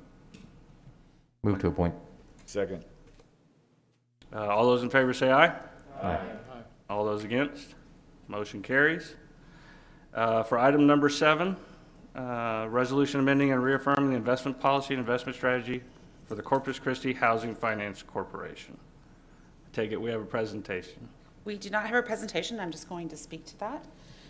So this is, the city manages the investments for the corporation. And so every year, the investment policy and strategies must be adopted by each separate corporation along with city council. And so this is just bringing forward that policy and strategy, which is consistent with the policy and strategy that is used for the city as a whole. Considering we go over this policy and strategy so often, do any council members have any questions?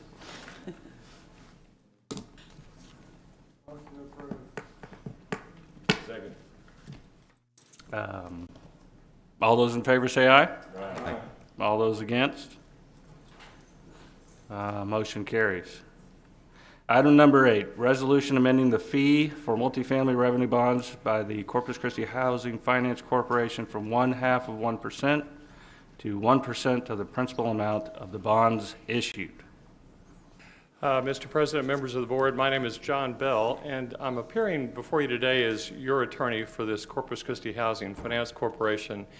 The corporation was formed in 1979, and in 1984, the city determined that if any bonds issued by this corporation were to not be a liability of the city, it would be better if the city's legal department was not writing opinions for supporting the bonds that would connect to potential liability.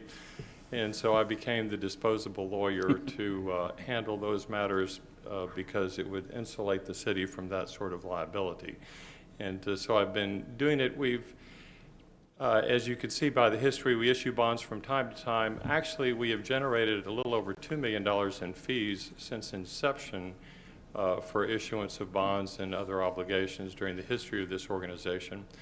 Your current treasurer report of about $473,000 in fees actually came from the Costa Tarragona project, which was issued in 2005, and some additional fees came from phase 2. But we were contacted recently by a developer group out of San Antonio interested in a bond issue, and we had not done a bond issue since 2005. And we're interested in what the current market was in fee structure. And they said, well, in San Antonio, we pay 1% for fees on the issuance of multifamily bonds. And I said, well, our fees have historically been about 0.5%. But before we consider the possibility of issuing bonds for this group, I wanted you to have the opportunity to update your fees to become more close to the San Antonio market with other fees in issuing bonds. And so, for example, if we were to issue $15 million worth of bonds, this corporation would receive a fee of $150,000 that could go toward other housing programs that we use from time to time when the opportunity arises.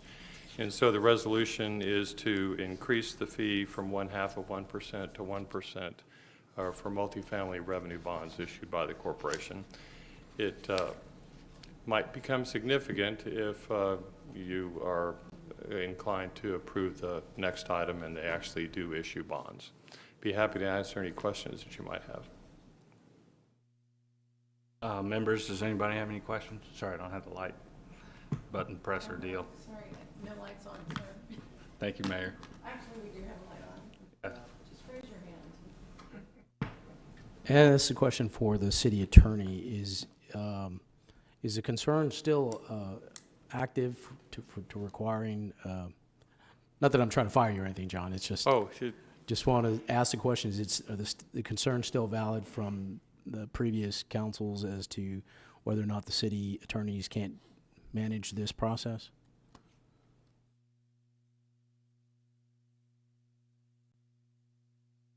the danger's not really been managing the process itself. It's been opining on those on the bonds, and if the and one of the problems is the liability that might happen, especially if the liability in an official context could theoretically flow through to the city.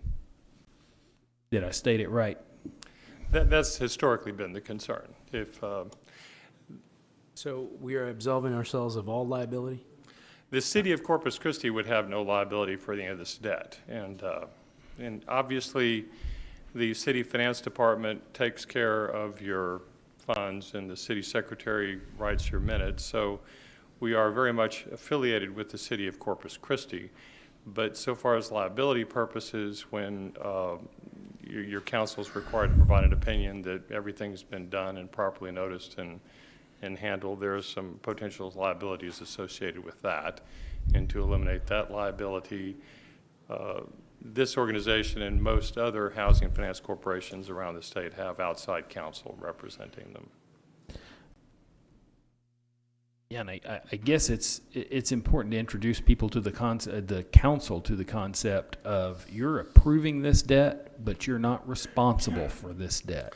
Yeah, and we'll talk about that in the next item, and there is a kind of a memo about bonds in Primers 101, but it is, Mr. Hernandez is trying to just isolate the liabilities. Okay, I just want to make sure the same circumstances exist. You know, things change over time. So if that's the case, then that's the case. Thank you. Thank you, sir. Anybody else?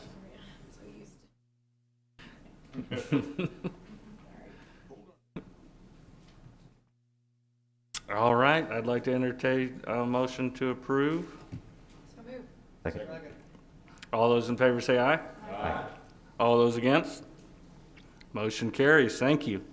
Item number 9, resolution with respect to the issuance of bonds to finance facilities for Greenwood Manor LP. And it's, sorry, 1 second.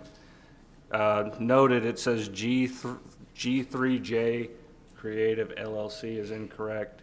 The correct organization is Greenwood Manor LP.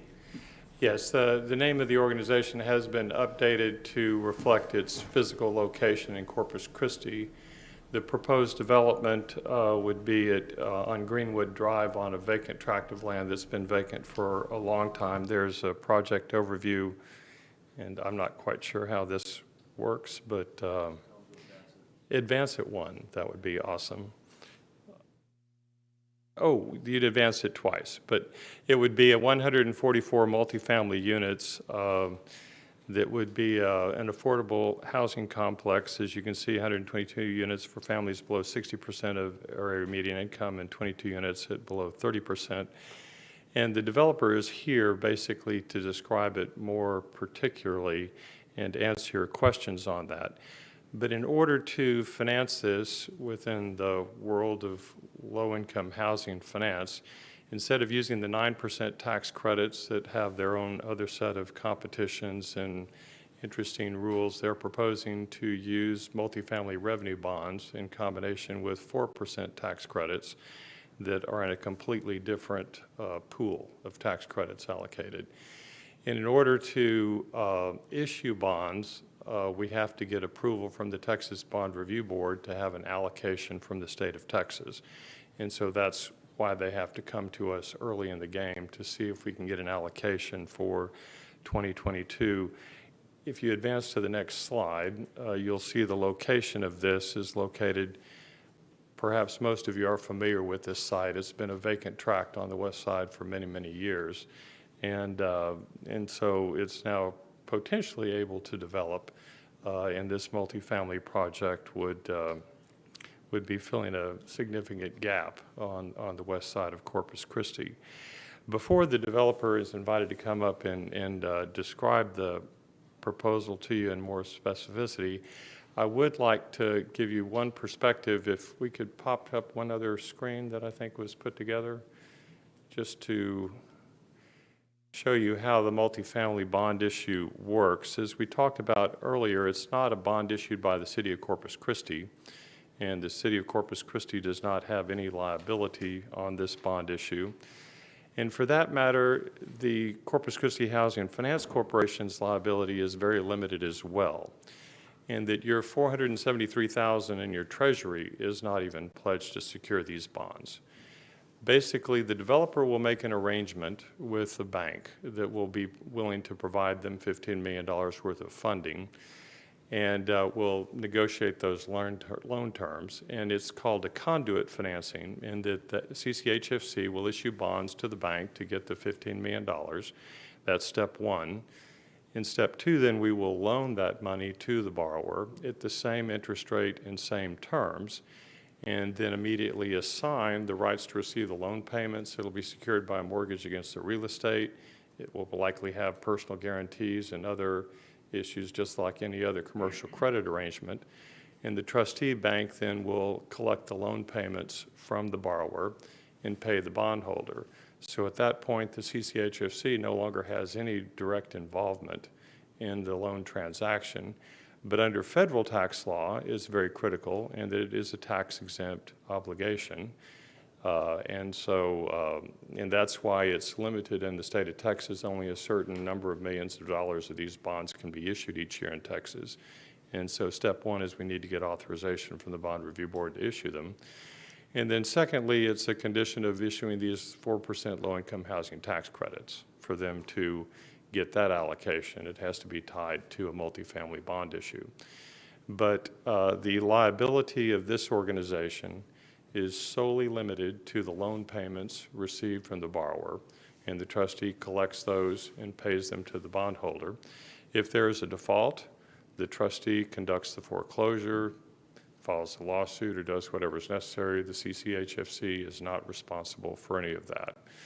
And I wanted to make it clear, since we haven't done these bonds in quite a while, in a council generation, I guess we'll say, that you know what's being requested of you, that it does not involve the city of Corpus Christi's bonds or its taxing authority at all, and it doesn't involve your $473,000. It is a way to maybe add to that amount of money by your issuance fees that you would collect. But even your own treasury is not pledged to secure this debt. It's called a special obligation of this organization. It's secured only by the loan proceeds from Greenwood Manor LP. So if you have any other questions about the structure, I'd like to answer them now. If not, then I would like to introduce the developer to come up and answer your questions about the project specifically that they'd like to do in Corpus Christi. Mr. Bell, I think we have one question. Mr. Pusley? Yeah, and John, this may be more a question for staff. Peter, will this property need to be rezoned or anything, or is it already zoned for this type of I don't recall that. Do you recall, Mr. Bell? Or I don't believe it is currently zoned for multifamily use. I think it's R6. R6. My recollection. So it would have to go through a rezoning process. This is the first step. We're at the chicken or the egg is the issue, but before there can be a project, of this nature, they would have to get the allocation from the Bond Review Board. Otherwise, it's not. I believe the property got under contract today. And so their feasibility period has to be through next year because the Bond Review Board requires that. But they're just starting the process. Yeah, Councilman Pusley, I'm sorry. Staff has confirmed that it is zoned R6 today, so it would have to be rezoned. Okay. Yes, sir. Right. Okay, thank you. That's all I had. And although you're the same folks, your action as the HFC board has no bearing on your action on a zoning case or any other decision you would make as council members. That's completely different. Councilman Smith? Thank you, Mr. Bell. So if we approve this today, is this our final approval for this $15 million, or is it a multi-step process? That's a very good question. This is the first step. And it does, under the federal tax laws, say that you are willing to issue these bonds. But it is on terms and conditions satisfactory to both the borrower and you, the issuer.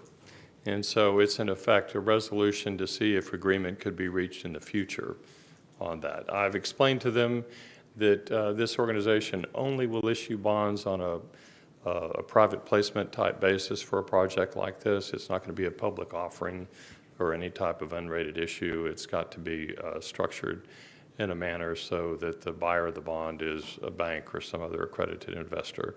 But all those terms and conditions are subject to coming back to you at a future meeting to say, yep, that looks okay, we're willing to go forward. Okay, so it's just the first step in a process. We'll have another bite at the apple in non-legal terms. It's the first step in the process. The legal significance of this action is twofold. One is so they can apply for an allocation with the Bond Review Board. And then the second is under federal tax law, they are able to include any soft costs that they incur from this point forward is part of their total debt obligation.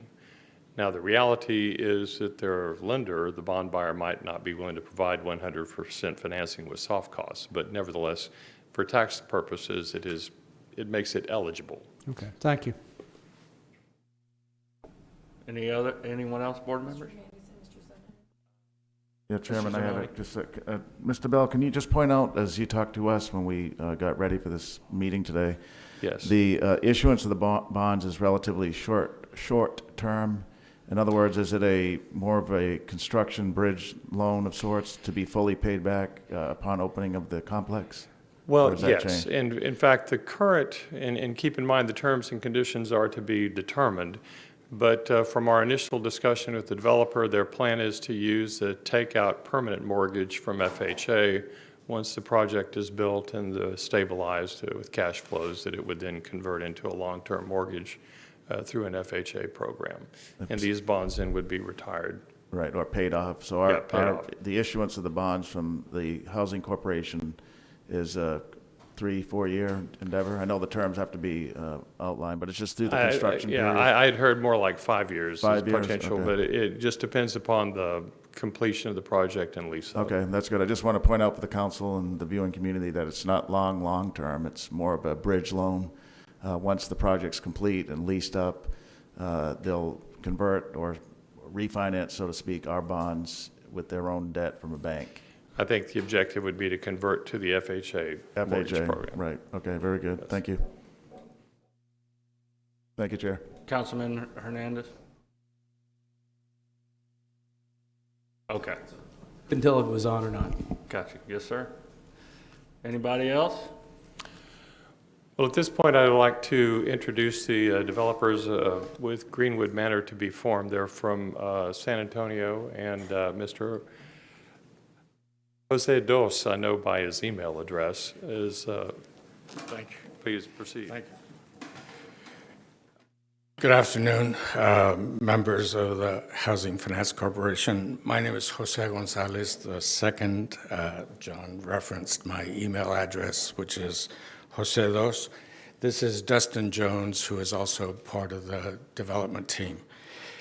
What John was addressing, and the reason that we wanted the opportunity to come before y'all, is that the private activity tax exempt bond as a tool to be used to finance workforce and affordable housing has become incredibly competitive.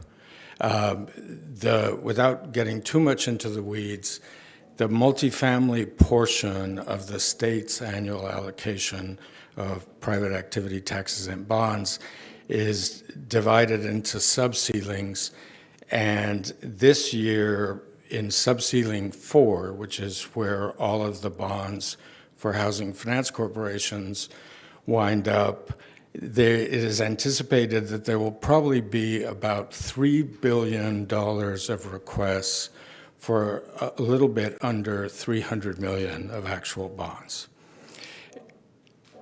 From January 1st, because this is a renewing calendar year resource that is available for affordable housing, through March 1st, the state allocation sits in the 13 regions of the state.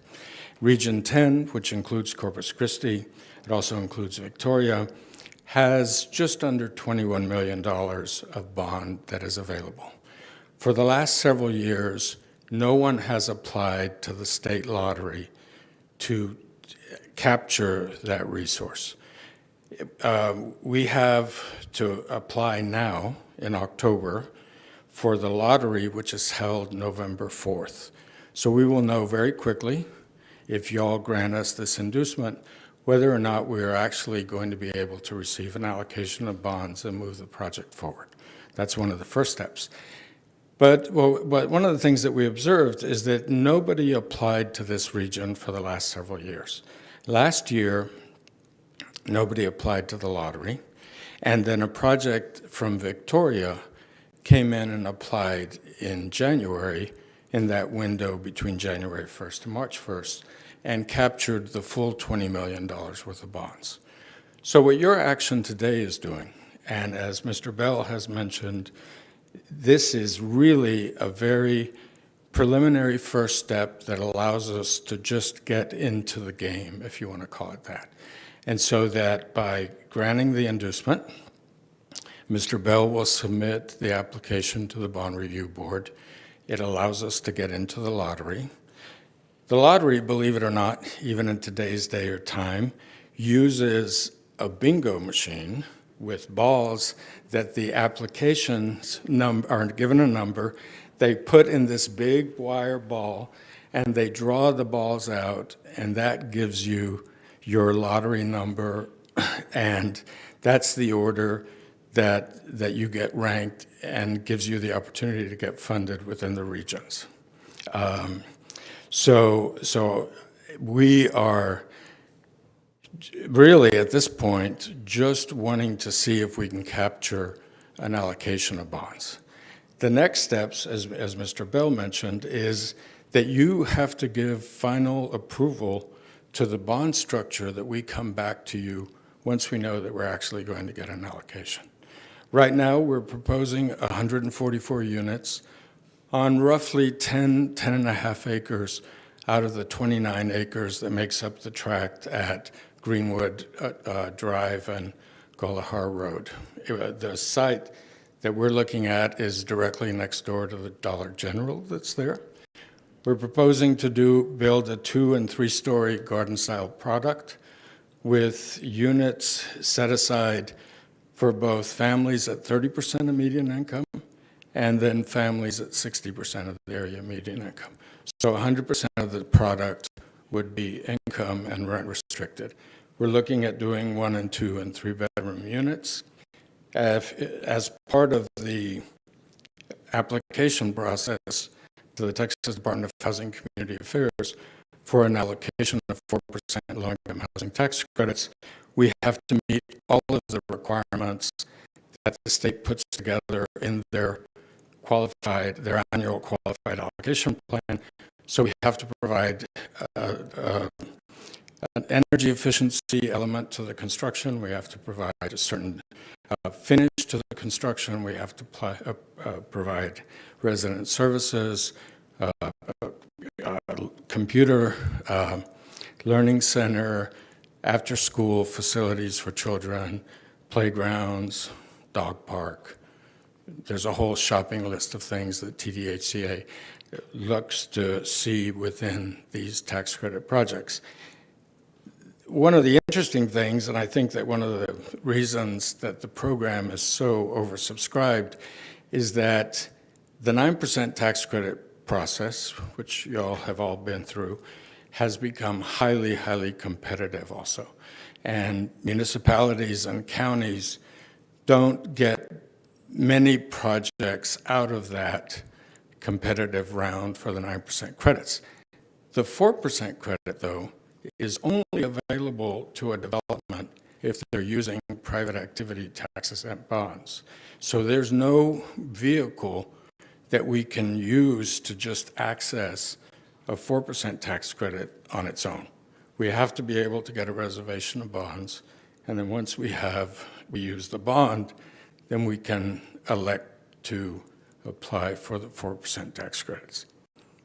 And I know that I sort of got off in the weeds a little bit, but I think it's really important for the Housing Finance Corporation to understand that if you, in today's environment, if you do not get into the lottery, your chances of ever receiving an allocation are slim to none. You can apply, after January 1st, you can apply at any time of the year that you have a deal that's ready to go forward. But it is so oversubscribed that your chances of actually getting an award are slim. Thank you. Do you mind if Yeah, please. Board Member Pusley has a question for you? Of course. Yes, sir. When the competitiveness of this, when they go out for the scoring, what entities are you, so for example, in the 9% deal, the Right. state legislator for the area has to sign off. Right. All that, is it the same criteria for this? No. So on the 4%, yes and no. So on the 4% credits, it's not a competitive process. You either have a reservation of bonds. Once you have your reservation of bonds, you can apply to the state through a different tract to get an award of 4% credits. What is common to both programs is that both programs require the same degree of public and community notification. If the site is within a neighborhood, recognized neighborhood association, then the developer has to meet with the neighborhoods. At the time that we apply to use the 4% tax credit, we have to notify the same, city elected officials, mayor or city council, the county judge, the commissioners, the school board president, the school board superintendent, the recognized neighborhood association. So that is the only really common thread between the two programs. Okay. Yeah, I would think that'd be very important because this piece of property is surrounded on three sides by residential development. And I think it'd be important to meet with the neighbors and absolutely gain their support. Okay. How long is your organization required to own this project once you build it? So you have the same degree of affordability. I'm sorry, I should answer the question without assuming. The 4% tax credit has the same 35-year affordability term. The credit is also subject to the same IRS rules like a 9% credit is, where for the tax credit equity investor, the investment is a 15-year investment, but then they have to stay in the deal another 15 years. And then the state can continue to add on affordability requirements to meet whatever any of their goals. But at the moment, it's a 35-year term and affordability. Okay, very good. Thank you very much. Thank you, sir. Anyone else? Councilman? Yeah, this might be a question for Jennifer or the city manager. I thought the fish pond actually did a 4% tax credit not too long ago. We did the groundbreaking for that property. When was that? Well, I think it predated me, so it was at least 2 years ago. It's 2020, Peter. 2020? Yes, so, right.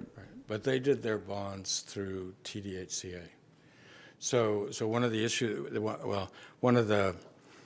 within the field of options for housing finance corporations, TDHCA also has the ability to issue bonds, and they provide sort of a one-stop package where you apply to them to get your bonds, you apply to them to get the tax credits. And they have sort of statewide issuance authority to be able to provide that service. Okay, so why did you decide to go this route as opposed to doing that route? Well, when we think that it's a resource that's available to the city and to the community, and nobody's using it, and we think that if it's there, what happens is that on March 1st, if there are no requests for the allocation, it's one of what they call statewide collapses. It goes back into the statewide pot. So then you're really in the mix of competing with all the other regions to get an allocation. Okay, so, and forgive me, we don't do a lot of, I mean, No, no, we it's haven't done the 4% one here. Sure. Do we have an allocation for our region? What is the allocation for our region for 2021 or 2022? The Bond Review Board hasn't posted that yet, but last year it was 20 million and change. I apologize that I don't remember the exact number. It's like 20 million. And that's a total for a 10-year period? No, that's just the annual annual amount amount. of bond available in Region 10. Now, recognizing that Region 10 is not just Corpus. It's Corpus and Victoria. Right. Well, and all the other outlying communities. Now, in the 9%, that's actually separated into rural and urban. Is that the correct. same for the 4%? No, sir. It's not. So it's No. just 20 million for the entire thing. Right. So there is a component of competition to this. Right. If you have more than one application in a single region. Right. And I suppose what we're banking on is, and it may be an incorrect assumption on our part, is that if we looked for the last several years, nobody applied to the lottery for this area. And so what happened was that if anybody applied, they waited and applied after the lottery date, and assuming that the allocation would stay in the region after January 1st, and they could just come in and they didn't have to get into the lottery. Okay, I can't state why no one applied for it over the last couple of years since Fish Pond. I mean, it'd be speculation on my part as to, we've had some issues here recently on the 9%, where we've had just a few applicants. Right. So I don't know if that extended beyond into that issue. I can't see how it would, but you know, I'm sorry to interrupt you, Councilman. People tend to be very bifurcated, if you want to call it that. That people who tend to do 9% deals really stay in the 9% lane. 4% deals are a more difficult deal to put together because the equity raise obviously is, 40 some odd percent less than, or 60% less than the 9% raise. So you're dealing with a much smaller equity raise. But if you are familiar with that and you know how to put a capital stack together to work with that equity raise, then you get comfortable working in the 4% arena. okay, so the bond is predicated on you getting the 4%. No, the bond is predicated by participating in the lottery and hopefully, with the luck of the roll, getting a low enough number to get an allocation. I guess what I'm asking here is that if you do not get that tax credit, then you just return the money to us? I mean, or you don't borrow the money? Well, it's sort of the reverse. If I don't get a bond allocation, I can't go get the tax credit. And if I do get the bond reservation, then the bond process itself requires me to submit for the tax credits within a specified amount of time. I guess what I'm saying is if there's more than one applicant for that 4% tax program, and I'm just wondering if there's an issue if you get the bond and don't get the tax credit. No. See, because unlike the 9% program, which is based on a per capita calculation, I can't remember now, it's so many dollars per capita equals the total amount of 9% bonds. The 4% credit is unlimited. It's tied to, unlimited in the sense that it's tied to the amount of cap that is available for taxes and bonds. So you wouldn't have a situation where you would actually get an allocation of bonds and not be able to apply for the 4% credit. Okay, thank you. You're welcome. Thank you, Councilman. Anyone else have any informative concerns or questions? All right. Is there a motion to approve? So moved. All those in favor say aye. Aye. All against? Motion carries. Thank you. Thank you very much for being here. Ladies and gentlemen, that is it.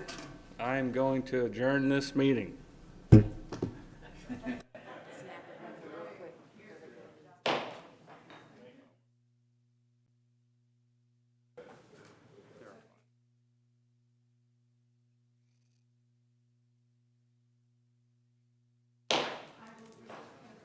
I'll go ahead and reconvene our council meeting, and we are going to go into executive session on item number 24 per Texas Government Code Sections 551.071. We will return.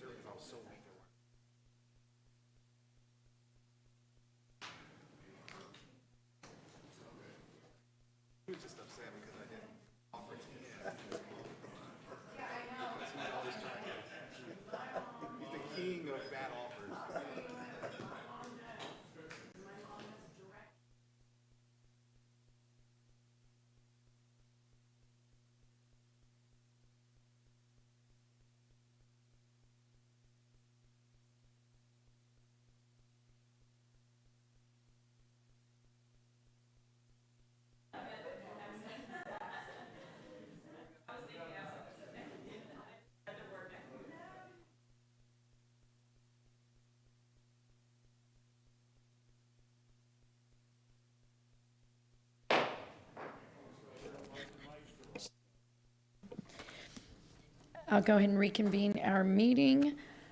And do we have, we're back from executive session, and do we have a motion or any action? Mayor, Yes. I'd like to make a motion, please. I move to approve the resolution distributed to council members today, withdrawing the city of Corpus Christi from the Corpus Christi, Nueces County Public Health District, effective 90 days after, I assume this means notice to the county. Second. Hold on. Authorizing agreements with health service providers for the provision of health services and authorizing the creation of the Corpus Christi Health Department. Second. City of Corpus Christi Health Department, excuse me. Who seconded? I'm sorry. Mr. Hernandez. Okay. Okay. Oh, I'm sorry, Mr. Smith. Mr. Zanoni, can you give us and the public out there where the city of Corpus Christi and municipalities, large municipalities in general, you know, this is a pretty good step on there. So where in the orbit of health districts within large metropolitan Texas counties? Yes, I can. Thank you, Councilman. So the city's health district is about 40 years old, the city-county health district, and that may have been the model about 4 decades ago, but today across the state of Texas, the 7 cities in size above us that have populations above us in Texas, they all have a separate department in their city. And so no longer do they participate in health districts. In fact, in the state of Texas, there's only 15 health districts, and those are primarily in rural settings where there's a need or a good requirement to join resources if you're way out in West Texas or some of the more rural areas. So the largest cities in Texas, including those 7 that are above us in population, all have separate departments within the city organization. And that's what this resolution would do today, is it would move us in that direction, which is best practice in the state. So we're a big enough city now, the 8th largest in the state. We feel that managing the health department in the city setting would be consistent with what we see across the state today. So in the 256 counties in this state, only 15 have a combined health district. So if we withdraw from the district, will the district still continue? Yes, so today's action does not eliminate the district. We're just withdrawing. The district still is in existence. It would be made up by the other partner, which is Nueces County. And the most important thing is the citizens on there. So how, you know, we've had this district for 40 years. How will this affect our citizens? Will the services they've been providing, will they continue or? Right. We believe that the services that will be provided to the Corpus Christian will be better. They'll be more direct, more efficient. Today, as an example, because of the district, through the pandemic, some of our citizens that live in the inner city of Corpus Christi had to drive way out to Robstown to receive a vaccine. So we believe that managing this in the city as a city department, we can provide better services to our residents at a lower cost, saving taxpayer dollars. So you see as city manager that we can provide the same level of service at a lower cost? I think we can provide even better service at a lower cost. One thing we're looking at is that today across the state of Texas, some of the cities are actually redefining how they provide city health department services, utilizing EMS directors, firefighter paramedics in different ways that haven't been done before. So we need to look at those best practices. The health services are evolving in the state of Texas and probably across the country when it comes to city services. And so we're going to study those best practices. We know that the baseline services provided today have room for improvement. And then with some of the restructuring, we think we can do even better for our community. Okay. Again, I've got a question of ex-Commissioner Pusley. Now, you've been dealing with this for, what, decades on this? Just, you're making the motion, so can you give us some insight on that? Well, it was, as my time spent as county commissioner, it was an issue we dealt with on a continual basis.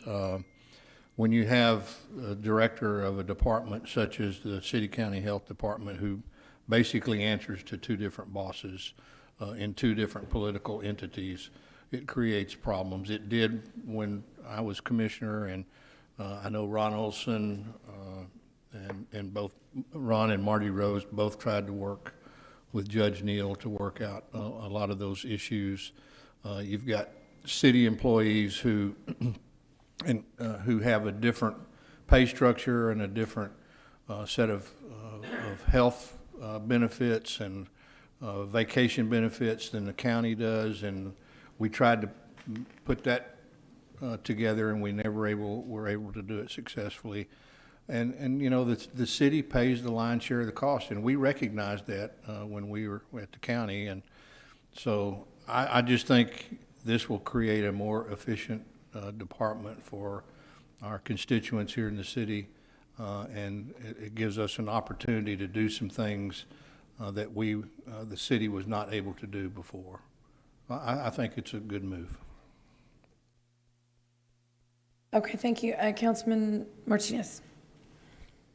Yes, Mr. Zanoni, with regards to the timing of this, if you could just address to the citizens that as far as the COVID vaccinations, the antibody treatments, things like that, that there will be no disruption in any distribution or anything like that. The availability will still be there. Just to address that so that the community knows what's going to happen on that front. Yeah, sure. Thank you, Councilman. That is an important subject. So we do know that case counts are extremely low, and we're thankful for that. This week's, the average is like 30 new cases a day, so we're in a good position. What we do want to tell the community is we don't see any interruption in services. So today's action by the council would be to issue a 90-day notice that we're going to withdraw. So services over those next 90 days will be the same as what they have today, because the health district partners are still working together. What we'll be doing over the next 90 days is developing a new business model of what the department and the city would do. We'll evaluate the programs, see which ones we'll continue to do, which most likely will be the majority of them, and see how we will deliver those in terms of staffing levels. So services will continue. One of our goals is no interruption in service. In fact, we hope that even in these 90-day period that services will improve. We've also made a commitment to Nueces County or to the health district that if they need more time to get their operations ramped up, we'll contract with them to provide services to rural residents in Nueces County or some of the smaller towns. We'd be amenable to that, as well as provide an extension in the lease for our facility that we have on Horn Road. If the county needs more time there, that may help also in making sure that residents don't have any interruption in service. Okay, you're done. Yeah, Councilman Hernandez. Thank you, Mayor. And Peter, you know, we're going to have, you know, obviously there's employees on both the county and the city. Could you please reinsure our city employees that they'll have the opportunity to work at the new health department for the city? Yes, thank you, Councilman. We know that our city team is really the lifeblood of what we do. It really comes down to the people. So we'll be corresponding with them today, and then we'll be visiting them in person later this week. I'll be personally doing that with our Human Resources Director. All city employees will have an opportunity to join the new department, and so effectively we're going to be creating new positions in the new department. Mm-hmm. And there'll probably be similar job titles, very similar functions as what our employees do today.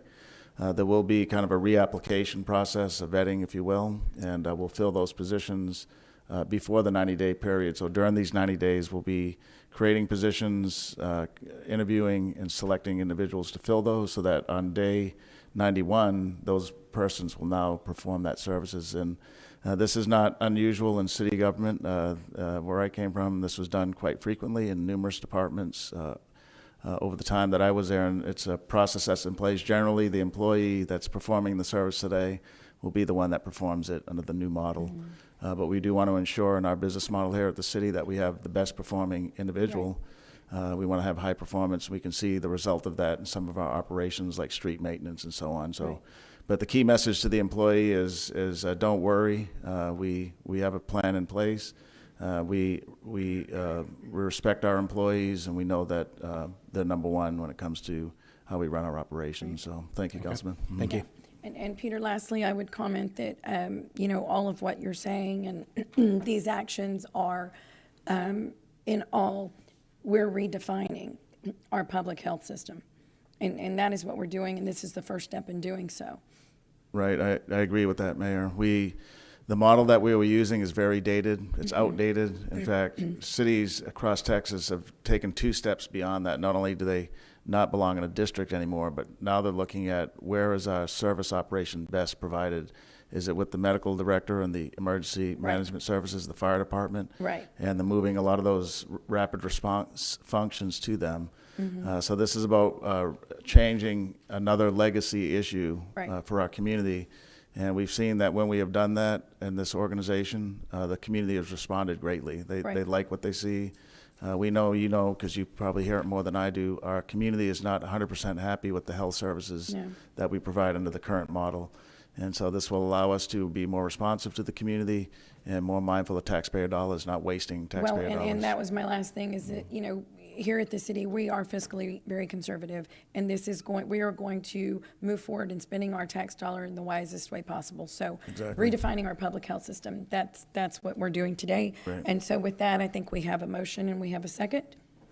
And do we have any further discussion? You know, Mayor, let me reread my motion so Yes, Rebecca sir. has because Sure. we had a couple of stumbles there. Okay. The motion is, I move to approve the resolution distributed to the council members today, withdrawing the city of Corpus Christi from the Corpus Christi, Nueces County Public Health District effective 90 days after notice to the county, authorizing agreements with the health services providers for the provision of health services, and authorizing the creation of the City of Corpus Christi Health Department. Okay. And we had a second, a second, Mr. Hernandez. All in favor say aye. Aye. Any opposed say no. The motion carries. There being no further business, I adjourn this meeting.